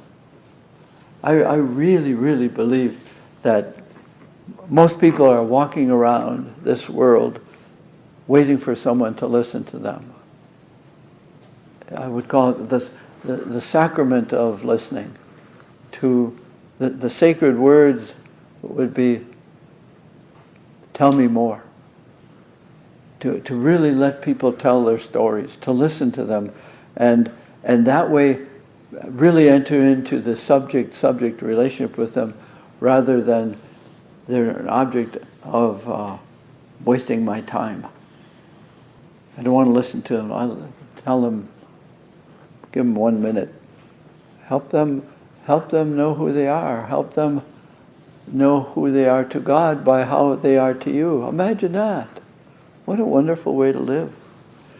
Well, that's the way Jesus lived. He lived obediently to himself as servant, even to the end. That's what Philippians is saying, chapter 2. He said, he became obedient even unto death, even to death on the cross. But he did not cling to godliness as something to be cherished and possessed, but emptied himself of that to take upon himself the dignity of a servant. And then he looks at us and says, can you come with me and can you wash other people's feet? Not according to anybody else's way of doing it, but your way, your unique way. So we're not serving God as if God were indolent and passive, up there, far away. That we then serve God's people, hold on to this, that we are then an incarnation of Jesus. In baptism, we enter into Christ, and we enter into Christ as servant. I did not come to be served, but to serve.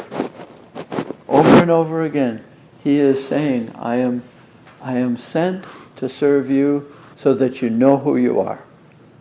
That's a great service. I come that you may know who you are, receive who you are, and the more you receive who you are, the more you will be freed to distribute who you are. And of course, we get tempted, we're not enough, can only serve this way or that way. No, we can serve many ways. But it's all about, you see, entering into God's, not strict redemption, but entering into God's continuing creation, bringing life, and bringing recovery of life to the people of God. And who are the people of God? Are they only white people? I had an Irish grandmother, and every phone call I ever remember, she said, now be good, and remember, God loves his own.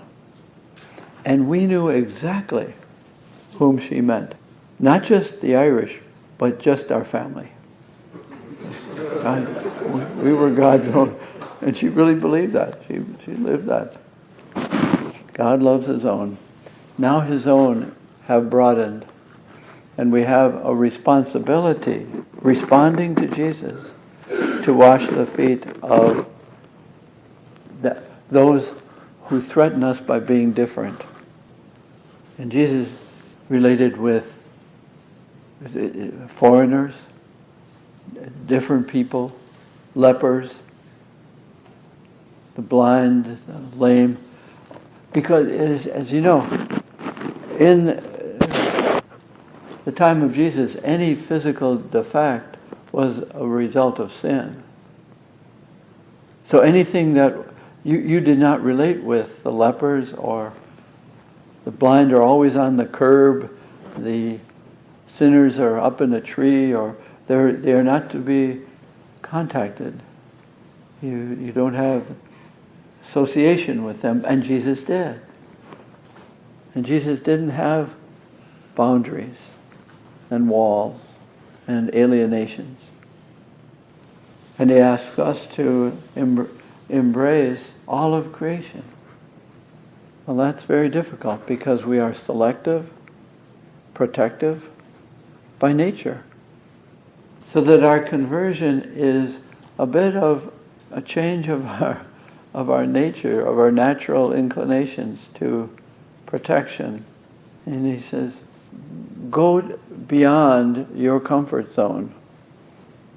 You got to respect boundaries and all, but to go, just to try to go where you think you would be frightened. That's where Jesus sends us to serve. Are we serving God? No, we are serving with Christ. And God is continually sending us. So he takes us, blesses us, breaks us from our singular objectificational name, and says, now go and distribute me to others. So we're praying with a change in the image of God that is so easy to have. That God is up there and we are to bow and offer incense and all these things. No, let God serve us. And then you can go back into Luke's gospel and just watch Jesus serving and asking his friends to serve as well. So you might look, if you can find them, the servant songs, especially in Isaiah 53, that what they call the suffering servant song, and that.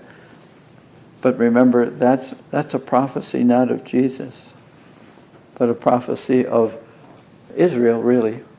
If Israel's going to be faithful, this is what's going to occur. But Jesus, as the new Israel, receives treatment. So I would say stay with Luke and stay with John 13. Just imagine, just use your imagination. Just ponder, what is it to let your feet be washed? What would you do with that? Would you let Jesus wash your feet? And go into the rest of 13 and 14, what they call the last discourse, the graduation talk that Jesus is giving to his graduating apostles. And just be peaceful and watchful. In John's Gospel from chapter 13 through 21, that's called the Book of Glory, which might be translated also the Book of Revealings. We have the Book of Revelation coming also out of the Johannine school. But the first chapters, the first 12 chapters are signs. Remember, Jesus said to the apostles, come and see, to the disciples of John, come and see. And so what you are going to see in the Gospels are signs, and we saw that it began with the first sign of changing shame into honor by changing water into wine. And there were the confrontation with, say, the man insufficient couldn't get to the waters in chapter 5. They have no bread to eat in chapter 6. The man who was born blind. Those are signs to be seen, and can you see them in terms of moving you to belief? And then the Book of Glory, the book of the final display, final revelation of Jesus offering himself to his people and to his Father as a sacrifice in chapters 18 and 19, but the last discourse leads to that. So that the final glorification is Jesus staying faithful in his whole life of being obedient, as we said. What I'd like us to pray with, in keeping with the flow of the exercises, what is Ignatius, when he's asking us to pray with Jesus on the cross, and Jesus leading to the cross, the time with Pilate and carrying the cross and being crowned with thorns and scourged. And basically what Ignatius is saying is, if you are going to follow Jesus, you will want to do something good. And the doing good is always going to create opposition. The good you want to do, especially in bringing life to people, there are people who will have other ideas of what a good life is, what is good for life. And so there will always be conflicts in this world between people's varying ideas of what's good, what are good politics, and what is justice, and what is charity. Any good that will be attempted will be met with opposition. So the martyrs always we're doing something good. And even modern day, the Jesuits in El Salvador killed, murdered by a government that was supported by the United States. They were trying to do good in land reform, and that was threatening to that government, that if we have a sense of justice. So a sense of justice has different meanings for people. And that's what makes politics, and that's what makes wars, Palestine and Israel, Muslims and Christians, North Koreans and South Koreans. It's my concept of good. And whatever good I want to do, there will be an opposition to it. And as a matter of fact, I might say, the gooder a thing is that you wish for and work for, the more opposition you will find. And that's what's going on in Jesus. Jesus has an idea of what good is. It's charity, it's love, it's allowing God to be God. And, this is a strange way to say it, but in a way, Jesus got what he deserved. You say, no, he was innocent. Yeah, he was innocent in doing the good he wanted, but he wasn't innocent in terms of the Jewish leaders. Their good was different from Jesus' good. And Jesus kept provoking them by teaching and healing and opposing the religious formalism of the elders, the Pharisees. The Pharisees and the elders and the scribes, they were religious people. But their idea of religion was different from what Jesus was saying. And so good meets good. And Jesus stayed faithful to his goodness. See, Jesus became, another way of looking at it, Jesus not only became more and more obedient, but by being more and more obedient was more and more grateful. Jesus died gratefully. That's our theology. He did not die in the long term disgracefully. He died as, in Roman terms, disgraceful. To be crucified was a disgraceful way to die. But not for Jesus, because he did it gratefully. So that the movement of the exercises is not that you don't do good, nor do you accommodate yourself to what's necessarily popular or the in thing, but you stay faithful to your concept of good and keep letting it be challenged by you and by others to let life continue to create you and your own ideas create you. So Jesus accepts, receives the collision between the Jewish leaders and how they manipulate the Roman leaders. The Jewish leaders say, let's convince the Romans that Jesus is fomenting a movement against Rome. Well, the Pax Romana was not a pax. It was an oppressive regime from Northern Europe to Mediterranean. And so any little uproar was to be quelched, which, as you know, result in the Jews continuing to revolt against Rome. And so they eventually, in the year 70, 40 years after Jesus, totally destroy the temple and disperse the Jewish people. So the Romans had an idea of what is good, and the Jews had an idea of what is good. Jesus has an idea of what is good, and that is the love of God shared in this world. Okay, so if we're going to follow Jesus, we're going to follow, in a way, we can't take what we call the Jerusalem bypass. You can't say, well, I'll see you on Easter Sunday. And we want to do that. We want to take the Jerusalem bypass in our lives. How to avoid conflict, tension, how do you spell relief? How do you accommodate? No. The church the history of Christianity has had some history of accommodation to the culture. The church, the Christian church and the Catholic Church did not say much about slavery in the United States. It accommodated to the culture of slavery. It thought that was good in some way.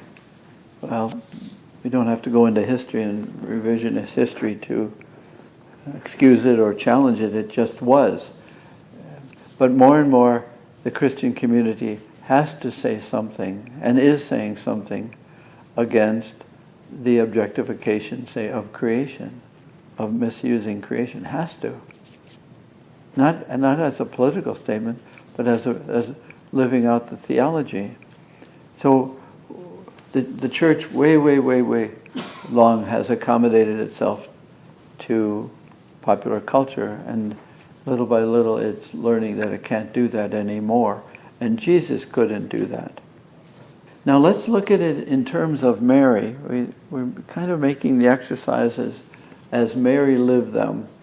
So he who said, I'd like to talk to my son, and she's out in the crowd, and Jesus said, no, my mother is really not as important right now as my family is broader.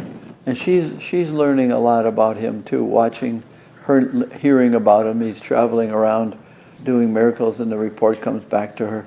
And little by little, she is learning too about this new way of relating with God and God relating with us. And she too had to be obedient and listen. And she is the one, and this is where fidelity is. We began with Mary saying, let it be done. Let me receive. Behold, I expect my humility, my state.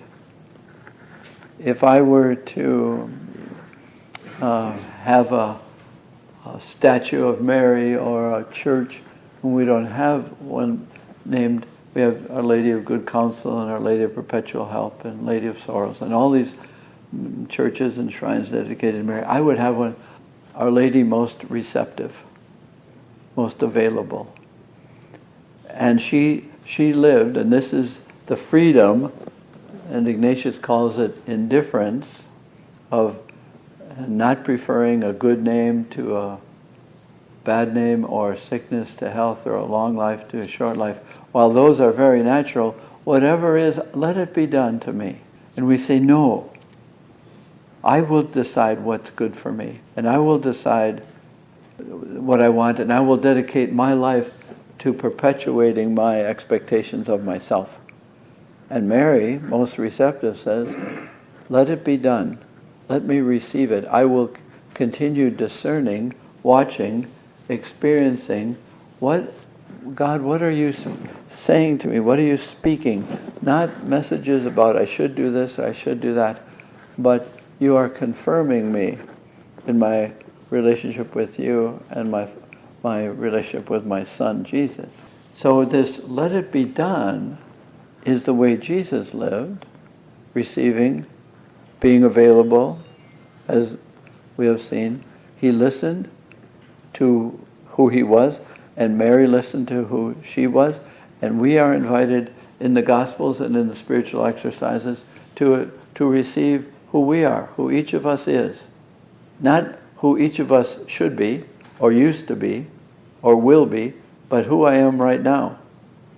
And to be humble enough to accept that, the fragility, the gifts, the history. I can't change my history. I can only live now.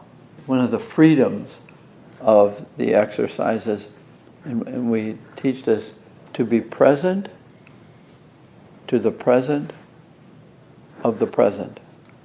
To be receptive to the gift of the now. To be present to the present of the present. That the present, the second present, is the gift of time, the gift of now, the gift of my place in creation. And that's a tremendous freedom. To be present now, to the now, and not defined by my past, not defined by my negativity, but to be present to the gift of time that is mine right now. So we watch, one of the ways to go through John 18 and 19 or Luke 23 and 24 is through the eyes of Mary. Let's do it that way. And she sees everything. It's interesting, as you know, when do the soldiers and guards and of the chief priests come to grab Jesus? They come with lanterns. It was night. When Judas left the upper room, it was night. Bad things happen at night. So he is, and we're following him, to be present to the present of the present. Jesus says the same thing to them that he said to the disciples of John. What are you looking for? Whom do you seek? They say, Jesus of Nazareth, Jesus the Nazarene. And he said the Johannine phrase, I am. In many ways, I am the bread of life, I am living water, I am the light of the world, I am the vine. And he says, I am. That's what I'm talking about. Showing up. Staying faithful to who each of us is. I am. I am here. And he says it twice. Whom are you looking for? Jesus said again, I told you, I am. And we can imagine, it's not here, but we can imagine, and it's good to pray with our imagination, that Mary has been told this, or Mary is watching it from a distance and she hears him say, I am, which in her terms is, I am the handmaid of the Lord. She says it too. I am the handmaid of the Lord. She received the present of the present. Well, in the spiritual exercises, that's, as I said, that's indifference. That's the following of Jesus. And then we have Peter, whom we have seen resisting his feet being washed. Jesus is arrested and taken away and all that. And Mary is watching. And Mary watches Peter when they say to Peter, are you his disciples? He doesn't say I am. He says, I am not. I don't know him. I am not. I can't be present because I don't see the gift in the now. If things were going well, Peter would have said, yeah, I'm with him. Things aren't going well. But Jesus kept saying, and that's what I'd like you to watch, I am. And in his confrontation with Pilate, he kept saying, I am. They struck Jesus and he said, I am. I can receive it. I am available to it. Well, there are many ways to watch the passion, the suffering, the physical suffering. But as a matter of fact, many people have suffered more than Jesus did. And torture, cruelty. And they were innocent too. But Jesus stays faithful. And that's the call of Jesus to us. And that's so emphasized in the spiritual exercises. Can we stay faithful to saying I am when the present is a challenge to that identity? Does you see how important listening to who you are in your prayer? Are you who he says you are? Well, if you are accustomed to falsifying yourself, if you are accustomed to falsifying or objectifying other people, then infidelity is a way of life. We are saved by an act of faithfulness. We are saved by an act of obedience. We are saved by an act of gratitude. So that this is the final glorification, the final revelation of the goodness of God. People say, well, why would he send his son? That's a cruel God. Is it? It can seem that way. But Jesus entered our humanity to bless our humanity. But in being good, doing the good, he is also going to run into opposition. So is God cruel by sending his Son, or are we cruel by not receiving it? Did he send his Son to die, or did he send his Son to give us life? And that's what's on the cross. That in John's Gospel, Jesus on the cross is on a regal throne. And he is, the cross is a cancellation. You can read that in the 2nd chapter of the letter to the Colossians. That he nailed it to the cross, canceled. The X of the cross, the horizontal and the vertical meeting, is the horizontal is humanity and the vertical is divinity, and they meet there and says, I cancel what you have done to your creation. I have canceled the insult and the cancellation that you have made of creation and you have made of humanity. I embrace humanity and say, please, receive humanity as I do. I am receiving your humanity by accepting my humanity. And there is Mary then at the foot of the cross, and this is really where the exercises call us, I think. It's Mary at the foot of the cross, still saying, let it be done according to your word. Let this be done. Let it all be done. And she is looking at her Son and saying, you've lived this too. And I have taught you, and you are teaching me to be receptive even with tears. We have such human and natural expectations of what is good. Long life is good. Painless is good. Riches are good. All those things are, as a matter of fact, good. But there is this human frailty that accompanies the good.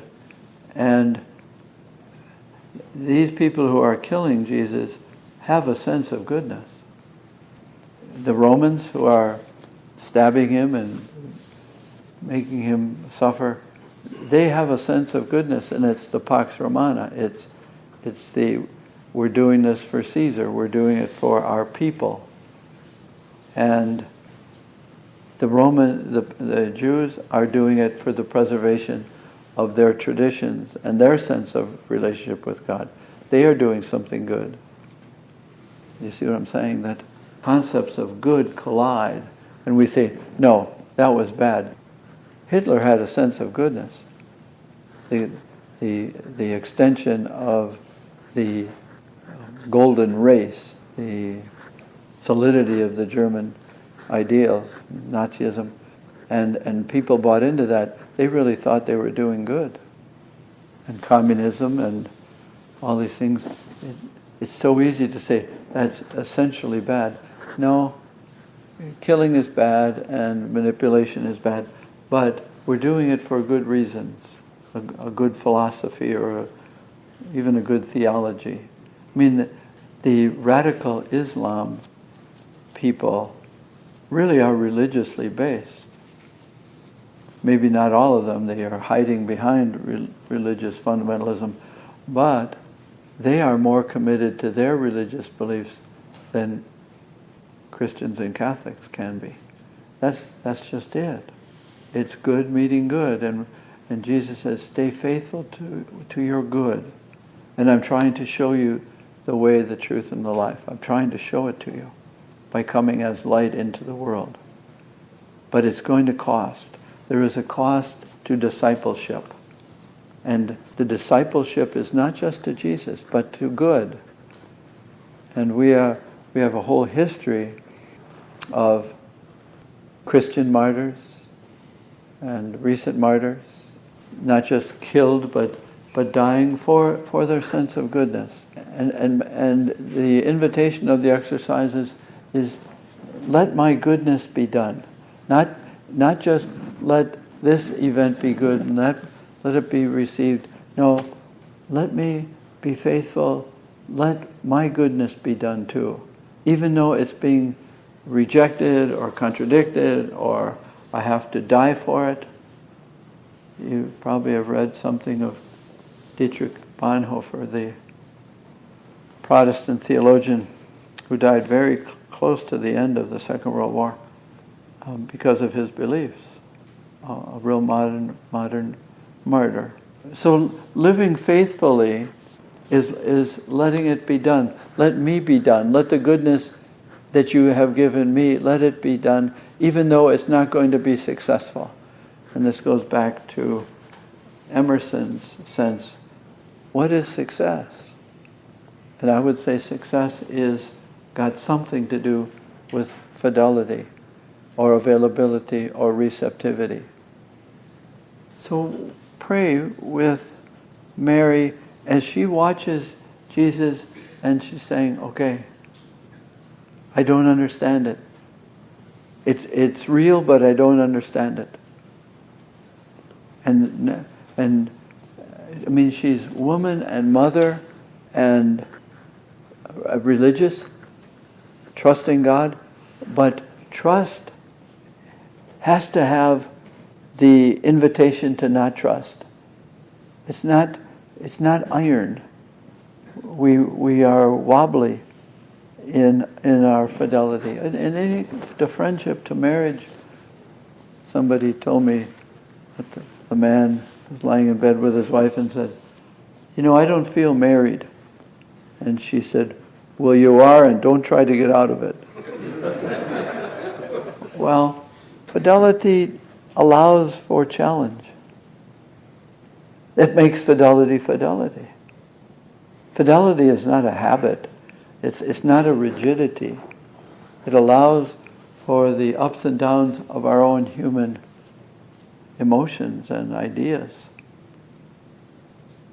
The invitation then in the exercises in following Jesus in the third week, as we call it, the week of the Passion and Death, is the invitation to each of us to follow Jesus.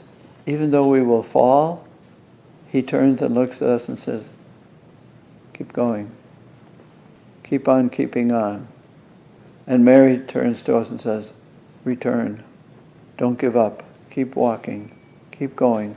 The third week is invitation and the fragility of the human response and the merciful response of God, who both calls us.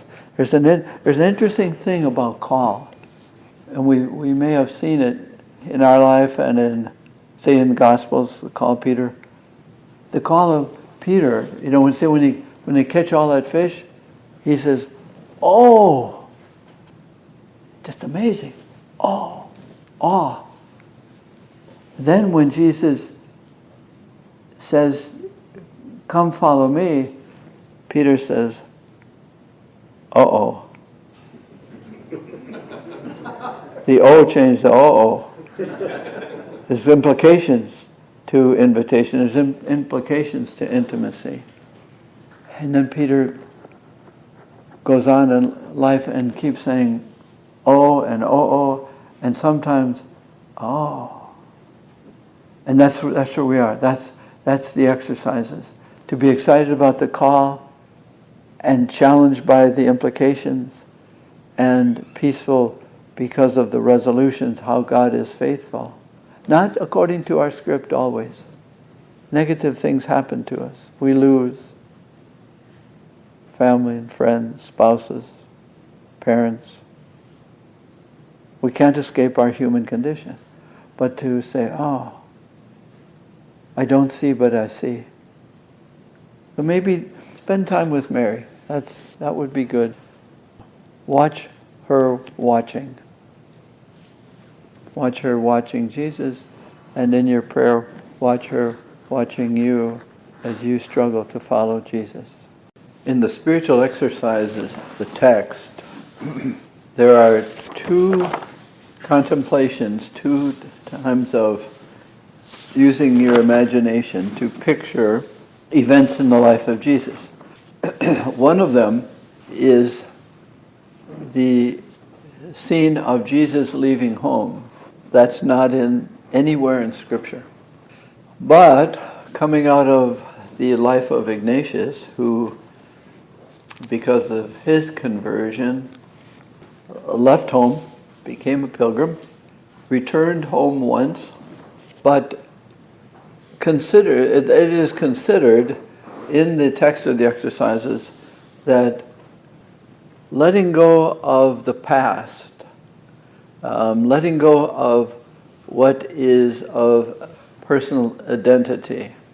So we have when Jesus, for instance, went home and they thought they could control him because they knew his family roots, and that Jesus was freed from the natural bonds, which are healthy and good, but that there was a higher way of relating with life and with himself, that Jesus could live beyond that, and Ignatius wanted to live beyond that, to have a series. If you follow this, that in the finding in the temple in Luke 2, Jesus fulfills the Jewish law of obeying father and mother, and that's one way to live. The other is this new way of living a more, in a sense, fulfilling of the law, not just doing this and doing that, but living the close relationship with the God of Israel, the God of the covenants, living freed from family while still reverencing family. And then this third way is, for Ignatius, not just following law and not just relating with God as mystery, but being very closely identified with Jesus and his ways. So, as you know, Ignatius went to Israel, to the Holy Land, for a while, thinking that's the way to follow Jesus. But then, for various reasons, left Israel and followed this third way, this way of trusting the ways of Jesus. Well, anyway, that's one, the leaving of home. And for people making the exercise, that's a very important consideration. What does that mean? To let go of, in a sense, natural identification and natural your name and natural allegiances, and to go into mystery. The second, the only other consideration, besides Jesus leaving Mary at home, is appearing to Mary after the resurrection.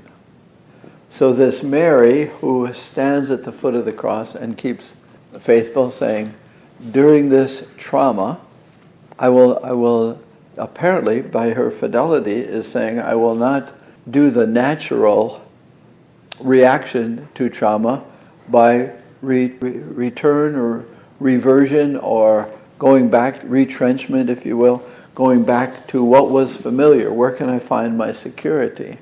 And so when there is trauma, the natural thing is to go backwards, to not trust in the future.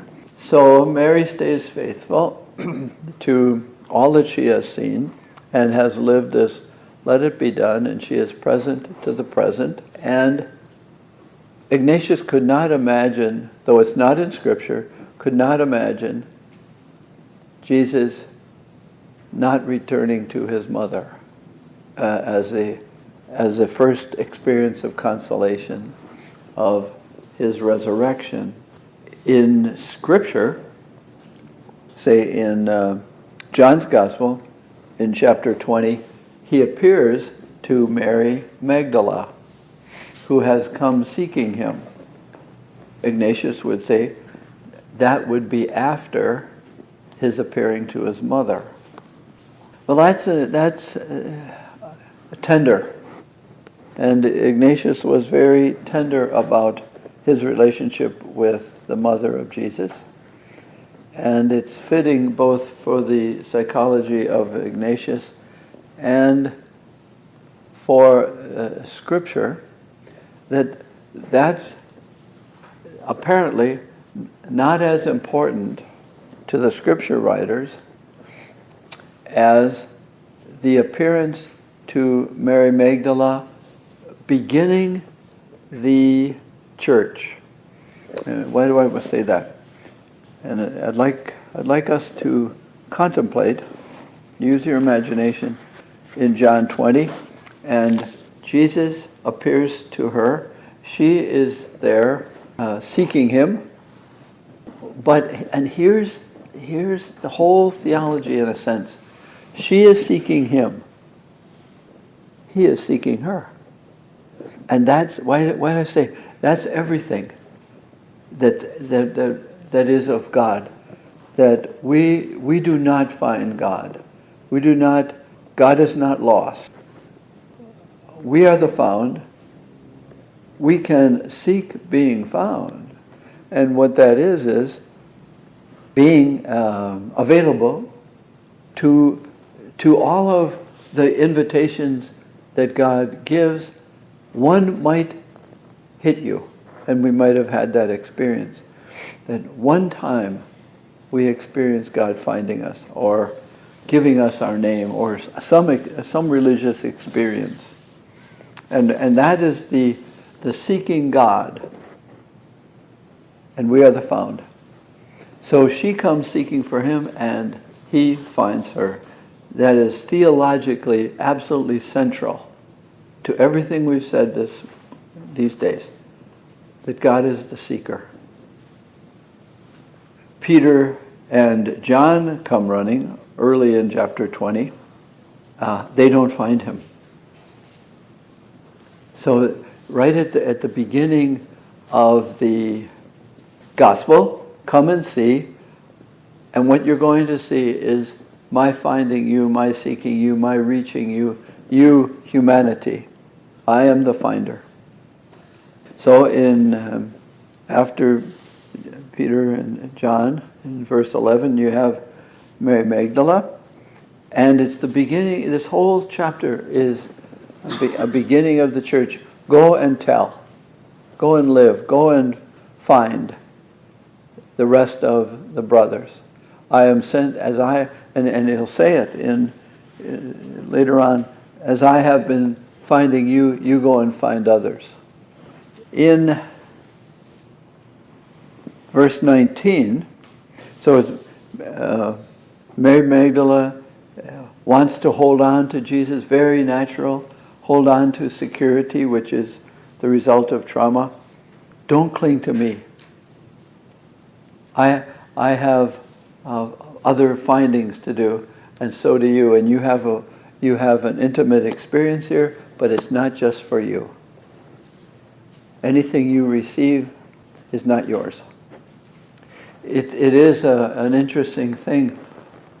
What is the difference between reception and grabbing?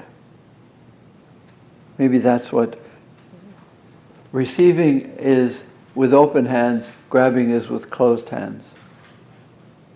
I'm going to make it my own. And Jesus is saying, I am making you my own, and I am meant for distribution. I am meant for sharing. So is the resurrection personal? Yes. And in one sense. So in chapter 19, this is a very liturgical, if you will, a liturgical scene. John is years, decades after. So some form has been arranged, how they will do these, what we would call the domestic church, the gatherings of groups in somebody's home for the recalling, the remembering. And that's a great word, remember. It's both recalling, and if you hyphenate remember, it's rejoining. If you have your finger cut off, you that member of your body gets remembered. That's always the experience in liturgy. We are being remembered. We are being joined together. We are dispensed, and then we come back together. And we are sent, and then we are remembered. So that the apostles, in their experience of trauma, are hiding in an upper room for fear of the Jews. And Jesus comes to them in a liturgical manner with the greeting of peace and the forgiveness, the confession or penance rite. And I would like you to use your imagination. People don't trust imagination. They think it's fantasy. Your imagination can be more real than logic. If you are familiar, say, with excuse me, projective techniques, the Rorschach or the house tree person, or a thematic apperception test where you see a picture and then you draw a little story, you are projecting into that picture yourself. And psychometrists can be very accurate in helping you see who you are by how you respond to the inkblots or the stories or the pictures and your drawing of a house and a tree and a person. Well, you say that's a lot of nonsense. No, it correlates quite well with other personality inventories and tests. You know all that. So imagination is very powerful. And where are you? Are you in that? Can you be in that upper room? Can you imagine that? And would Jesus say anything to you?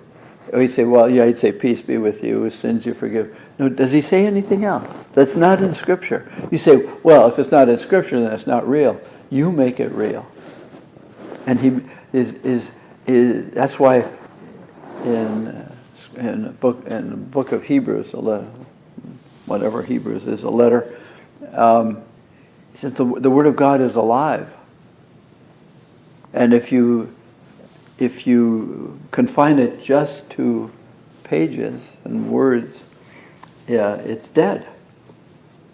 So yes, it is an account, but the Gospels are not a biography; they are an encouragement. And so we let Jesus come, and where am I, and what does he say to me? But eventually, no matter what he says, he's going to say, "It's time to go." It's always, see, do you get the picture then? Jesus is always meeting for sending. There's no retrenching.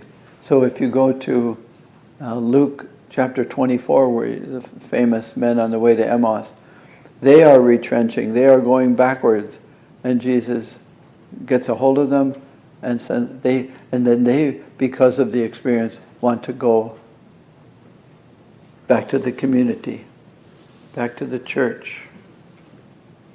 But I'm not going to go through it with you. I don't want to take it away from you, but it is that whole thing. The whole thing of Jesus is, I have been sent to you. If you look up the word sent in a word search in John's Gospel, it's an amazing word. It's everywhere. To believe in the one who is sent. In John 9, the man born blind, he is sent to a pool to wash his face, to wash his eyes, and it's Siloam, and then in the text, the word means sent. Not too subtle, that Jesus is the one who is sent, and it's everywhere, if you look it up. So he says, in a sense he's saying, as I am to you, so are you now. I have been sent to you, you are in me, so you are the ones who are sent, which is the nature and the definition of the church, of the Eucharist, of the Eucharistic community. And so in John 21, so I'm just pushing you a little bit to trust your own prayer. John 20, you have Thomas, who was elsewhere. You got to be easy about old Thomas. Thomas just wants the same evidence that the other 10 had. You call them doubting Thomas. Well, all of them were doubting. That's why they were there in fear. And they say, we saw the Lord. And he said, oh, good. I want to see him just like you guys. Then I'll believe just like you guys. And then Jesus said, yeah, you're blessed because you see, but more blessed are those who believe, which is belief is a way of seeing. Seeing is not a way of believing. Seeing is a way of knowing. But believing is a way of seeing. So to trust that. So that Jesus, in a sense, asks us to let go of our scientific eyes, the intellectual demand. Why do we want to know? The basic thing in humanity is, the basic question, when it gets real down to it, is where did we come from and where are we going? And this whole search for galaxies and big bangs, and it's just wonderful. They're sending out big spy glasses out there into the universe. And that's good. That's our mind. We want to know, where did we come from? I'm not sure I want to know why. Why did I come from and where did I come from? I don't know why that is so important, except our intellects. You know, the funny thing about the intellect, it's so hungry, but as soon as it's satisfied, as soon as it gets a little piece of intellectual hamburger and it says, oh, that's good. Yeah, but now what? It's always reaching, you know. And so when you know that you don't know. But it's our way. And Jesus said, yes, but there's another way of living. It's called faith. And where are we going? Why do we want to know where we're going? Well, might have a better picture of, is it worth it? And how do we get there? And so have we made up some picture of heaven? Michelangelo or somebody, happy hunting grounds, Guacamora, some holy, happy place. Why do you want to know that? Would you be better? Are we going to be better because of the reward? Is that how we want to live? So we know the reward, and then we're going to be who we really are. That's not faith. And we would say, yeah, but I want to know all of it, how it's going to be. Is it going to be worth my while? I highly recommend, by the way, a book by C.S. Lewis called The Great Divorce.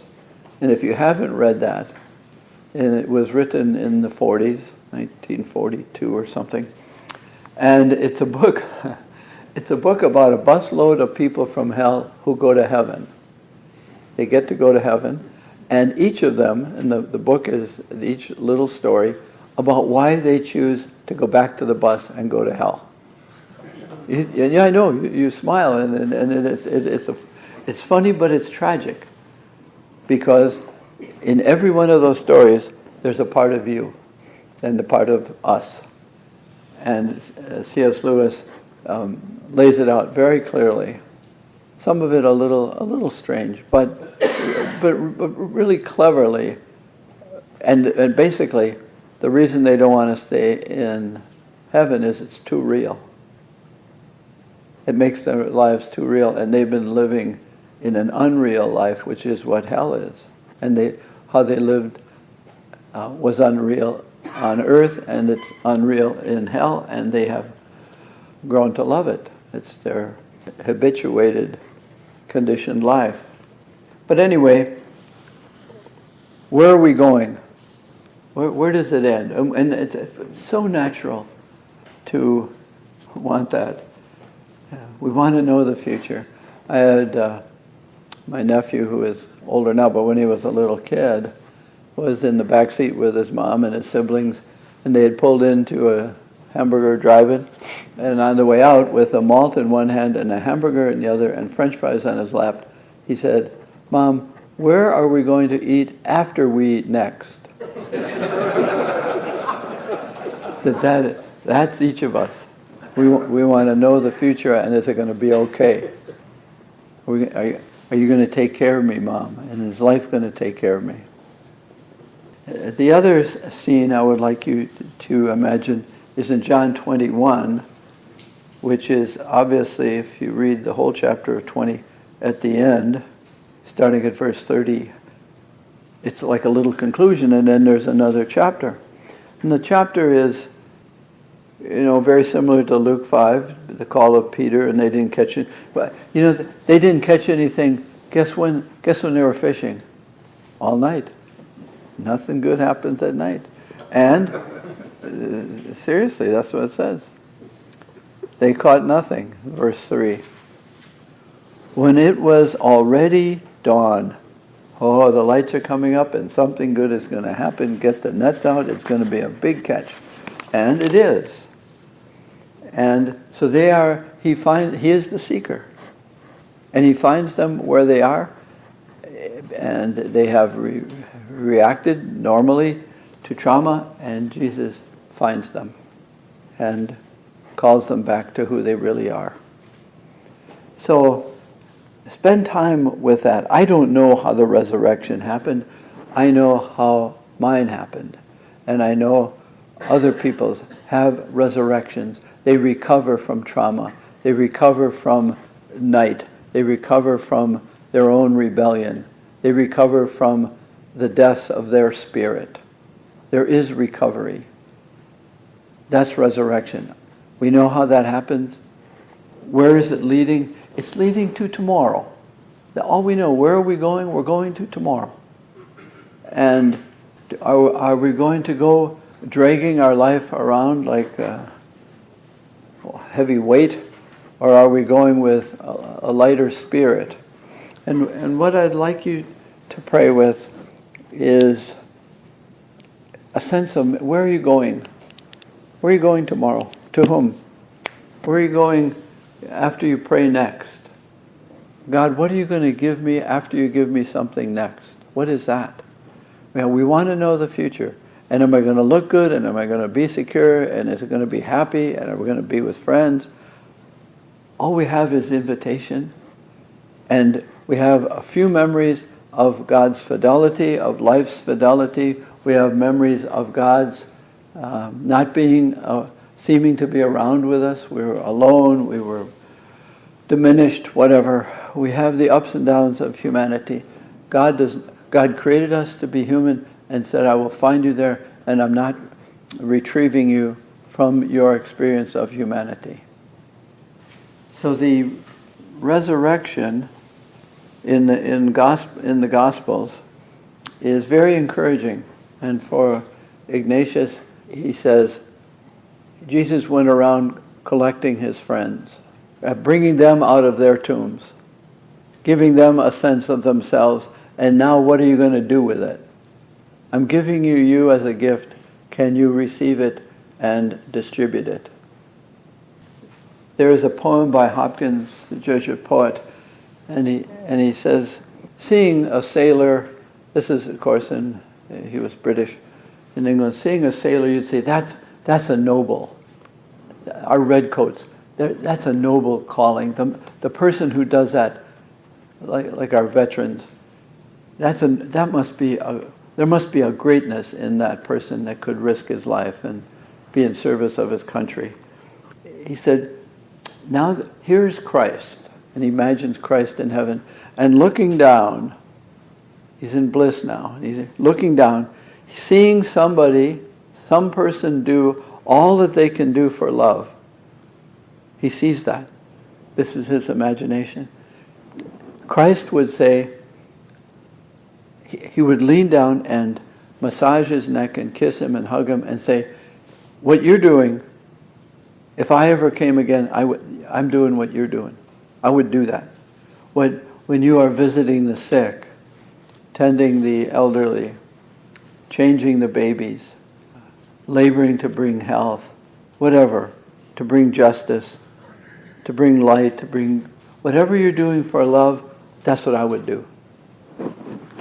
Pray with that you are sent to do what Christ would bless you and do with you if he were to come again. And he does. He comes and says, I will work with you. So he sends them, but not dispenses them. You see, he missions them and says, I will go with you serving God's people, my brothers and sisters. That when Jesus sees Mary Magdalene, or he sees the men on the way to Emmaus, or he sees Peter in the boat and John and the apostles, he looks at them and then he looks and he says, I got brothers and sisters. Don't cling to me. Let's not build 3 tents here. Let's not all get back in the boat and we'll just catch fish the rest of our lives. He says, I've got brothers and sisters.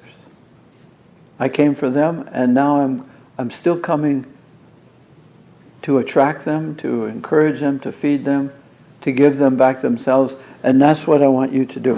And I'll do it with you. And so in the exercises, in a consideration called the kingdom, he says, imagine a king saying to his followers, I'm going to free the whole world. I'm going into battle. I want you to come with me. And everything I ask of you, I will do. I will be with you. Vade mecum. Come with me. I'll wear you'll wear what I wear, you'll eat what I eat, you'll sleep where I sleep. I'm going to be with you, and I am committing myself to doing the things of love that I ask you to do. We'll do them together. Well, that's the resurrection, that I rise even above my own definition of myself. So that's enough to pray. What I'd like you to pray about is to whom are you sent? And to pray every day, to whom am I sent? And then you meet them and you say in yourself, my prayer has sent me to you. You don't know that, you to whom I'm sent. But I didn't know you in my prayer, but I was made aware that I would be a blessing for you today. I am sent to give you yourself. I am sent not out of my agenda. I don't have an agenda, I have an availability. You are the agenda. And I want to be with you in any way you let me. And you say, thank you, and you leave me, and I say, okay. They didn't want much of me, but I was available for whatever they would want. That's mission. That's what it's about. To take what I am and take what I have and make it available so that Jesus is still seen, that Jesus is still alive. Jesus is still walking in my shoes. Ignatius went to Israel to walk in his shoes, and what he was converted to was Jesus would walk in Ignatius's shoes, and that's at the center of the exercises too, that we incarnate, we give life to him, as Mary gave life to him by saying yes, let it be done. That's what we say. We give him birth. We are a new Bethlehem each, by letting him be born through us, because he sends us to give life. I have been sent that you may have life. I send you to continue that life. The spiritual exercises are not something you do. You don't make the exercises. The exercises give you a way to continue not only a relationship with God and God's relationship with you, but your relationship with you. No one who really knows the exercises would ever say they made the exercise. We're always making them, just like any relationship. We are constantly in the relationship. We did that relationship. No. If it's a relationship, it continues. So it's a pathway to keep walking. It's to help us be pilgrims. And so you can plug into any part of the exercises depending on how you answer the question. And the question is always, how are you? How are you will tell you where you are being met. And wherever you are, that's where you are. And the finding God, the searching God, the ever-present God is there. The nature of love is the person who loves the truth of the other and loves where the other really is. That is, if you love someone, you know they have a bad knee, how's your knee? Let's talk about your knee. It's okay to be where I am. God is already present to where I am. I just have to catch up. So to know where I am is to know where God is. God is not up there or over there. God is not only in church or only in the desert. God is laboring, and what I have to do is grow in attentiveness and awareness, to be alert, not scrupulously or obsessively, but to grow in that attentiveness that I am beloved by God. I don't have to win it, earn it, regain it, it's there. So that how does one pray in this process of living and making the exercises? As I have said several times, how you live highly influences your spiritual life. If you make sure that you never have to trust, if you make sure that there is no insecurity in your life, if you live constantly addicted to noise or information, those things hurt your spiritual life. The spiritual life isn't something you do and then you say, okay, I did the God thing for half hour. I did the God thing, now it's my time. You just will not be attentive during your time. If it's your time, you will be attentive to your time. And pretty soon you will drift away from even wanting to pray. Praying isn't productive as much as my time is productive. In one sense, prayer, you'll know how long you should pray. It's helpful for me. Praying is not saying words only. I might. Whatever prayer, sometimes I at the end of prayer I say, whatever you think prayer is, God, that's just what I did. Because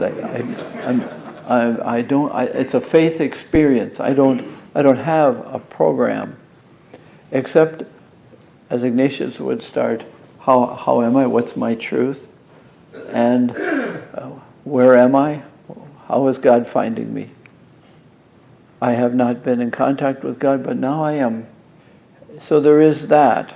But I seem to know when I'm done is when I have a sense of mission, or there's something good in me that has been blessed, and it's time to give it away. Some sense that it is time to go.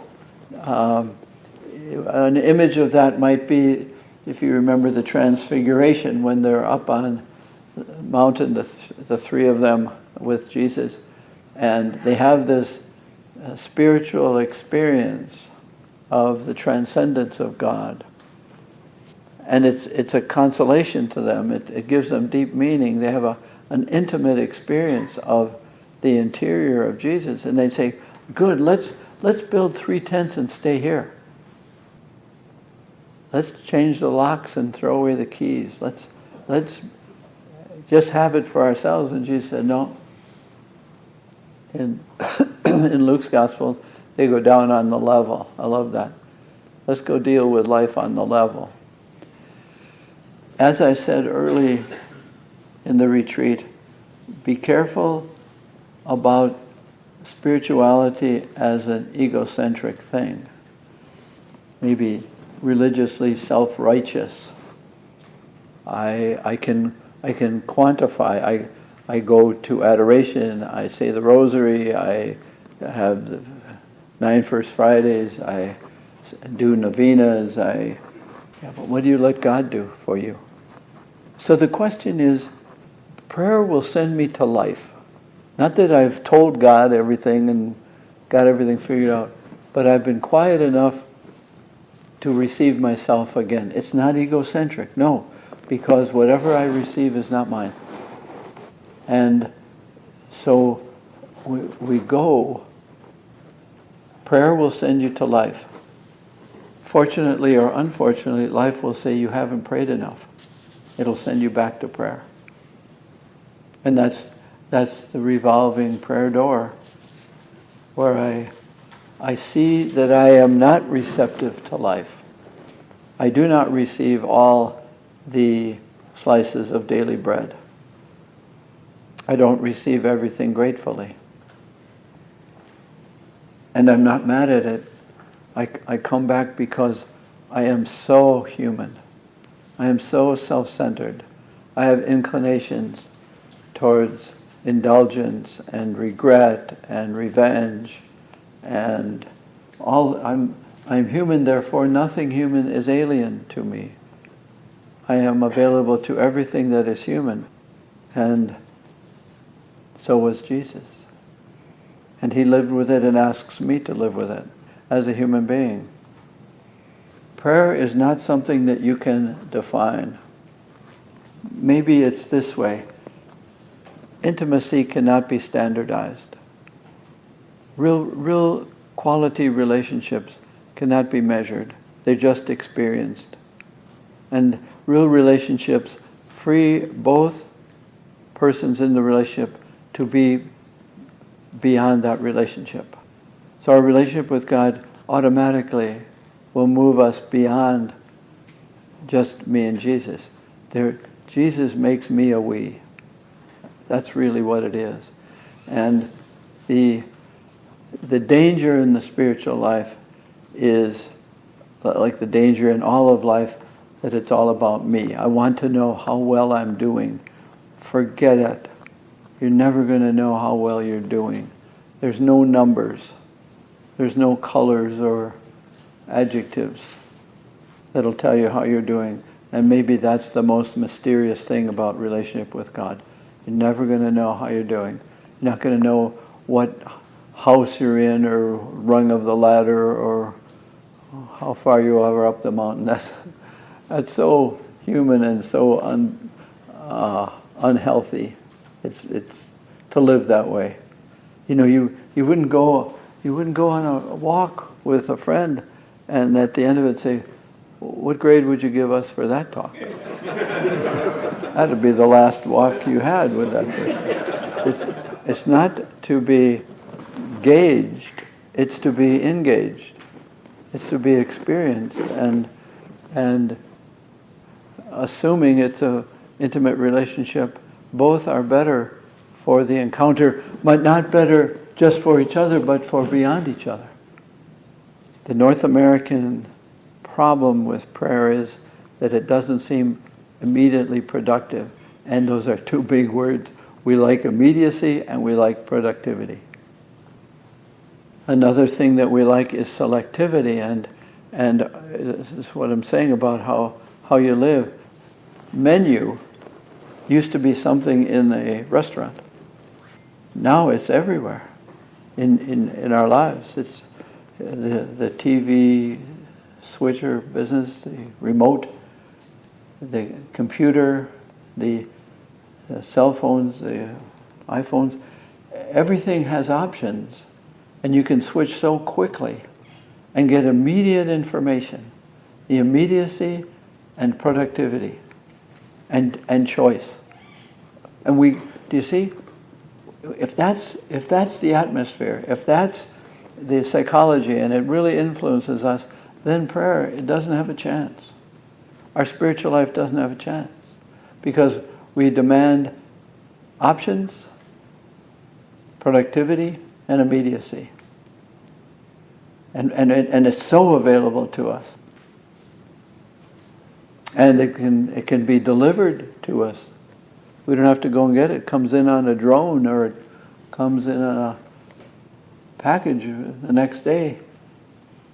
We are so influenced by immediacy and options. And if we are going to be spiritual people and peaceful people, We have to almost discipline ourselves and watch, just watch in your day how your ego is so demanding about the necessity of your choice being immediately produced, and that you quickly produce something, and the time is not valued, it's squeezed. So prayer doesn't have a chance if that's the way of living. And it takes silence and calm to have a spiritual life. But that's difficult to get. One of the offerings of the exercises then is a thing we call the examen of consciousness.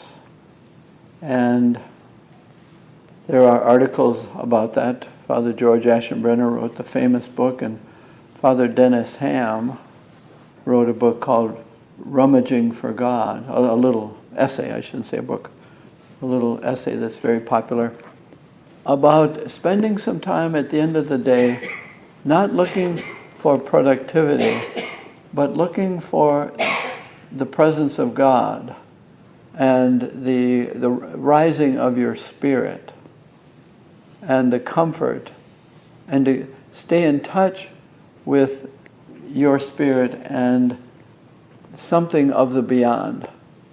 Our noses are on the grindstone and close to the ground, and all these terms. We keep our ear to the ground and our shoulder to the wheel and our eye on the prize. But it doesn't say much about keeping your spirit available to grace. And we don't trust it because it's not productive and it's not tangible. But if you could, for a while, get accustomed to it, you would be hard to live without it. To sometimes I've said, eventually you're going to take off your shoes. And then to pray with your shoes, where did they take you today?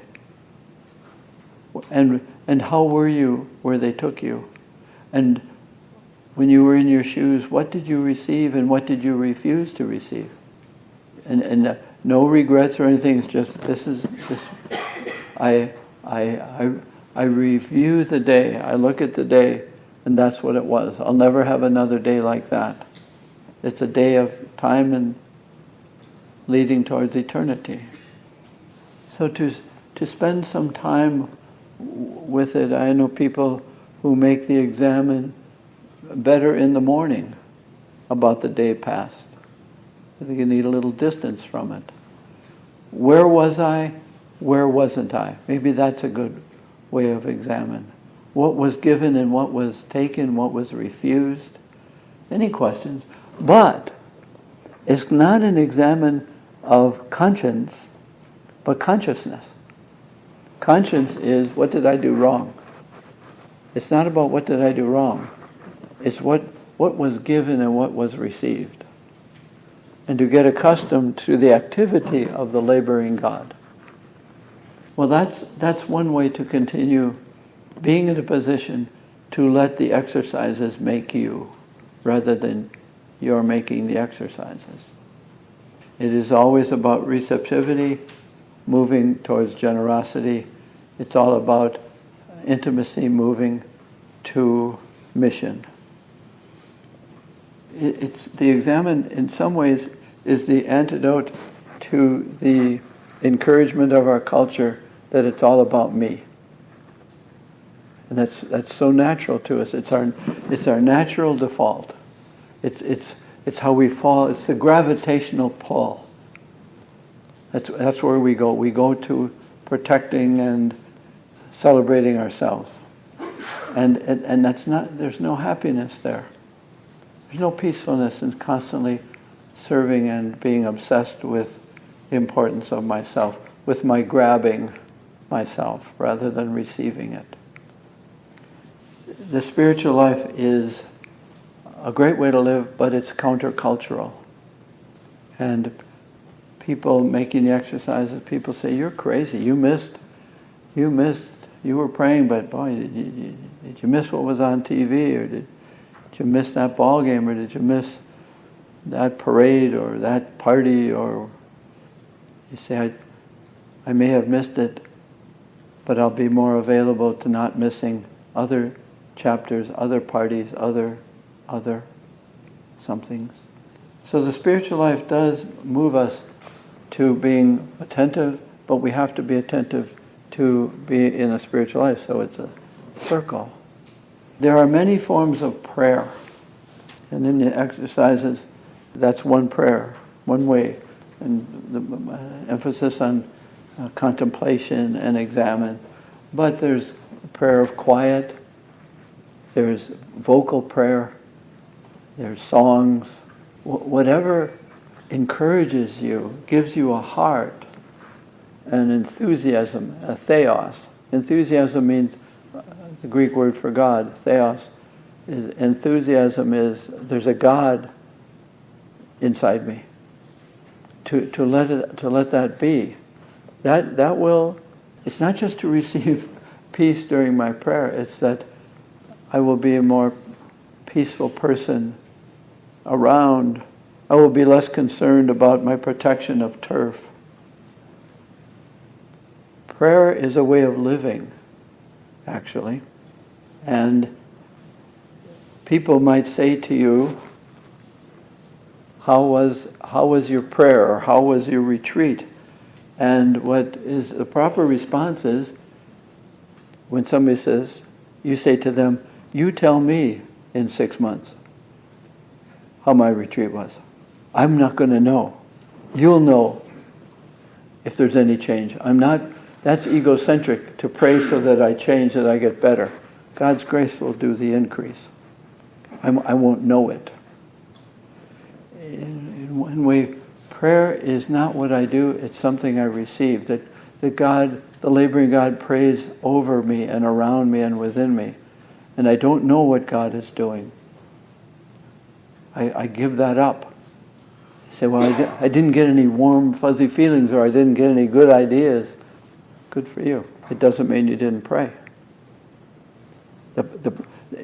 It's this simple, and we saw it in Mary these days. Pregnancy, the result of, say, sexual intimacy, has many results. It might be physical pregnancy. There will be a fruitfulness, God willing, but there's a fruitfulness that extends beyond the bedroom. There's a fruitfulness because of that intimate relationship, the fruitfulness of which is not just shared with each other but beyond. That the object of intimacy is fruitfulness, the object of prayer is fruitfulness, but I might not know it. Most likely I don't.